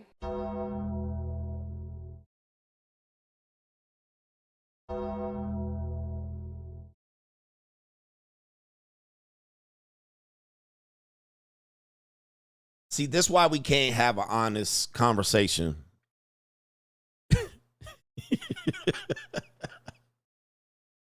This is ladies, we cannot have an honest conversation about this because there's always goof-ass ninjas in my comment section. There's ninjas out here trying to prove they can get bitches. We don't care. Ninja, congratulations. Then there's these people out here disingenuously upselling themselves right here, disingenuously upselling. Come on, ma'am. Not with all that forehead, hairline pushed back like a Nigerian. All right. Now we got this. I'm attractive. Now, I think what she's saying is she's white. All right. I think that's what she's saying here. All right. And I believe she's in the UK. So I think she's using, oh my Lord. Let me show you what this woman looks like, man. I'm going to show you what she looks like. And this is going to be, let me see here. This is definitely going to be pretty accurate. Let me see if I can pull this up here. Tell you what this bitch look like right now. All right, so this is what she looks like to me. Now, I might be tripping, but this is why we have the situation we have today. Is because we are using some sort of barometer of you know, I showed you the young flatbacks, and then just said they was average. I mean, listen, in suburban neighborhoods, they not. I mean, they look like everybody else, but in the grand scheme of things, they above everybody else at 19 and 20. And I'm pretty sure their OnlyFans statements could tell us that, right? It's not that hard to figure out. Y'all overthinking it. The women overthink, y'all overthinking it. Y'all overthinking it. I mean, this is not that hard, bro. We don't have to do this all the time. But this woman looked like Gargamel. I mean, it's pretty close. It's pretty close. But we can't have this honest conversation. We can't be honest with people. I know everybody got certain standards and different preferences, but we can't run out. We can't have her on Al Gore's internet talking about she's attractive. I mean, where? The United Kingdom? I mean, I don't know. But guys and ladies, just so you guys know, if you're having trouble in the dating marketplace, is because this is what men date. Like, you guys don't think, you're like, what's wrong with me? And what's going on? And what's wrong with these men? The reality is we're more likely to deal with 10 of these women in a month on a dating app. Now, I know you're rational and I know you guys got it figured out, but they don't realize that we're getting bombarded by women like this. And they loud, aggressive, obnoxious. They match with you. They chat with you. They telling you that they the shit. Like, this is what men have to deal with. And we're sitting here like wowzers. So, ladies, just understand what your competition is. There's a lot of women out here that talk like this, all right? And there's a lot of women out here that talk like this, like the condescending girl. I'm going to just aim high. This is your competition. This is who on the dating apps. This is who's outside on a cold approach. This is in the world right now. This is why men settle, because men get tired of dealing with this shit. Like, this is insanity. And if you're a black man, she thinks she way more attractive for you for some reason. All right. So let's hear her out here. Let's hear her out. Prospects. Like, I have pretty privilege. I will admit that. I admit that I am an attractive, stereotypically attractive woman in society. It was great when you were 34. My birthday was 4 months later when I turned 35. But there was a little bit of a change in the men I was being sort of exposed to, as it were, and shown on dating apps. But the massive change came when I turned 36 earlier this year. And I have noticed such an extreme drop-off of men. Not that I'm that bothered, because people are people. I fall in love with people. But I have noticed it, and it is really harmful, and it upsets me, because I am somebody who is childless not by choice. I had 2 miscarriages. My husband left me after the second one. I am not somebody who kids is on the agenda for, because I don't know if I can carry them. But I have noticed that I am being filtered out. And I have a theory, please comment if you agree with this. And this is because of the actual incorrect belief that all women over 35 are thinking biological clock, marriage, kids, babies, or we have babies, or they'd be right in thinking that I'm divorced and have a lot of trauma. Correct, which is why I'm off apps at the moment to fix some of that. But it makes me really angry and really sad that our society is indoctrinating men and women and everybody to believe that biological clock is so terribly bad after 35, because that actually isn't true. Lots of data on the fact that, fertility declines at 35, but you've got to understand, you've got to have a PhD in research to understand data, to understand that we actually don't know that. The data shows that, but that's because everybody's been pressurized to get married and have kids before that. So the people who don't have fertility problems, and I would count myself as somebody who does have fertility problems, but the people who don't have fertility problems have rushed to have kids because of the 35. All of us are rushing. And then the people that are left after 35 in our data set, in our society, are more skewed, so more likely to have people in it who can't have kids anyway. And this could have been something that is present in them throughout, or just more likely to have problems in later age. The funny thing is, to do this experiment properly, you would have to stop everyone from having any children till 35 and then be like, go fuck. What the hell? Oh my God, no way. I don't give a fuck what you think, bitch. Cut that bitch off. Next caller. Shut up! Silence, you fool. This is what we have to deal with here. I can't hear no more than this. I can't hear no more. But this is the dating strategy here. Oh, what we'll do is we'll stop everybody from having babies, so I, at 35, can benefit from some scientific data, whether the fertility has dropped, but she even admits she had 2 miscarriages and can't probably carry a baby. I mean, and by the way, ladies, just so you guys know, I'm trying to help. I'm your unk. This is what you sound like when you're communicating.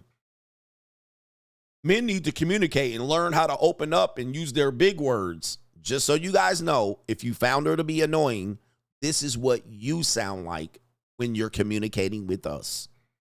All right? This is what you sound like when you're just talking and joshing and being funny and humorous. Ma'am, can we tell you something? It's a wrap for you. And you know it. So now you got copium 2025, Copamania 2025, as to how men should be not looking for women under 35. All right, jeez Louise, super chats, main event coming up. I promise you. Chance to the Rapper getting divorced. We promise you. It's the 3-hour mark. We're still early in the show, but we'll do it and we'll do it live. I need to acknowledge some brothers on these sources here. All right, shout out to Preston, says women say they don't want struggle love, but will come to you struggling. All right. She's experiencing horny privilege, not pretty privilege for sure. But yes, women do love the struggle. Yes, they don't want struggle love, but they just want you to be set. They want you to, your job is to be set, protect, provide. Even if she has the money, by the way. Even when she has the money, because she wants you on her level or above. This is typical. It's typical. They'll grow out of it. Shout out to Eric Sermon. Scott is in the building. Shout out to Eric Sermon. Scott. Shout out to Monte, says, nah, he gave me motivation. Fuck Ninja, get a job. We need to get a job. Shout out to P.I. Double, says, please show how 25-year-old married couples kiss. All right. I always say this, and I got this in my book, 52 Things That All Men Should Do Prior to Marriage, is spend the weekend with the married couple, and then with the dinks. And then spend the weekend with the married couple with children. All right, I'm giving you the playbook here. And you're going to find out that it's not what you think. And ladies, if you want to do this too, you can pull up my free book, my free ebook. You can find it on the gram. You can find it on the World Wide Web. You can find it everywhere. And you can simply go to my website, gregadams1.com, and get that book right there. Download the ebook and the video right there. That's the Notorious one right there. All right, and then there's the book right there, 52 Things Men Must Do Before Considering Marriage, right there. And, you know, some of them are, you need to go hang out with married people. When you're with married people on a random night, just ask him to kiss. Just ask them to kiss. And see how much this burning desire and passion is. All right. When they kiss, ask them to touch pelvises while they kiss. Ask them to grab her ass cheeks while they kiss. And this is an older married couple. Then ask him to grab and fondle her titties. He can do this. He's married. Grab her, fondle her, shove your tongue down her throat. They kiss like brothers and sisters. They be like, And it's always like, oh, you my snuggle poo. It's never like it's like a brother and sister kiss. It ain't no mac down, tongue down throat, slobber spit, tonsil hockey. All right, where they groping each other and she grabbing his log in the pants. He ain't even getting a hard kissing her. It's a peck, like, oh, I love you so much. You my goofy, goofy poo.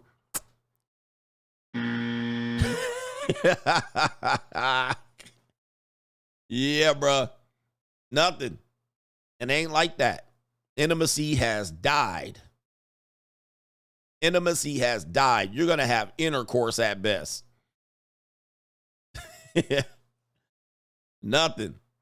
Cheek kiss. I love you, peck. They just peck each other. All right, yeah, man, I'm just saying. He don't want to kiss her neither. All right, he like, because she might shove her tongue down his throat. He like, oh, bitch. Ask him to kiss. Shout out to our brother here. Michael R says, Coach Gang, thinking about this and watching the show, women's first priority used to be survival and dating and mating. Now that the world is civilized and survival is almost guaranteed, they have moved to their second biggest priority, and that's getting the best mate, genetics that they can. According to our social media and the gram, has created a distorted reality or delusion on what's normal and what is why we are effed. He says, curious on your thoughts on this. Love the show, by the way. Thank you for the wisdom and knowledge you share.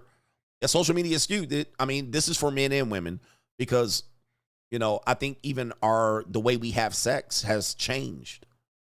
It's less intimate. It's more about kind of just feeding the beast. And it's less about, you know, it's more about getting the pleasure out of it than it is making the connection. Since we've gone through this hookup culture, it has definitely skewed how we look at it to the point where we're trying to prove that men and women who participate in this, they really can't bond with the person that they want to bond with intimately because they've already experienced this pornography-related sex. It's dangerous. Men and women are participating in this.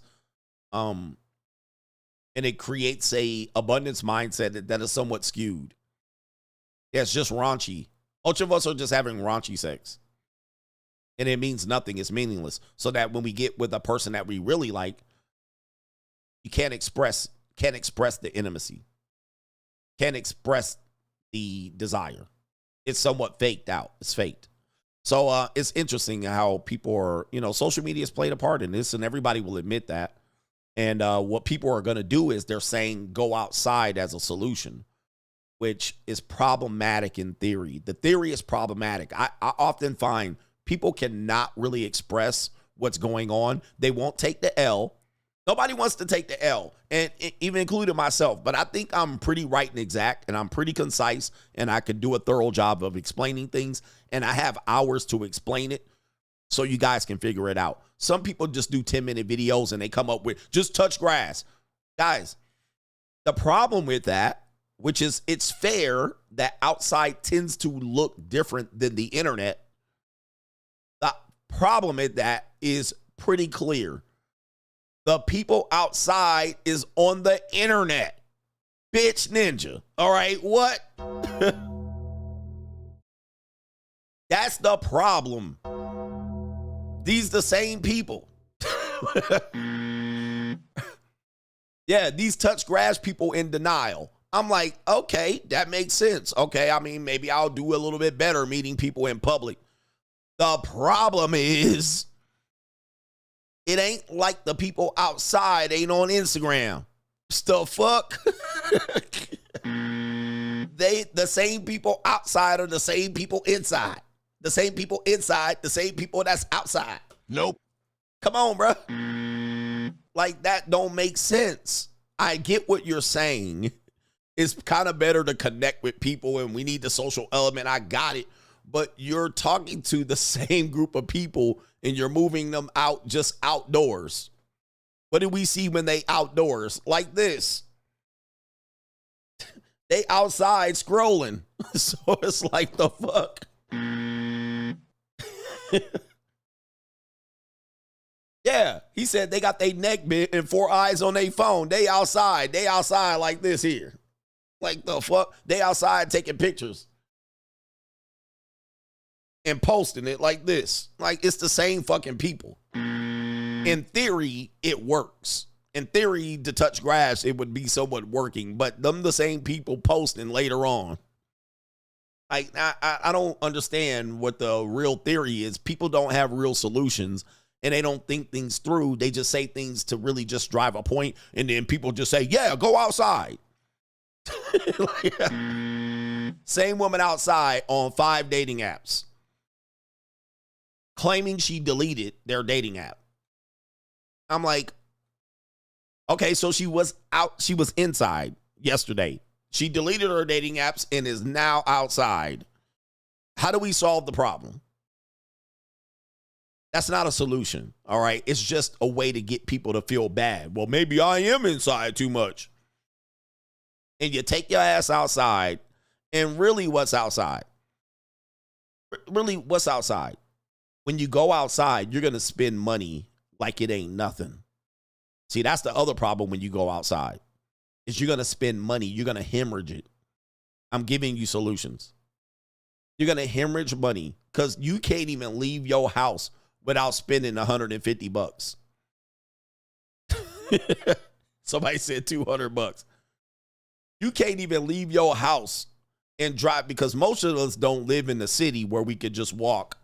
Shout out to the people that live in the cities. Most of us live on the outskirts, the outside districts, the unincorporated towns. Then just for me to go outside and get in my car and start that bitch is going to be $50.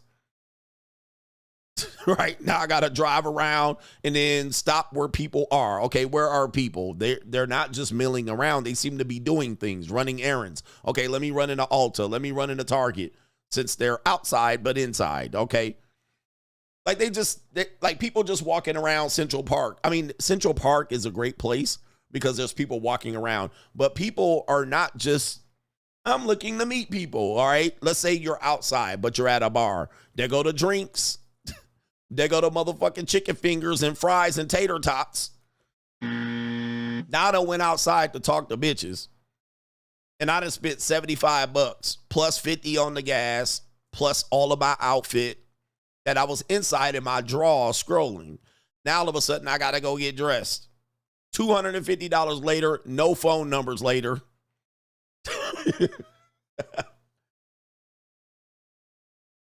So I'm saying you just make that a solution, but now I spent $250 to get rejected by 20 women that are online.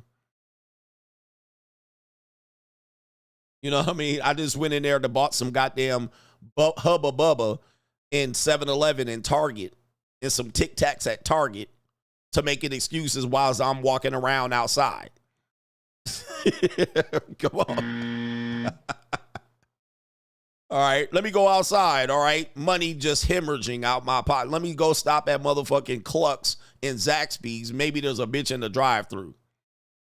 So now I done spent $30 on chicken fingers at Raising Cane's trying to be outside.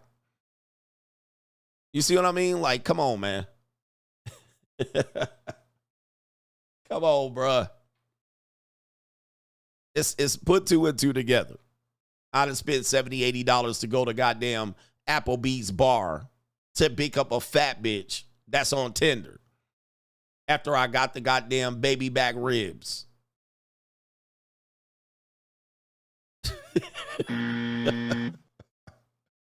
All right, anyway, and wasting time because I ain't really got nothing to do out here. All right, I have all my shit delivered to my door. So what am I even doing out here half the time? All right, anyway. He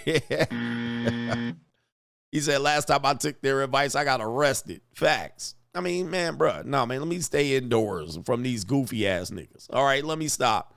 Yeah. Shout out to our brother Caitlin said the only peace leave that's worth the man committing to is the one that has, is, and will forever be his. 304s are for renting and leasing, not worth wholesale buying. All right. Yeah. Yep. Getting Slurpees and chips so you can bump into the goddamn cashier clerk and get her number.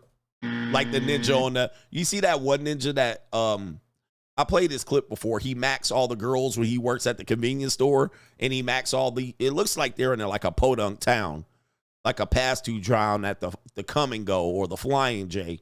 And he got a lot of country bumpkin, overweight women eating beef jerky and shit. All right. And so it's a black guy. He works at the convenience store and he picks up girls. All right. And there you guys are, running around getting chips and beef jerky, running game. All right. Imagine. Just imagine. And all these people are what? Outside? They're not on the internet? Okay. I done spent $30 at the convenience store getting Pringles and hot tamales and shit and beef jerky and Slurpees. All right. So I can go outside and pick up a fat bitch. Where is it at? And Tecatis and Flamin' Hots. All right, so I can go pick up a fat girl's number in the Come and Go. Glad I went outside. All right, what's that dude's name that does that? All right, I'll pull it up just so you guys can see. I'm going to get to the main event, trust me. Shout out to Jones G. There is no greater travesty in the community than the belief that older and experienced men have no value, when in reality, that's what the unadulterated truth is. Keep monitoring or mentoring these young brothers, CGA. You ain't lied once. Yep, older men ain't worth the value. I mean, they just throw away valuable men all the time. All right. All right, shout out to Greg. The Hardaway is in the building. Gregory says you can find doo-doo on the streets that look better than that woman's face. Any local massage parlor would have way better looking women than her. Just saying. Shout out to you for sure. Talking about she's attractive. All right. You guys don't know where the Come and Go is? Right? There's the Come and Go. You guys haven't been to podunk towns, I suppose.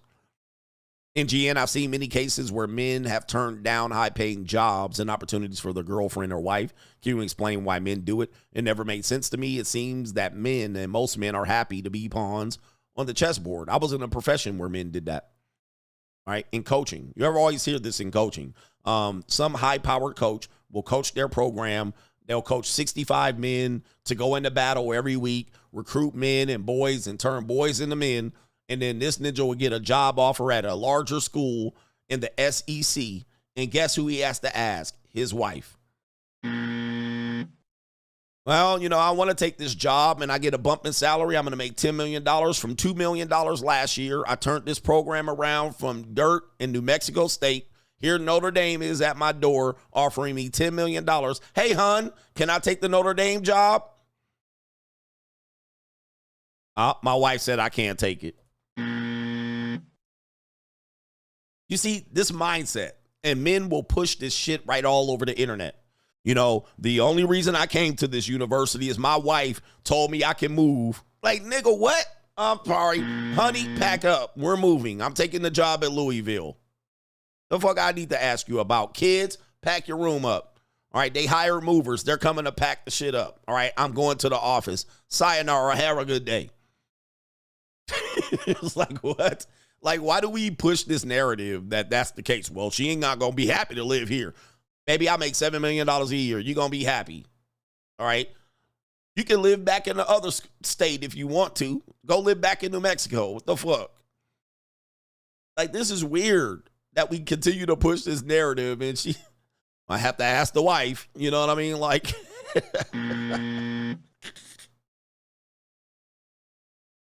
hey, what? I mean, I get it. Let's have a conversation. All right, honey, sit down. Let's talk about taking the Notre Dame job this year. They're going to bump our salary up $8 million a year. Here's the conversation. We're moving. Pack. Any questions? No. Okay. All right, I had a conversation with the old wife, and I'm going to take the job. Like, why break your back? And at the end of the day, she could just ruin your shit, bro. Like, oh, hell no, bro. Because she don't feel good today. Like she didn't feel like having a conversation. It's not what you said. It's the way you asked. So no job. Okay, I'm not going to get another job offer. This is the only one. Nah, yeah, you're controlling. G says, Coach, you are the Robert Greene of relationships. Robert Greene is author of The Laws of Power, etc. books. He says it's time that you take a sabbatical and write some timeless books on this ish for the sake of humanity. 100%. I agree. I think about that all the time. I need to really get this shit down, Pat. Rob the Villain, men are not naturally monogamous. A married man is beholden to one woman. He says she gets all of the resources while continuing and contributing nothing but some occasional parting of the roast beef curtains. Husband have to continue to give while getting less and less. That's what you pay for. I mean, I'm looking at a situation like that too. I mean, I have conversations with women. And I'm like, how do they come up with stuff? They're like, okay, I have a job. You know, you're like, okay, good. And they're like, you have a job. And then they're like, your money is our money and my money is my money. And I'm like, okay, like what?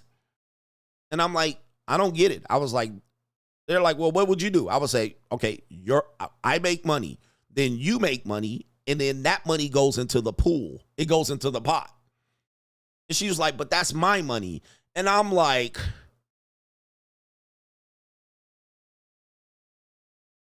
okay, well, if that's your money, you're basically saying that money is separate from the pot.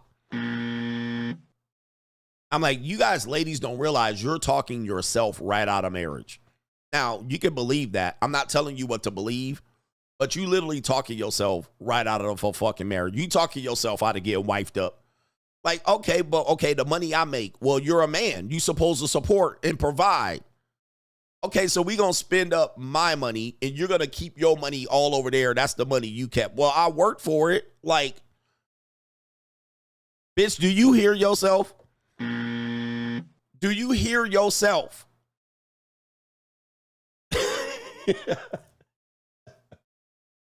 And I'm cooking and cleaning. I'm doing all this. Bitch, do you hear yourself?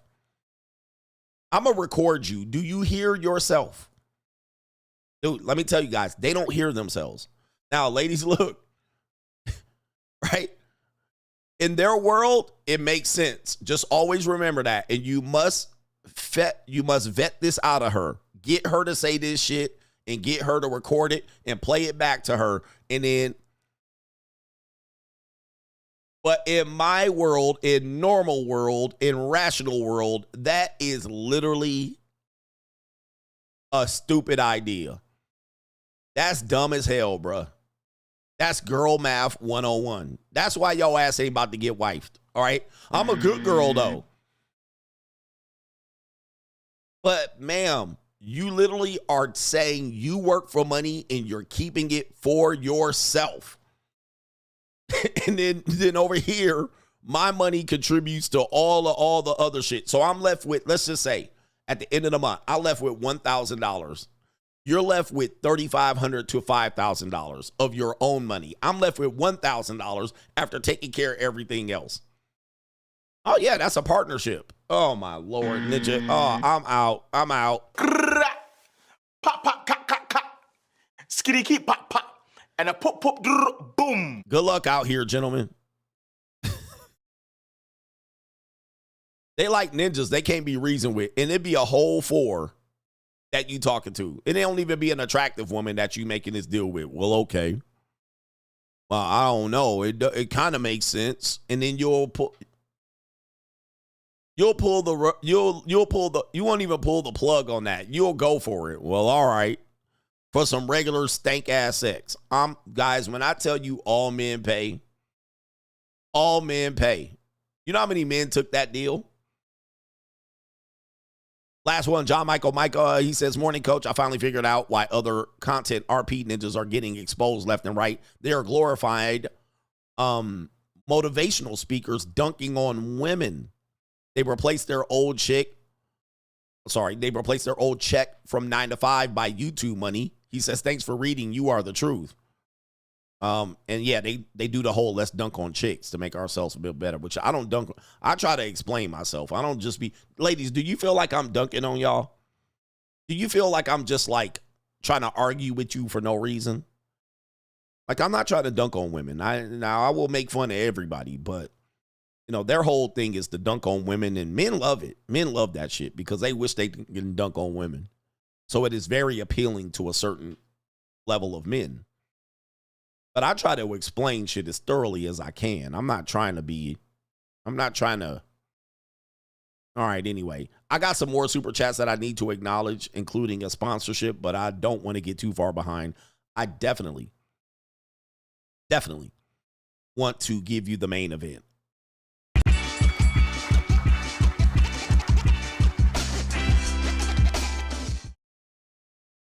Main event. All right.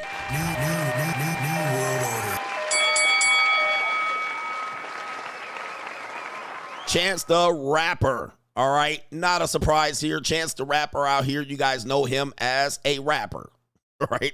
I cannot name one song by this ninja. All right. He was not in my area or my era. All right. I don't know what the hell he raps. All right. But his name is Chance the Rapper. There it is right there. And Cat Williams was right. That is definitely one light-skinned, funny face MK Ultra handler. All right. But anyway, she can be beautiful. She's a beautiful woman, but she must have played. I think I looked it up. She was a college athlete, and it makes sense. I think she played college volleyball or something like that. It makes sense.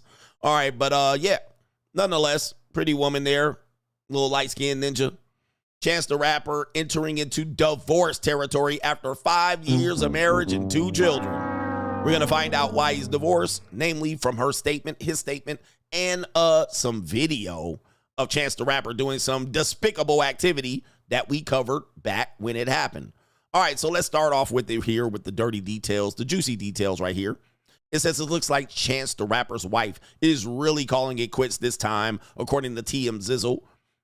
Her name is Kirsten Corley, has officially filed for divorce from the artist. The filing comes months after she announced on her Iggy, oh, that's IG, sorry, that her and Chance were separated. The couple has had a few public appearances or issues since they've tied the knot in 2019, including a feral video of Chance dancing with other women at Carnival. We're going to pull that up. As of right now, the filing isn't available for public to view, so it's unclear if Kirsten is asking for a spousal or child support for their 2 daughters.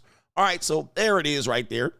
All right, Chance the Rapper. Let's go ahead and give surveillance video. He was caught doing the nasty without no interrupts down in Carnival. I'm not sure if it was Jamaica or if it was Brazil, but let's take a look at Chance the Rapper. This is what people are pointing to as the reason why the divorce was called off. And we're going to hear her statement. There is that ninja Chance the Rapper. Oh, the humanity. On some really chocolatey fanny. Even she is, oh my goodness. Oh, the humanity. Oh my. And apparently, yep, and there he is out there. Maybe he said it was his birthday. It's his birthday too, but he out here in these streets. In these streets. All right, and did you see that woman? All right, goodness gracious. I need to get oh my goodness. Oh, the humanity. All right, Jesus. Oh, man. Ma'am, calm down. Holy mackerel. I would have had the same response as to that woman, too. I would have put hands on hips. Holy, I got to take that down. YouTube might not like it.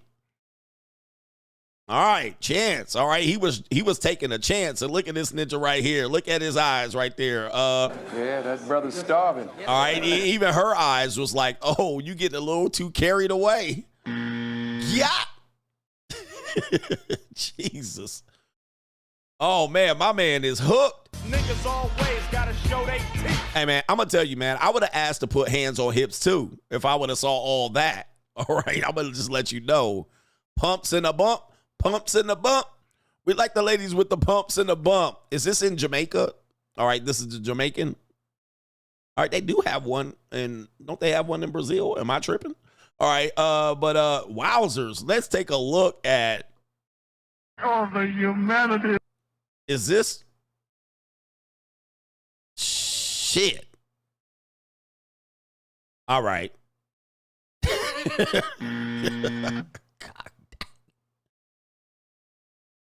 Let me take one more look. Hold on for a second. Yeah, that brother's starving. Lord have mercy. We must stay focused, brothers. We must stay focused. Yeah, that's the type of woman that would definitely, ninjas have started wars over that. All right, that is some build. That is some build. All right, that would be one. I'm going to stank up the room. It was Trinidad. All right, now we're going all over the Caribbeans. All right, I'm definitely going to stank the room up. Oh, now it's in Jamaica. All right, we can't even find out where it is. All right, but the room going to be stanking after that night. I'm going to tell you, man, how much do I got to put on that? Is it cheaper in Trinidad? All right, I'm going to put something on that. All right, I'm going to put some. I got money. I'm putting something on that just to let y'all know. All right, that ain't getting away from me. I'm going to just definitely come up with some big head hundreds. Somebody said that's normal for out there. All right. Okay, so Chance the Rapper, this is one of the reasons why he might be getting a divorce after putting hands on these hips. All right, and he tried to dip, you dip, we dip, ass ninja. All right, look at him. All right, damn. Oh, he's starving. It's ninja. Oh, no. Yeah, that brother's starving. Yes, sir. All right, I don't think his wife looked like that. I don't think his wife looked like that at all. All right, we're definitely going. Wherever this is, I need to book a flight. All right, because he has lost his cotton picking mind. All right, and as the people notice at the time, I think this was 2022. Isn't he married? All right, it says the side eye is because he slapped her ass. He didn't understand the assignment. West Indian people don't do that. It looks like it's a wine and no more don't, I don't know. That's Ebonics. And no more don't do that shit. People are saying, ain't he married? And then this one says he got divorced. I can tell. This was the downfall of Chance the Rapper. It was it. All right, this is the downfall. This did him in. And there's another booty over there too. He had two. He had a light skin and a dark skin. And so he was going ham, all right, on a boys' trip. Yep. Oh, he putting, oh, my lordy. All right, that's crazy. Somebody find out where that is. All right, just to let you guys know. All right, I definitely want to know for research purposes only. Let's get back to the story here. There's the wife right there, man. And, I mean, that is she looks like an honest woman. That's somebody's wife and mother, so I won't talk negative. All right, but there's Chance the Rapper here. Chance the Rapper's wife files for divorce. People are definitely going in the comments, straight to the comments right here. I hope he signed a prenup. Good for him. That's a man he's with. Oh, no. Okay. Women don't want a marriage. They want a wedding. Okay. People are responding in a red pill manner, if you will. I didn't know he was married to a man. Ugh. Does she play for the Giants? Okay. Oh, my goodness. They are going in. Okay. Oh, Jesus. I guess I'm not the only one that's taking a look at that. Yeah, there is some explaining. I broke my legs coming to these comment sections. Okay, so I'm not the only one thinking that. Oh, the humanity. Now, there was no prenuptial agreement, so we got to determine what's going on here. All right, so let's get down to it. Apparently, we have commentary from Chance the Rapper's wife, and it says right here, she announces that they're going to split with the statement, after a period of separation, the two of us have arrived at the decision to part ways. There she is looking a little more feminine. We came to this decision amicably and with great gratitude for the time we spent together. God has blessed us with two beautiful daughters, and we will continue to raise them together. We kindly ask for privacy and respect as we navigate this transition. Thank you very much, Kirsten and Chance. There it is right there. But there's some more information here. We have now poetry from Maya Angelou. So now when they start doing postings like this, Maya Angelou, you already know now the writings on the wall, and the truth is in the statements here. And it says right here from Maya Angelou, this is according to her Instagram account. There she is right there. The highlighted portion of this Maya Angelou passage says most people don't grow up. It's too damn difficult. Most people, what happens is most people get older. That's the truth of it. They honor their credit cards. They find parking spaces. They marry, and they have the nerve to have children, but they don't grow up. Not really. They get older. But to grow up costs the earth. The earth. We talked about these Maya Angelou ass people and these Nikki Giovanni people, but I digress. It means you take responsibility for the time you take up, for the space you occupy. It's serious business, and you find out what it costs us to love. See, love ain't free. And to lose, to dare to fail. And it says right here, and it says right here, and maybe even more to succeed. Blah, blah, blah, blah, blah, blah, blah, blah, blah, blah, blah, blah. All right, so, people do get a little bit. I find that people research relationships and love after heartbreak, after divorce, than before or during. And I often find that people do more fighting for their relationships and marriage after the divorce is filed than they do during the marriage. Okay, for some reason, this is how we take things as human beings. And there's a phrase for this. Men marry women expecting her to never change, while women marry men hoping that they do change. Inevitably, they're both disappointed. So she's saying he didn't grow up, he didn't change. Well, I mean, he was successful. How much growing do you have to do? He's not a working schlub. He literally was working towards fame, and now he has probably a considerable wealth, and he doesn't have to kind of do these mature responsibilities because he's already done the work. And now he can relax and be a kid and live stress-free. And that's what we saw him exhibiting when he went down to Carnival. All right. So we're seeing him exhibit being playful, being less stressed. Now, of course, the fact that they have kids and especially daughters and he's married, and people say that's off limits for you, which this is why I'm always telling you guys, don't get married if you want to be out here cheating. I'm not a guy that says go cheat. I'm a guy that says if you're going to get married, focus on your marriage. Be monogamous. Focus on your children. All right. Or attempt to be the best you can possibly be in terms of a husband, in terms of a father.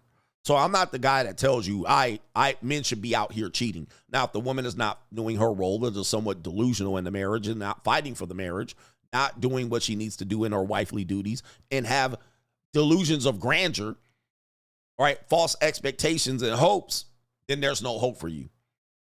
There's no hope for you. But if you want to be out here touching and put hands on hips and traveling passport bro style and touching on all women of all shades, color, creeds, and sizes, all right, do not get married. Just live your life and be a free agent. That's my advice to men going forward. That was my original piece of advice. Let's hear even more about this situation here. They did show the videos of him doing the dirty dance, and we can almost assume that he probably did some dirty dancing backstage.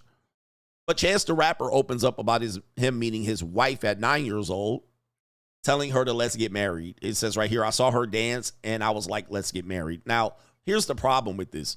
This is the same thing that we warn men about, especially Travis Hunter, is that when you get into a loving relationship and it's sentimental, you can't see the red flags. You can't see the toxic things that other people see from the outside looking in. But apparently, they have a love story for the ages. According to Chance, he first saw his wife, Kirsten. Hopefully, it wasn't Kevin at the time. When he was just 9 years old at his mom's office Christmas party. Apparently, they go way back. My mom worked at a real estate agency with her mom. Chance, age 26, recalled at the time of this article. Her daughters love to dance, so they did a choreography dance at the real estate party that I was at when I was 9. I saw her dance, and I was like, let's get married. When asked how Kirsten has impacted his life, Chance said that she has been with him since before I was successful. She was my girlfriend. I'm now successful. So, yes, It says right here, so yes, pre-success. So she's been with him from the beginning, ride or die.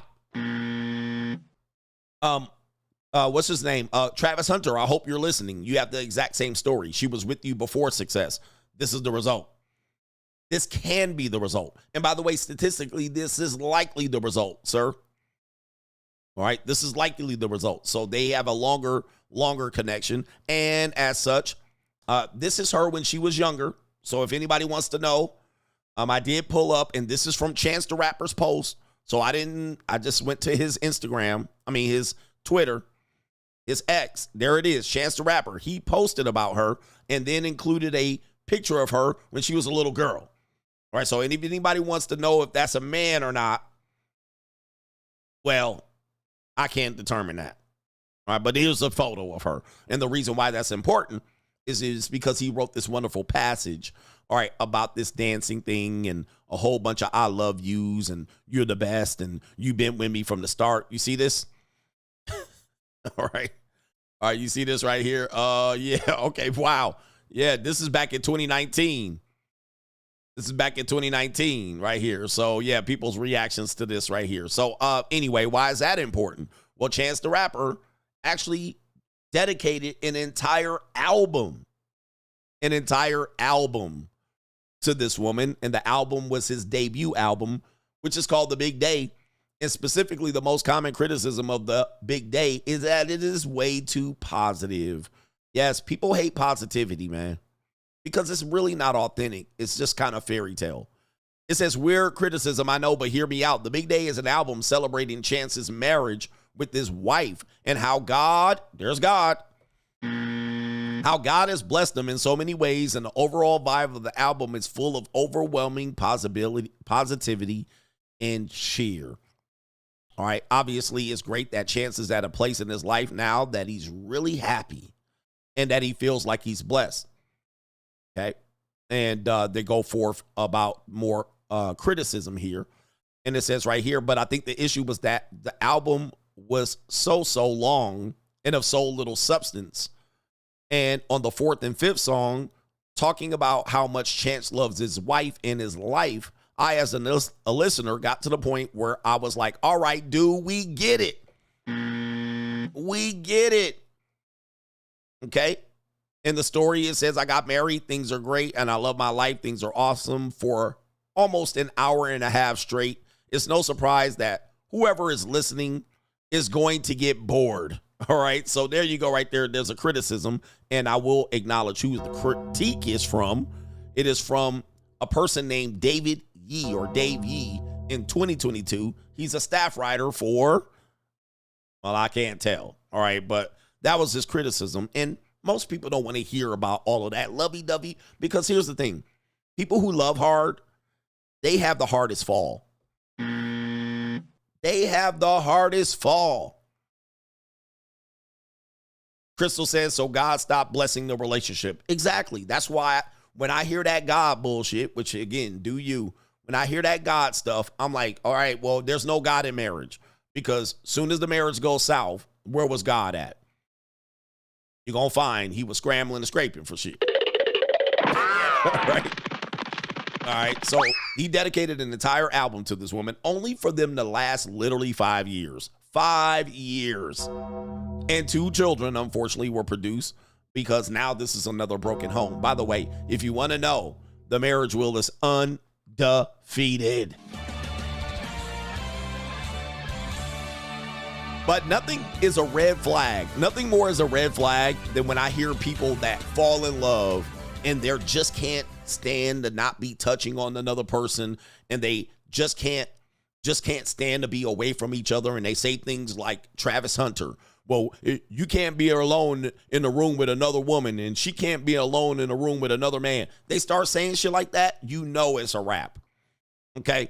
And I talked about this when you're dating Latinas. They tend to be clingy very quickly. I also talked about this when you're dating women that have a short time window. They're 32 and they're ready to have babies and they will walk any goofy ass nigga down the aisle, all right, just to get the baby and then cooked.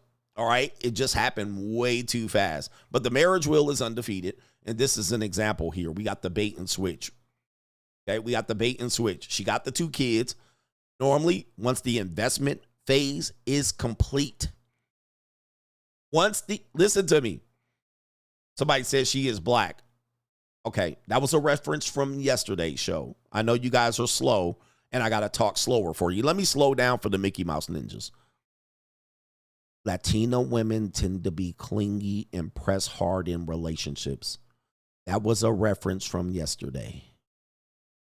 But I was putting it on this one referring to yesterday. But you too slow to catch up because you dumb or you missed the show. But either way, stand down and stand back. You slow ass niggas. All right, so just sit down and let me cook. See, what happens is I got to slap Mitch's. Let me cook. I was referencing yesterday and then put it in today. But if you didn't understand it, just say, I'm slow. But the people who were in class yesterday, they completely got the reference. Moving on. Keep up. I know it's hard to keep up, you short, slow bus, activity ass niggas with your classroom down in the basement where nobody can find you. Where your mama have to pick you up and sign you out from school and break graham crackers for you because you too slow. But you got to catch up with me. I'm a legend out here, and I put out so much content that's literally content, main event piece after main event piece. I'm putting out motherfucking classics every day. But you too slow.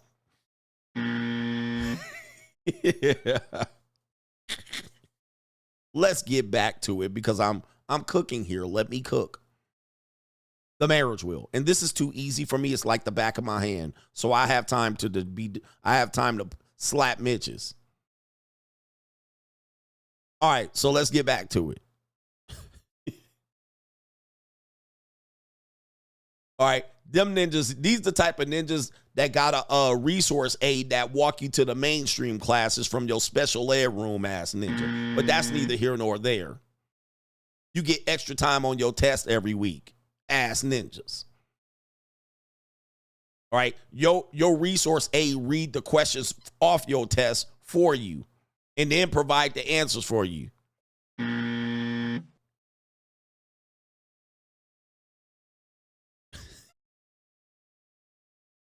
Let me continue to cook. I know you slow, but catch up on this.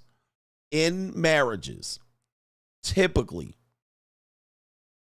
once the investment phase is pretty much complete, you will find that the marriage is on life support at that point.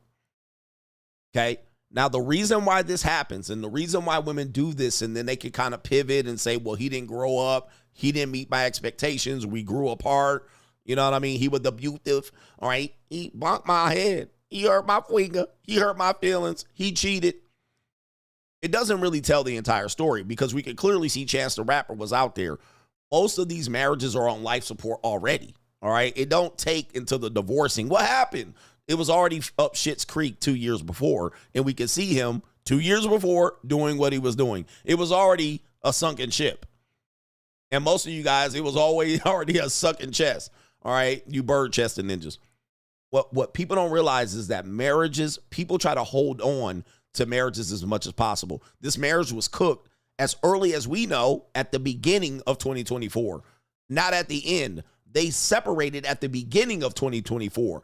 That if you go back and trace it back, that means 2023, they were already considering it or already having problems, stemming back to his behavior in 2022, where he's at Carnival and doing what he's doing. So the marriage was always probably cooked at that point. It was probably already cooked going into that. Did that cause it? Maybe not, but maybe it was the straw that broke the camel's back because they already had 2 kids at that point. But what I'm telling you is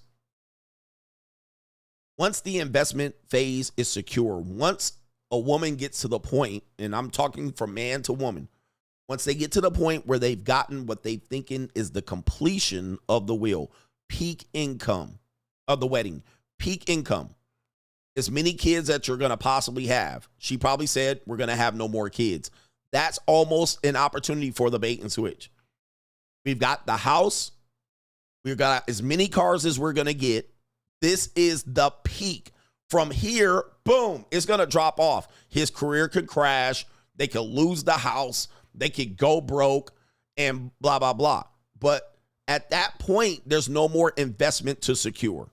Always remember this. This is by virtue, naturally, you will find that the alarm bells are going to ring in her head. What more better can come from this?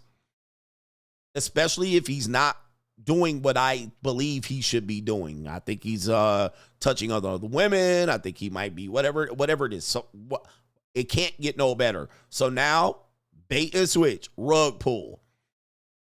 This is a classic pull of the rug. All right, and now she's coming out a little bit more of the victim here and saying, and with cause, because he's caught on tape. I mean, what he's doing to me is not that big of a deal, but I can understand why people believe that married men shouldn't be operating like this. I understand people believe that. Okay. And yep, she went through it all in order to back out. There's no more. What more can she get from this? They're at the peak of their income. There's no more houses, no more cars to get. There's no more children to be had. Time to tip out. All right, time to get out. This is the get out. This is the starter husband package. This is the, what we call the golden parachute. This is also drop you off at the family court window, pay window. Cash out. Now, some people, it takes 12 years to get to here. Some people, it takes 20 years to get to here, 30. It just depends on where you're at. But some women do get it to a point where they're like, there's nothing more coming from this. So now it's time to get up out of here if I'm not getting what I want. Yeah, man, it's a basic thing. I'm not happy. It's a basic synopsis that I've come up with, and anybody else try to steal that, it's crazy. But it is. This is the marriage will, and eventually what will happen is she's going to disengage at phase 4, divorce, family court, lawyer, child support, split custody, all of that shit, kids counseling for the wife, counseling for the husband, alimony, right? Disconnect, which they're going through technically, bait and switch. You're not doing what I want you to do. Disconnect, disengagement. Now, what's going to happen is most dumbasses go right back. Now, they go right back. So she's still in her 30s. I'm going to go find another man. Look at Cardi B. Cardi B's trying to go back out. I'm a 10. Right? I'm a 10. I deserve this. So they go back out there looking for a better result. Oftentimes, then there's less investment, meaning you're not going to have kids again because you already got kids. You're not, you're probably going to be like, this is my money separate from yours. You're going to put up all these roadblocks and parameters as to not get screwed a second marriage. But you go back out there looking for love, looking for a second marriage. Oftentimes, statistically, these are worse than the first marriages. You really only had one chance at it. And now you're going to try it again. Most men go back in. All right, man, my ex-wife was crazy. So you jump back in and you go find a wife that is going to be better than the first wife. And then you it ends up being an L. Ends up being an L, and you will find out that you're the common denominator, or you'll find out that that's what marriage is, or you'll find out that you're not marriage material. You'll find out that maybe all women are like that. She was no different than the first wife. Most of the time, you give her the second wife the playbook as to not violate you like the first wife. But then eventually she might just display the same characteristics based on your behavior or based on the fact that this is how women act in marriages. So you just gamble and roll the dice, or you'll do something like fly to Thailand and marry a wife there, hoping that the government won't get on your neck. So this is what happens here. Unfortunately, this is a couple that is experiencing this, and now we're seeing it play out. And now you guys got to figure out how to prove to me that this is not available to the American woman. This would not happen to the regular, normal guy. Yeah. Yeah. All right. So let's get to it. Did I change my banner? I guess I changed the banner. I don't know if I did for editing purposes. Let me do the super chats and get you guys out of here, because I got an appointment at 1 o'clock. All right, so I got to get to that. Shout out to JJ Frost says, after 6 months, I realized why my ex used to get abused by her ex. CGA ain't never lied. Okay. So she ain't with the youth. He did this, he did that. And then when you with him for 6 months, you'll realize why he was roughing her up, cuffing her up. Shout out to Carlos, says, ask GPT, Chat GPT, about modern womanism, economic impact. And it said, women focusing less on families means more competition with men, driving wages down. With fewer babies, we rely on immigration, but governments won't address it, so it keeps getting worse. There's always consequences and repercussions. Right? There's always things that happen. This is called collateral damage. We've really shifted the way we do marriages, working, relationships, but people are trying to take it back to a tradition. I wrote in my book, The Evolution, this is impossible. This is unsustainable. And we're living the unsustainable reality of a opportunity for women, right? Women have more opportunities and a voice, and they can make more money. The result is we're going to have less families and marriages. All right, period. That's the result. There's no getting around it. All right, there's no bringing the past in with this new mindset where women can have their own money and make money and have a career. And we've seen it happen right in front of our face in real time in the last 10 years for sure. And then in the last 15, 20 years. So the more feminism they put, and then the more they try to get you goofy niggas to be in traditional marriages, like, it ain't gonna work. Period, right? It ain't gonna work. Now, y'all can keep trying to shove this round hole into a square peg or whatever the fuck they say. It ain't gonna work for most people. For most people, this is going to be unavailable to you. And I said the pathway to this type of marriage is dead. For the remaining single people that remain today, it's dead. Okay? With no fault divorce, we just have too much bullshit that we have to access that y'all trying to squeeze a round peg into a square hole, wherever the fuck you call it. It can't happen. And my book, The Evolution, points this out. Other than that, you're taking a risk. You're taking a huge gamble. But everything shows and points to this over there. There you go, 1960. How many households were two parents? How many households were married parents with kids? In 1960, it was 44% of households. Today, it's only 17, 18%. Look at that. That is a dramatic drop, colossal. Pissing in a hurricane. I love that. It's pissing in a hurricane at this point. It's just not available. And the group that I find the funniest who will not give up the ghost are women, career women, educated women over 35. They're the ones to me, because there's a lot of men. There's a lot of kind of goofy men. Incels, virgins. There's a lot of men, MGTOWs. There's a lot of men, red pill. There's a lot of people struggling with adapting. I think the people that are the most egregious in this is the women that fucked their 20s, got to their 30s, like this woman right here, right? Ninja riding the coattails of feminism. Riding a goddamn witch's broom of feminism from 16 to 35. A good 2 decades of riding the witch's broom of feminism. And then they get here and they expect the men to just fall at their knees. What happened? Where did all the men go? Now, everybody plays a part in this. But those women are the ones that I think are the biggest violators of this entire thing, because they jump out here like, hey, what's going on? What we doing? And why these men won't commit? Oh, bitch. Them the ones that I think are the biggest violators of the entire thing. Yeah, there's men and ain't shit men and men that don't up the snuff.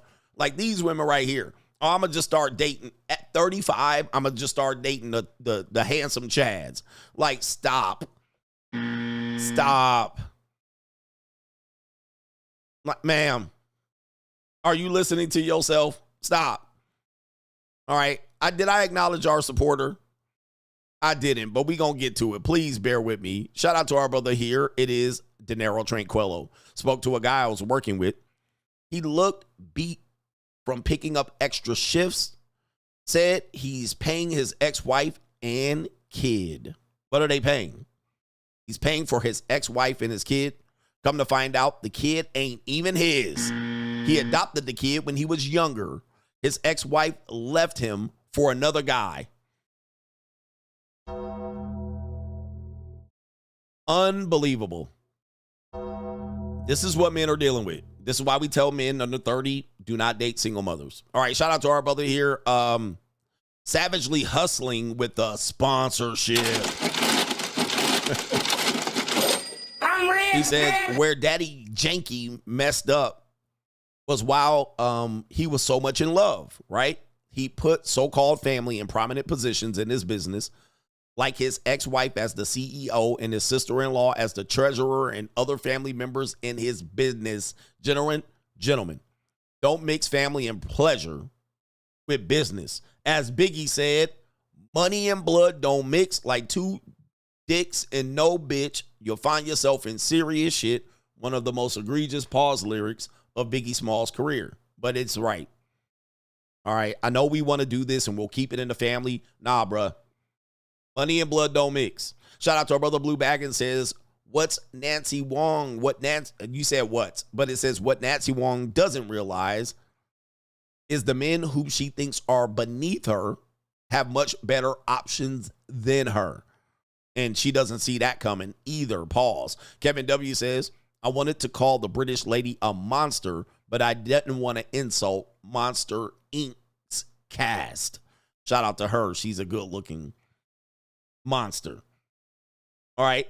No government name. I'm a Gen Z military vet, and I've heard and met female military members say they joined to find a husband because he'll be gone a lot and they can get benefits and half of his retirement and disability if they decide to divorce him, since most guys stay in to do 20 years when they're married. Thoughtin' and plotting. Thoughtin' and plotting. When I tell you women thought and plot, you know, you guys make it seem like I'm telling you that they're over like a cauldron, like they're over like the witch's brew and shit and be like, we're going to take these men for all they can get and we're going to do this. They're not doing that per se, but they are finding ways to really finesse you, to give you a disadvantage. They talk about this all the time because this is important to women. Like, relationships are important to them. They sit around thinking about relationships and scenarios and what can happen and the possibility. This is why I say the divorce is a plan ahead of the wedding. They already kind of know what's at their grasp, and they'll act like, huh? No fault divorce? Never heard of it. Child support? Never heard of it. But trust me, they've heard of it. Okay? They know what to do, and they kind of trying to lead you down. All right, do this and do that. We showed you that elderly woman, Anna, doing the exact same thing. Okay, Nana displayed these characteristics of thoughting and plotting. They're ahead of men in socializing. Ladies, I'm going to give you a compliment. I'm going to give the ladies a compliment. Women are ahead of the game in socializing. They're ahead of the game in communicating. All right, they use way more words than men. They don't think what they're going to say before they say it. But they're ahead of the game in communicating. They're ahead of the game in social dynamics. They're ahead of the game in dynamics between women and women and men and men. They've been figured this out by 4th grade. They're ahead of the game in making men silly putty in their hands. They start with their fathers and they move down the line, making false promises and empty promises and not delivering. Okay, they've been doing this since middle school. And they know how to play the victim. For the first time they were on the playground and they said, don't touch me, or they yelled out grape in a crowded playground. They're ahead of you. Men are just dumb. We worry about sports and what we going to do at PE class. And, you know, we going to play 21 or flag football. We're not really thinking about these things. We're not thinking about overcoming and adapting manipulation. We're not thinking about abuse, and we're not identifying when I say something happens to men will say, I'm going to be the exception to that. Travis Hunter. They're easy.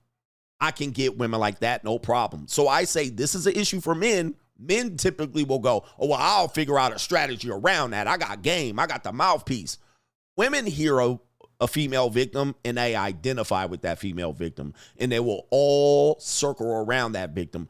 They rarely ever say, I won't be that woman. I'll be the exception to the rule. I know a strategy around that. That's the difference between men and women. Men see themselves as the exception. Women see themselves as, oh, I can be her. So whether she's telling the truth or not, it won't harm anybody because we can all be her. That's the difference between men and women. So when we're here discussing issues, we have to deal with just the infighting between the men's philosophies on women. Whereas women will go to their channel and say, this woman was a victim. And they will all latch support, empathy, and sympathy for that woman because they can be that woman and they can be a victim of you. You see that? So they're ahead of the game when it comes to relationships. We're trying to figure it out somewhere near 18, 20, 22. They've already figured it out. They've already figured it out when they promised you that they will do anything for you if you gave her and bought her a Slurpee. 5th grade. Oh, I don't have any money. They've already figured that out. They do that shit at 34 on a date. Oh, I don't got no money. I left it at home. Okay. Can you buy me a Slurpee? Oh, baby, I can't buy you a Slurpee. I only got $1. All right, but you got enough to get 2. Yeah, but I'll do anything for you. I'll do anything for you. 5th grade, 7th grade. You're like, anything? I'll do anything for you if you buy me a Slurpee. And you thinking about the possibilities and shit, going behind the goddamn bushes to play high and go get it. You thinking about anything. Maybe I'm going to do anything. I'll do anything. Ninja, you already lost. See, they've been doing that shit since 7th grade, bruh. And then you be like, oh, okay, you go right in your pocket. All right, you down there. Here we go right there. 2 Slurpees. 1 for me, 1 for her. All right, fill hers up first. What you want, baby? Strawberry? She wants strawberry. You give her the motherfucking Slurpee. Here. Is it good? It is, huh? Yeah, so I figure let's go back behind the barn and let's go collect on that anything. Let's get to it here. I know you got frozen brain right now and your tongue throat all frozen up, but I'll loosen that up. Why don't we go behind the barn and handle that anything? And she said, huh? Wait, what? Whoa. What are you asking me? To go behind a barn and do what? What do you have on your mind when we go behind that barn? Anything. Anything, yeah, you know what I mean? I'm going to put hands on hips. You know what I'm going to do? She be like, what? What kind of girl you think I am? Wait, you thought that meant anything? Oh, hells no. Oh, no. I will never do that. I'm an honest girl. What you thought I was going to put my what on your what? Oh, my God. You're disgusting. You're a disgusting creep. You foul for that. Oh, disgusting. Now she got your goof ass. Now she holding on to the Slurpee and you like. And she says, I'm going home. I don't want to even talk to you. Next time I see you, don't say nothing to me. And she leave with your motherfucking Slurpee.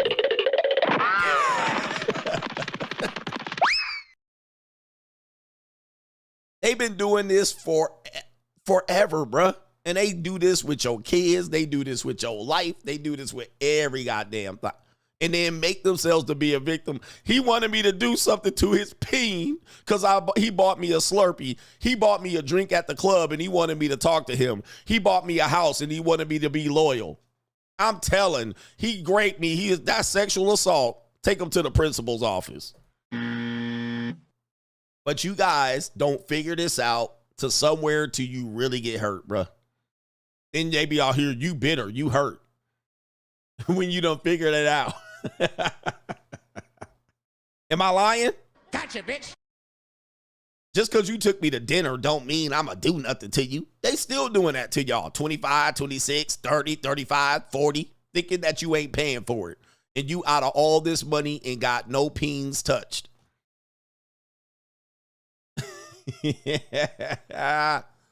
Yo, what I taught you, empty promises.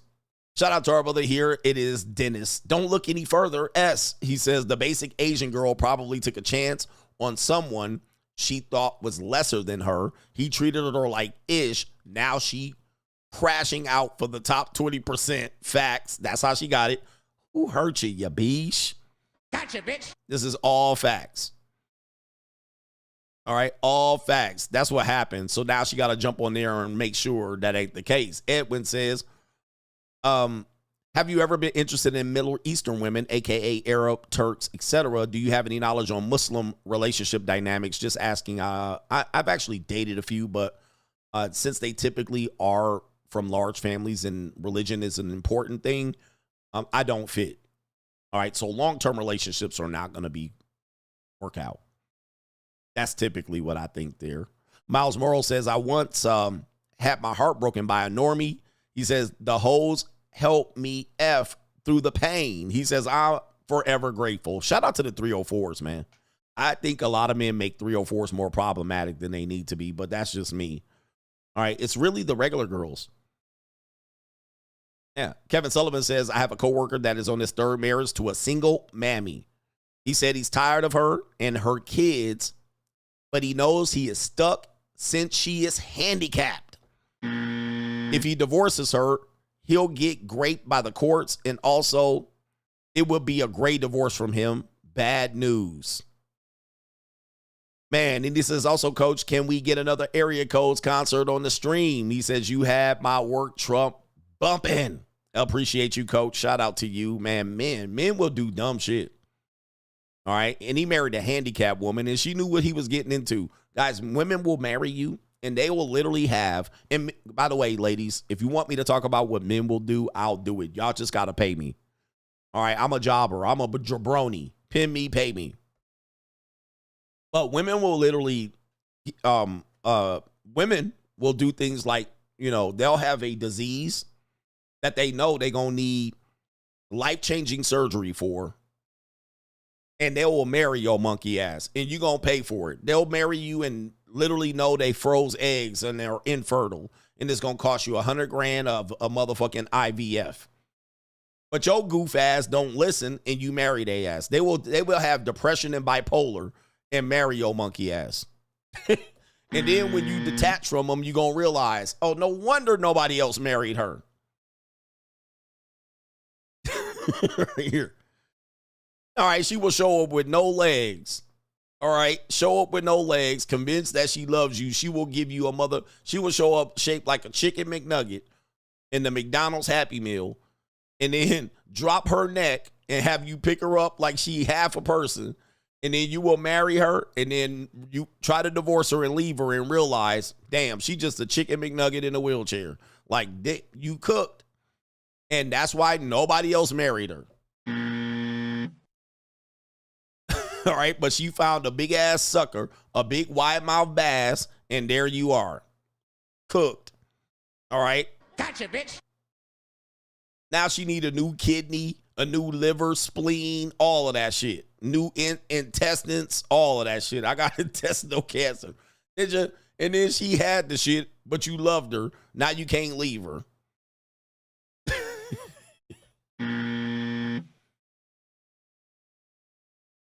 Yep, she got MS, and it's going to get worse. She got Parkinson's. It's about to get worse. You go marry her. Now you stuck being a nurse, ass ninja. Now you cooked. And by the way, guys, ladies, the ladies are mad because you're not being fair. Okay, men will marry women, all right, and fuck they credit up, all right? Are you happy, ladies? Men will come in, messed up credit, about to go bankrupt, all that. Marry a girl and toss the credit, ruin her whole damn credit. All right, so, okay, ladies, are you happy? All right. Men aren't perfect. I'm never saying men are perfect. But shout out to our brother Preston says she's experiencing horny privilege, not pretty privilege. Joshua Moon says, can we add Chance Caribbean girl to the Melanin Monday, if you can find her at, because I can't play that video. Like, it needs to be a video. It needs to be formatted a certain way. Right. So normally it has to be on Instagram. If it's on TikTok or something else, it doesn't play back well when I present it. We got like 3 or 4 or 5. All right, so let's get in here. Shout out to our brother Marcellus Brown. And he says, what's up, Coach Gang? Keep slapping these Mitches on the head. I hate to see a talented young man fall, but if Travis Hunter wants to fall, it's his fault. Right here, personally, he should dump that B. He says men keep hurting themselves at this point with all the data we have, and they keep themselves down. You can't save them all, CGA, but keep entertaining us with your knowledge. Leave these sucker for love ass ninjas behind. He says, I'm hitting that 6-figure mark and up. Not about to look back. For anyone, play the Reverend X. I don't have FDB, but I'll give you the Reverend X. I don't give a fuck what you think, bitch. Cut that bitch off. Next call. And we got a couple more. Shout out to him. He says, keep flexing on all of 2025 CGA. He says, these Mitches and bitches softer than Charmin. Purge these hating ass ninjas, in the words of young Dolph. Don't play with me. Play with your beesh. Shout out to Dolph. Okay. It's Dolph. Sad to see that brother go. DJ M, coach, won another candidate for 12 Simps of Cheesmith's Chance the Rapper. Kanye told him to not make that album dumping that way. All right, so Kanye told him not to make that album. And there's a famous video of him cursing Chance out about not listening, saying, that's why your album flopped. His career soon fizzled. Shaking my damn head. Shout out to DJ M. Saying Kanye warned him. Hey, man, men are hard-headed. This is the thing about this space. As much as information we give, men are hard-headed. We're very egotistical. And me included. We put our hands in our fate and our futures in the hand of someone who really don't know who she's going to be tomorrow. Where the laws are very gynocentric. Like, we are really up shit's creek here in terms of relationships and leverage we have in relationships, to the point where everything is abusive. Mental, spiritual, financial, emotional grade. Right? The wagons have been circled, and it's pretty clear, in order for you to make the relationship survive, you got to be a beta. You got to beta your way into survival. You got to literally just be scrambling, scraping for shit. Like, or you just got to pick the right one. Like, so when we talk about men, and what we need to know is that our ego is tied into women in a variety of ways that we don't see it. Well, she would never hurt me. She said she would never do that. When she saw this woman grape this guy, she sided with the guy. She thought the woman was evil.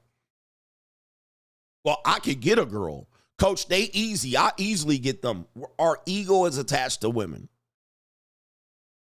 And there's nothing I could do about it, but that's our downfall. That's our downfall. And that's no other better way to explain it. Our ego is attached to the type of women we have, how easily we can get them for as little of investment as possible, and how much we can get from them by giving very little. Like, that is our ego. And our ego is not our amigo. So we have to counsel people on our ego when it comes to women. And women prey on our egos. They will even tell you, you have a fragile ego. Why? That's an attempt to break you down. Don't, let me get to that ego. Also, false praise, manipulating men, strippers. Like, if you want to find out, just go to a strip club and you will see this on steroids, especially if you're not an experienced man. Strippers are very attuned and astute on how to finesse the shit out of you.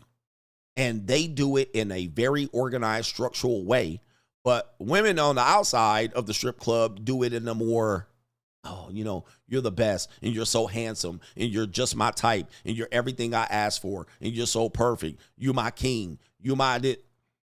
How many women, ladies, how many women? But strippers are good at it. They will literally just, they will get you out of your money $1,500 in 30 minutes. All right. They get it quick. They get to that bag quick. All right, and they know what to say, and they say it in a corporate way, and they fuck you over real quick, and they run off with your money and go buy some weed. They good at it. All right, but women on the outside are less trained with it. They're less astute, so they attack the same things by giving you, preying on your ego. And another part of that is men compete with each other over women. I get women this way. I get women that give me gifts. I get women that I don't have to pay. I get beautiful women. So we're always using women as a source of comparison and competition amongst men. But then when we tell you, hey, watch out for this, watch out for that. Not me. She'll never get me, right? You just be like, oh, fuck. Like, yo, you're not immune out here. No man's immune. No man's immune. They will fuck you over too. You don't think you just different. All right, so anything we know, you go to a strip club, you automatically know she bullshitting. But why don't you think regular women bullshitting? The way to get you is through your ego. They are good at it. They are great at it. They will get you. Get that ego, and you will jump through a brick wall. You will jump through a brick wall and do stuff that you wouldn't even do. Like, this is what you do. You do stuff for them that when you're sober, meaning you break up, you realize you will play like a big wide mouth bass. Same bank account. Put her in your business. You known this bitch for 6 weeks, 6 months. You put her as a CEO of your business. You know, you do things that you wouldn't even do for your brother. Like, say you start a business. You wouldn't even put look, this dude, Daddy Yankee, literally put all of her family right in the most important goddamn roles in the business. Nigga, you didn't have no family. You didn't have a sister, your mother. You didn't have an aunt, Tia. You see what I mean? Like, that's how far males' egos can be manipulated. Where you put your business, you put your wife and her sister, not your sister, not your sister-in-law from another marriage, not your brother's niece, cousin. You didn't put none of them. Your mama, you literally put her and her sister. That's the type of shit that I'm talking about. That sober, it looks obvious that that's a dumbass move. And I'm pretty sure somebody told him, and he was like, Travis Hunter, not me. All right. Shout out to No Government Name. He says, I can't stand it when I hear older men excuse and tolerate women's bad attitude in a positive light by saying she's feisty. She's a firecracker, right? She's a pistol. It seems that most men are so thirsty and pitiful that they tolerate disrespect and chaos from the women in their lives. As 50 Cent said, why should younger men respect them? Well, the women in my life bring confusion and shit. So like Nina Win New Jack, I'll cancel that bitch. Look at me. This is the life I chose. Ninja so rhyme me so cold that my heart done froze. I bet my empire on the narcs don't know I'm the weatherman. I take that coca leaf and make that snow. All right, shout out to our brother 50 Cent. And that's the concert for the day. And I got to get out of here and dip, you dip, we dip. So I'm going to read the rest of the support. I believe when I come back, unless I got somebody here that I need to acknowledge on the way out. We won the Area Codes concert. Appreciate you, man. And I think, yes, Rational Rationality. Okay, let me quickly. Rational Rationality said these women are broke. He says, is the threshold so low? These women always ask if you have a roommate, even if they live with their moms at age 35. I haven't had a roommate since 19, and they ask for gas money to see you. Price is wrong. Yeah, that's crazy. Right? That's crazy. They'll be like, hey, man, let's get together. Can you give me gas money? Can you order an Uber for me? You be like, all right. Anyway, hey, last one. NGN. Jay-Z got busted for sending thugs to help Diddy bribe content creators. I'm going to check that out. Shout out to the Coach Gang. Hit the like button on the way out. Peace.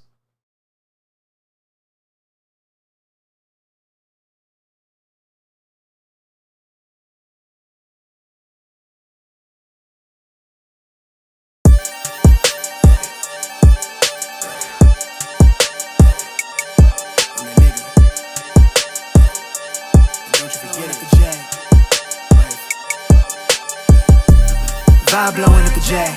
Got the loud jumping up the pay. Everything I'm on slap. Everything I do is got the Benz jumping up the bay. Vibe blowing up my J. Got the loud jumping up the pay. Everything I'm on slap. We've been with the Brazilians. This would be the first. They wild, I think. I'm innocent. Bro, you hear that guy?